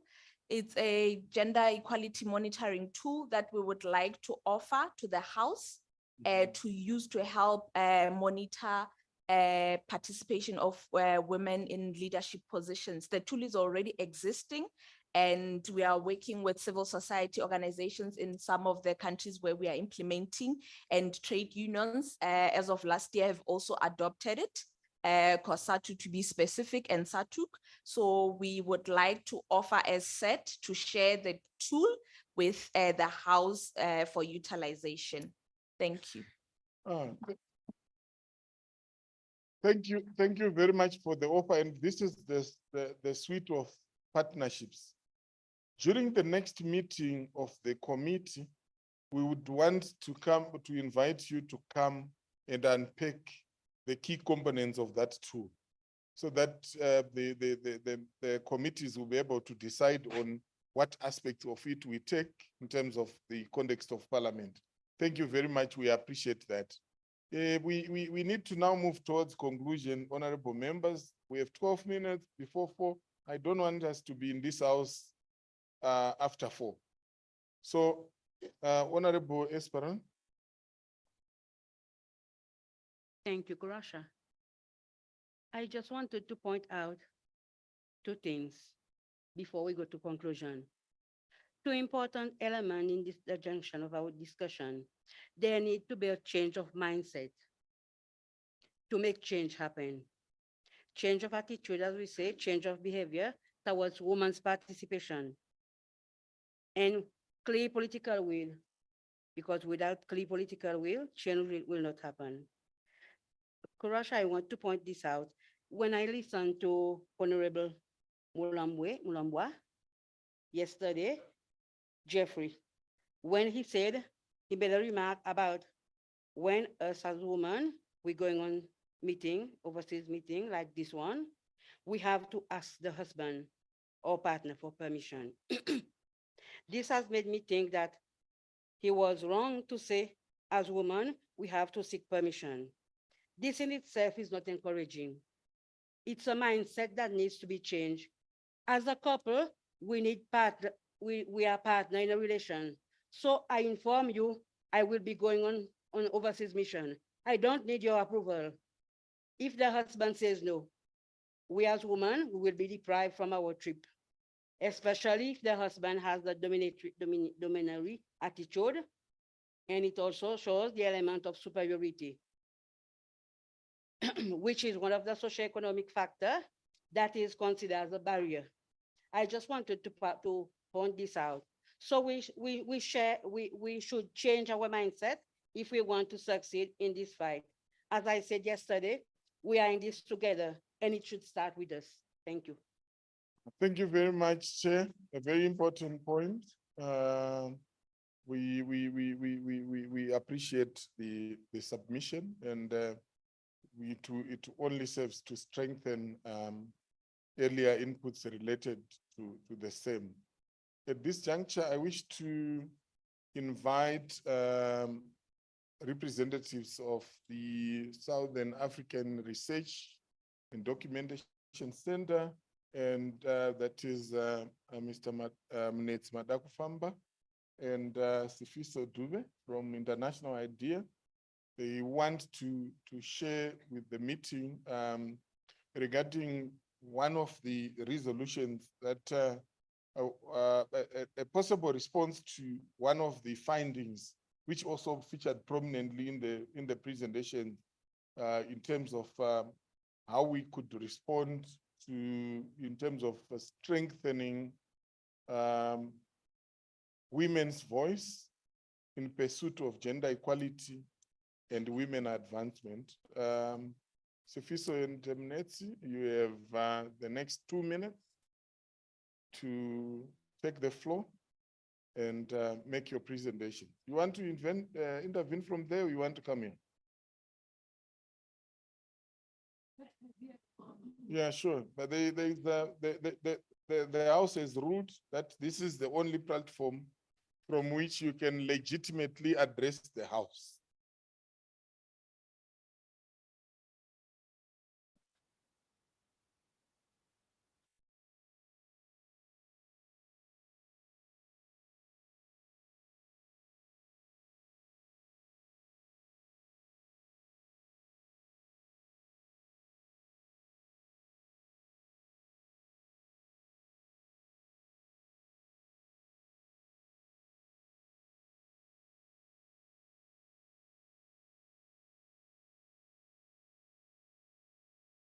Good afternoon, honorable members. May you allow me to stand on existing protocol. Ours was not really a group, it was a brainstorming group. Kurasha was not part of it, he had his own, but I'm joking, he came later to join us. But basically, we just picked a few pertinent issues that have risen during our 2 days gathering. Mainly the issue of showing solidarity amongst politicians, women politicians, those that are still in office, but also those that have retired or that have been sometimes maybe they have been forced out of office by one way or another. So basically we identified a few platforms that are existing currently that we can tap into, in particular the African Women's Leadership Network, that UN Women also is part of it, where also there's a sub group of young people where we can show solidarity. I think there are national chapters. I'm not sure whether we have national chapters in each of our countries, but that's a platform that we can also show solidarity. And then as international idea, we have got a platform called I Know Politics, where we can profile women politicians. It's a joint effort between International IDEA and UN Women as well. But we also have another platform called WPP Watch. It's about women in political distress. It's quite a sensitive platform because a few women were willing to come forward and tell their stories, but we need to find innovative ways on how we can attract women to come out and tell their stories. One of the key issues that we discussed was how we can document stories of unsung heroes, women who have stood the test of time since the liberation movements up to now that we can learn from. We agreed that SADC would assist in documenting that. Of course, we need to raise the funds for this documentation, to hear the stories from the women themselves, but also tapping into the media, both mainstream media and digital tools, as well as social media platforms in profiling women. We shared stories that this has worked in countries like Eswatini for International IDEA. It also has worked in Senegal, in West Africa, where the women politicians tapped into the mainstream media to demonstrate the different demonstrate the different work that women were doing. And then we also agreed to develop a database of both seasoned politicians and emerging politicians.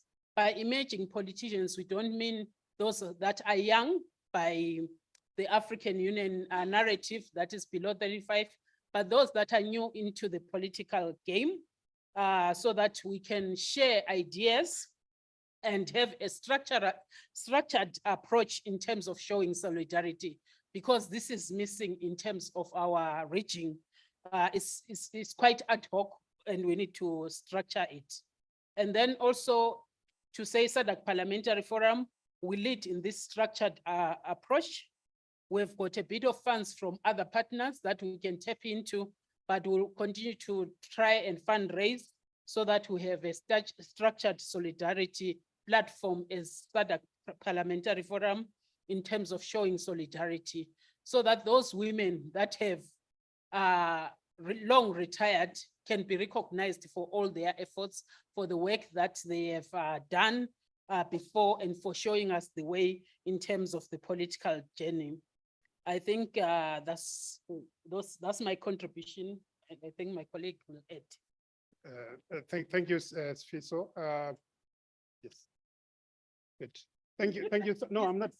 No, I'm not. I was waiting for the applause to be done properly.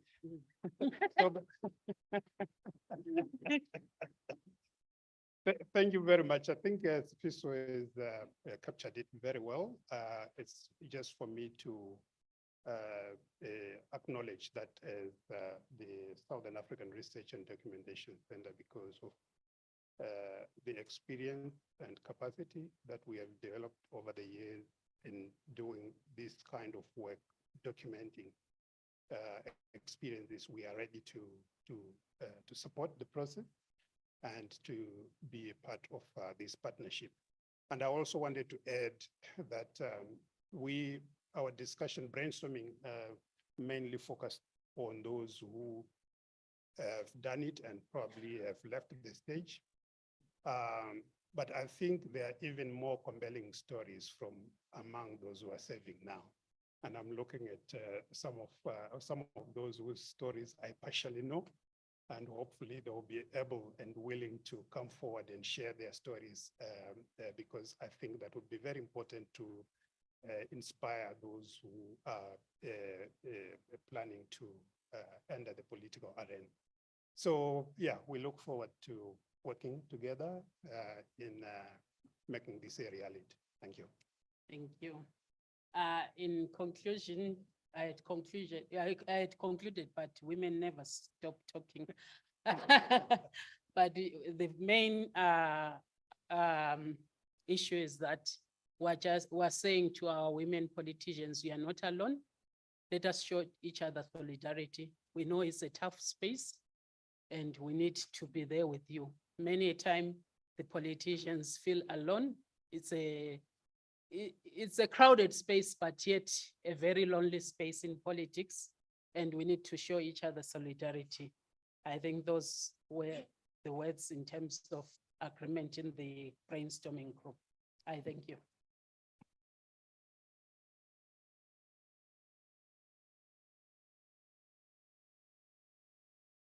Thank you very much. We agreed at the beginning of the meeting that we are tired of talking one action. And here is one practical action where we are strengthening solidarity among women by celebrating those who have been fighting on behalf of the rest, and also sharing that story so that that young woman out there who thinks that politics is too dead, not worth doing, and therefore stays away, can be inspired. We need to tell our own stories. So thank you very much. The group that was brainstorming. In fact, it's important to talk, because in talking you brainstorm, and that's where ideas come from. Sifiso, you want to say something? Yes, Madam SGS reminded me that we left out the components of support. There is the solidarity support, general solidarity, but there's the legal support. Some women need that legal support and they can't access it, but there's also the psychological support that they need. So that's the platform that we plan to build together in that aspect for women politicians. Thank you. Thank you very much. So this is the power of partnerships. This is the Southern African Research and Documentation Center. This is international idea. I know UN Women was in the room. There was Wilsa in the room. There was SADC lawyers in the room. There was electoral commissions Forum of SADC countries in the room and many other of the partners that SADC PF work with. And it means they are believing in what we are doing. When they on their feet come forward and offer to collaborate, it means they believe in the cause. So we will always continue to capitalize on that.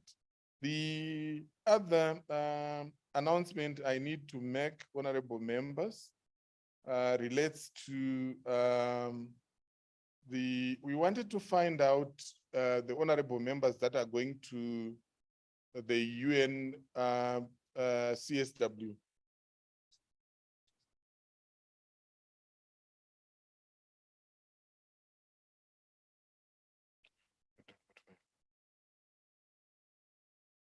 Any parliaments that are sending delegates to the CSW?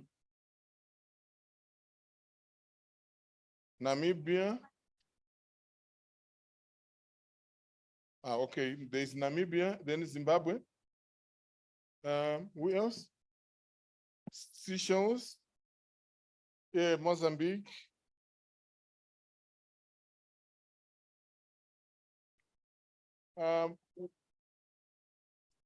I think from the 16th to the 17th of March. Huh? Eswatini. Eswatini. We also have Namibia, Zimbabwe, Seychelles, Mozambique, and Eswatini.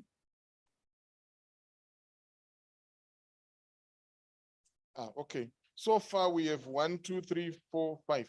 So we, honorable members, I think SADC PF is partnering with the government of Malawi through the Ministry of Gender and other partners in hosting a side event during the CSW, and we're going to be focusing on leveraging gender equality through normative standards in the SADC model law on gender-based violence to protect women and young girls in the digital age. It's one of the platforms we have seized at global level to mainstream an instrument that has been developed by the SADC Parliamentary Forum. The date is yet to be confirmed in liaison with the UN. As soon as we have confirmation of the dates, we would want to communicate for purpose of coordination with the countries that are going, so that you are very much part of that process. We are going to use the usual established communication channels to facilitate communication, so that you become very much a part of that process. So we will communicate with the countries that have indicated that they will be participating. But if there are also any other of the parliaments that are going that may not be aware now or unable to confirm now, please do let us know, so that we make sure that you are on board. But for the meantime, we have Namibia, Zimbabwe, Seychelles, Mozambique, and Eswatini. Thank you very much. Then last but not least is an announcement regarding the cocktail. We spoke about it yesterday. We have a cocktail being hosted by one of our partners, SAT, at 6 at Nelson Mandela Square, at one of the most posh restaurants there. They have said we want to spoil the women politicians of SADC. And I said I will accompany them, so that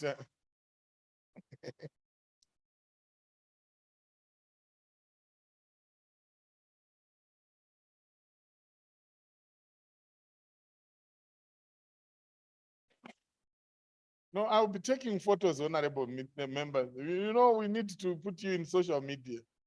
So let's be ready by 5:45, 5:45. There will be transport at the hotel entrance, and then we will go for our cocktail.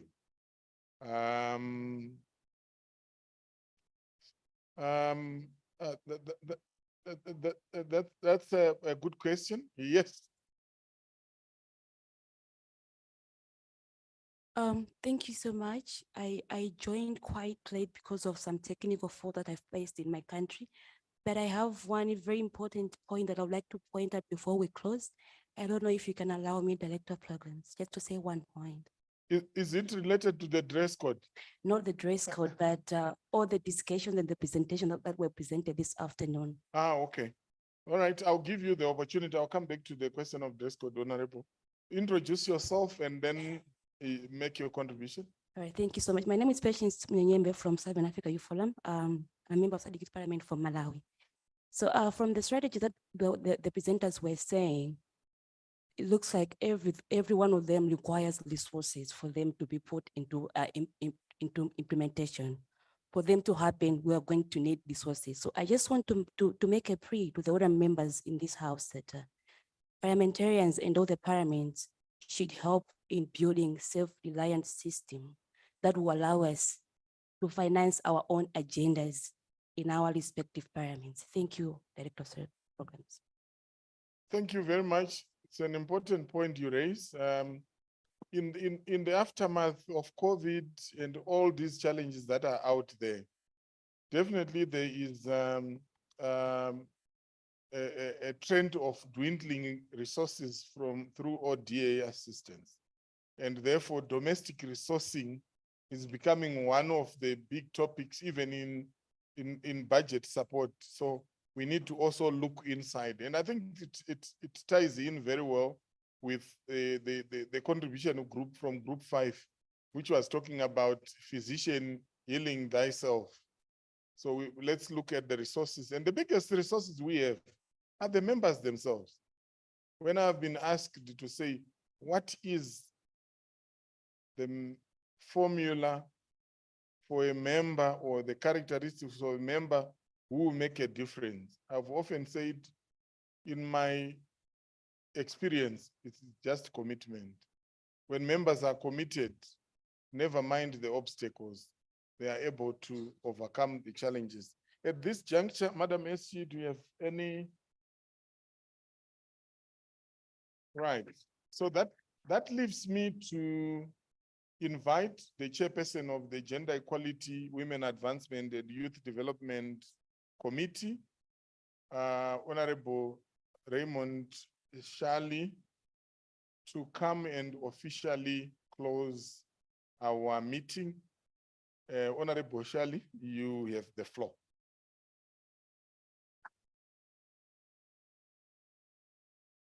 Around the corner, around the corner.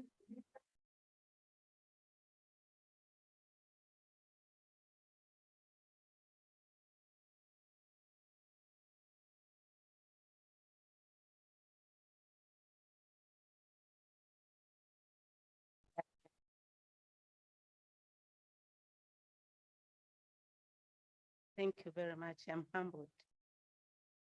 Honorable Regina Spurs, the chair person of RWPC, Honorable Talita Monakota, Assistant Minister, Local Government of Botswana, Honorable members of RWPC and Gewet Committee, Her Excellency Ms. Boemo Segoma, Secretary General of SADC PF,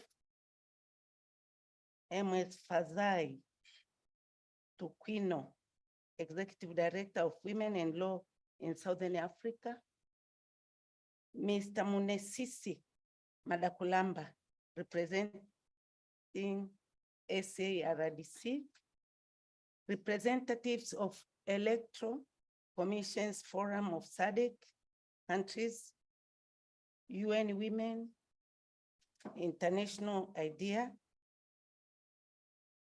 Professor Jacqueline Odo, our resource person from Dialogue for Development Network, the youth from SADC Youth Forum and SRH Southern Africa Trust,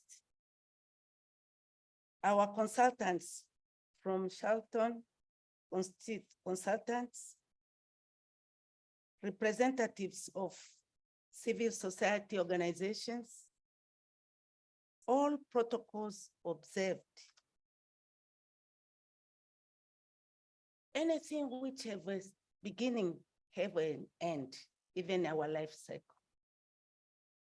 As we come to the close of this validation meeting and prepare to go back to various countries, it is time to reflect on the dire situation of our region as far as women's participation in politics and decision-making positions is concerned.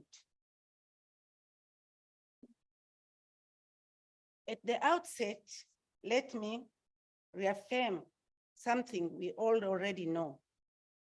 Gender equality is intrinsic to democracy and good governance. Gender equality manifests in women's equal participation in various spheres, be it social, economic, or political. And political participation is by far the most critical of this, political participation. And we are seated here as politicians. Equality and political participation assume all the freedoms to speak out, assemble, and associate the ability to participate in the conduct of public affairs, the opportunity to register as a candidate, to campaign, to elect, to be elected, and to hold office at levels of government. In addition, it denotes access to political leadership and decision-making across national parliaments, social governments, political party leadership, speakers of parliament, and execute institutions of power, amongst others. Unfortunately, the fact still remains, as noted by the African Gender Barometer, that despite some improvements over time, women are still conspicuous by their absence from top decision-making positions on the African continent. Similarly, in the case of SADC region, the SADC Gender Monitor for 2021 laid bare the fact that despite various initiatives aimed at alleviating the situation, such as the development of several very progressive normative frameworks, conventions, protocols, and strategies at the international, continental, and regional levels, a lot still needs to be done to improve women's political representation in leadership and elective positions. While aspiration is to have 50-50 representation as per the SADC protocol and gender protocol, the reality is that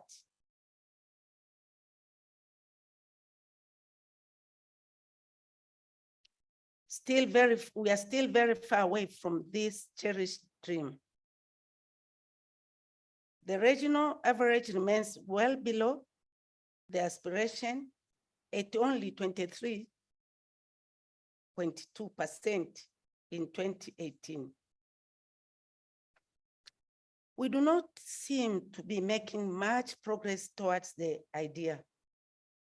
This stagnation should worry each one of us present here, because we are the few who are privileged to be in positions of power, while the majority of women out there do not have such an opportunity. Just to recap, in the beginning of this meeting, majority of you shared this view. We've done a lot, but our shelves are full and not much is happening. Although some of us say that something is happening, but all those was told right here. We should draw lessons from our fellow sisters from South Africa, Namibia, Mozambique, and Angola, who have made strides towards gender equality in parliament and reinvigorate ourselves towards the gender parity. It is therefore gratifying that the SADC PF commissioned this study, which assessed, identified, and documented women's participation in decision-making structure in the region. The finding of the study will serve as a foundation for strategic thinking on what needs to be done to readdress the situation. The findings will also serve to inform the development of advocacy, strategy to various stakeholders in the SADC member states, in particular, policymakers, legislative drafters, legislators, and political parties. This will also assist SADC PF in the development of the strategy to collaborate with their institutions specializing in women and political governance and inform the forum's long-term gender responsive election observation. Finally, let me reiterate two of the recommendations made by the study, which I'm sure resonate with all our experiences as women in politics. First, we have to do our utmost to safeguard the gains we have made in women's participation and sustain the momentum through robust strategies to eradicate all barriers to women's participation. Secondly, a systematic approach to addressing the barriers to women's participation is more likely to yield the desired results of greater women's political representations because the barriers are intricately intertwined. You heard all the groups' presentations here, and that is how I came to this conclusion. So, as women in politics, we carry a heavy responsibility to ensure that more women have an opportunity to participate in decision-making positions. It is our wish, and we must make sure that it happens. Let us not be discouraged, but continue to soldier on relentlessly as we sing our song, which was introduced here. And if we may recall, as we are going to an end, she's around, and we are really around, all of us. I don't have a very good voice in singing, but someone there to start. Yep, around the corner, around the corner, around the corner.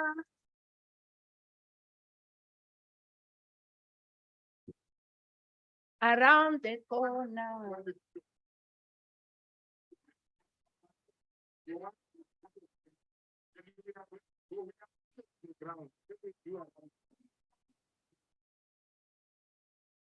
Now,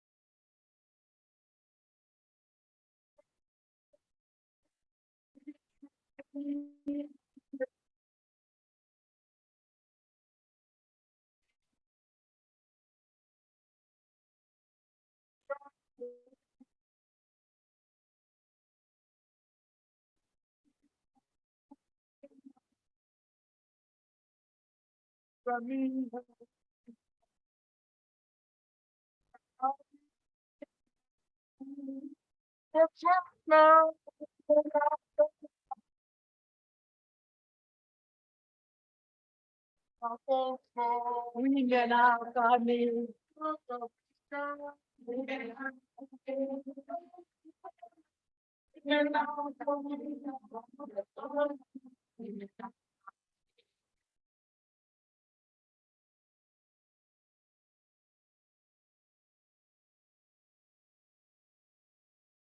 Now, even Russia is to put effort to make it vibrant.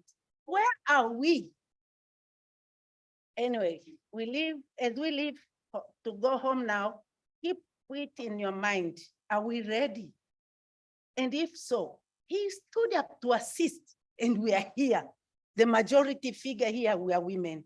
All in all now, it is now my honor to declare this validation meeting officially closed. Thank you.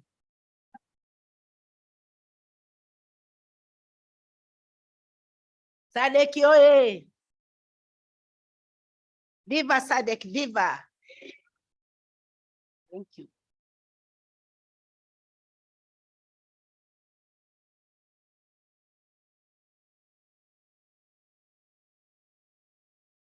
Honorable members, Madam SG, our partners, our youth organizations and the representatives who were here, our interpreters, our translators, the hotel staff, colleagues from SADC PF, we have come to the end of the meeting as announced by the chair, and from here, you are on your own until we meet at 6:45 at the hotel entrance to go to Mandela Square. The dress code is smart casual. It's the name of the restaurant is what? Doppio Zero restaurant. So let's meet at the entrance and we all go together. We will also share information on the usual platforms, the Gay White and RWPC, just in case some of you will need that information. Thank you very much, and asante sana.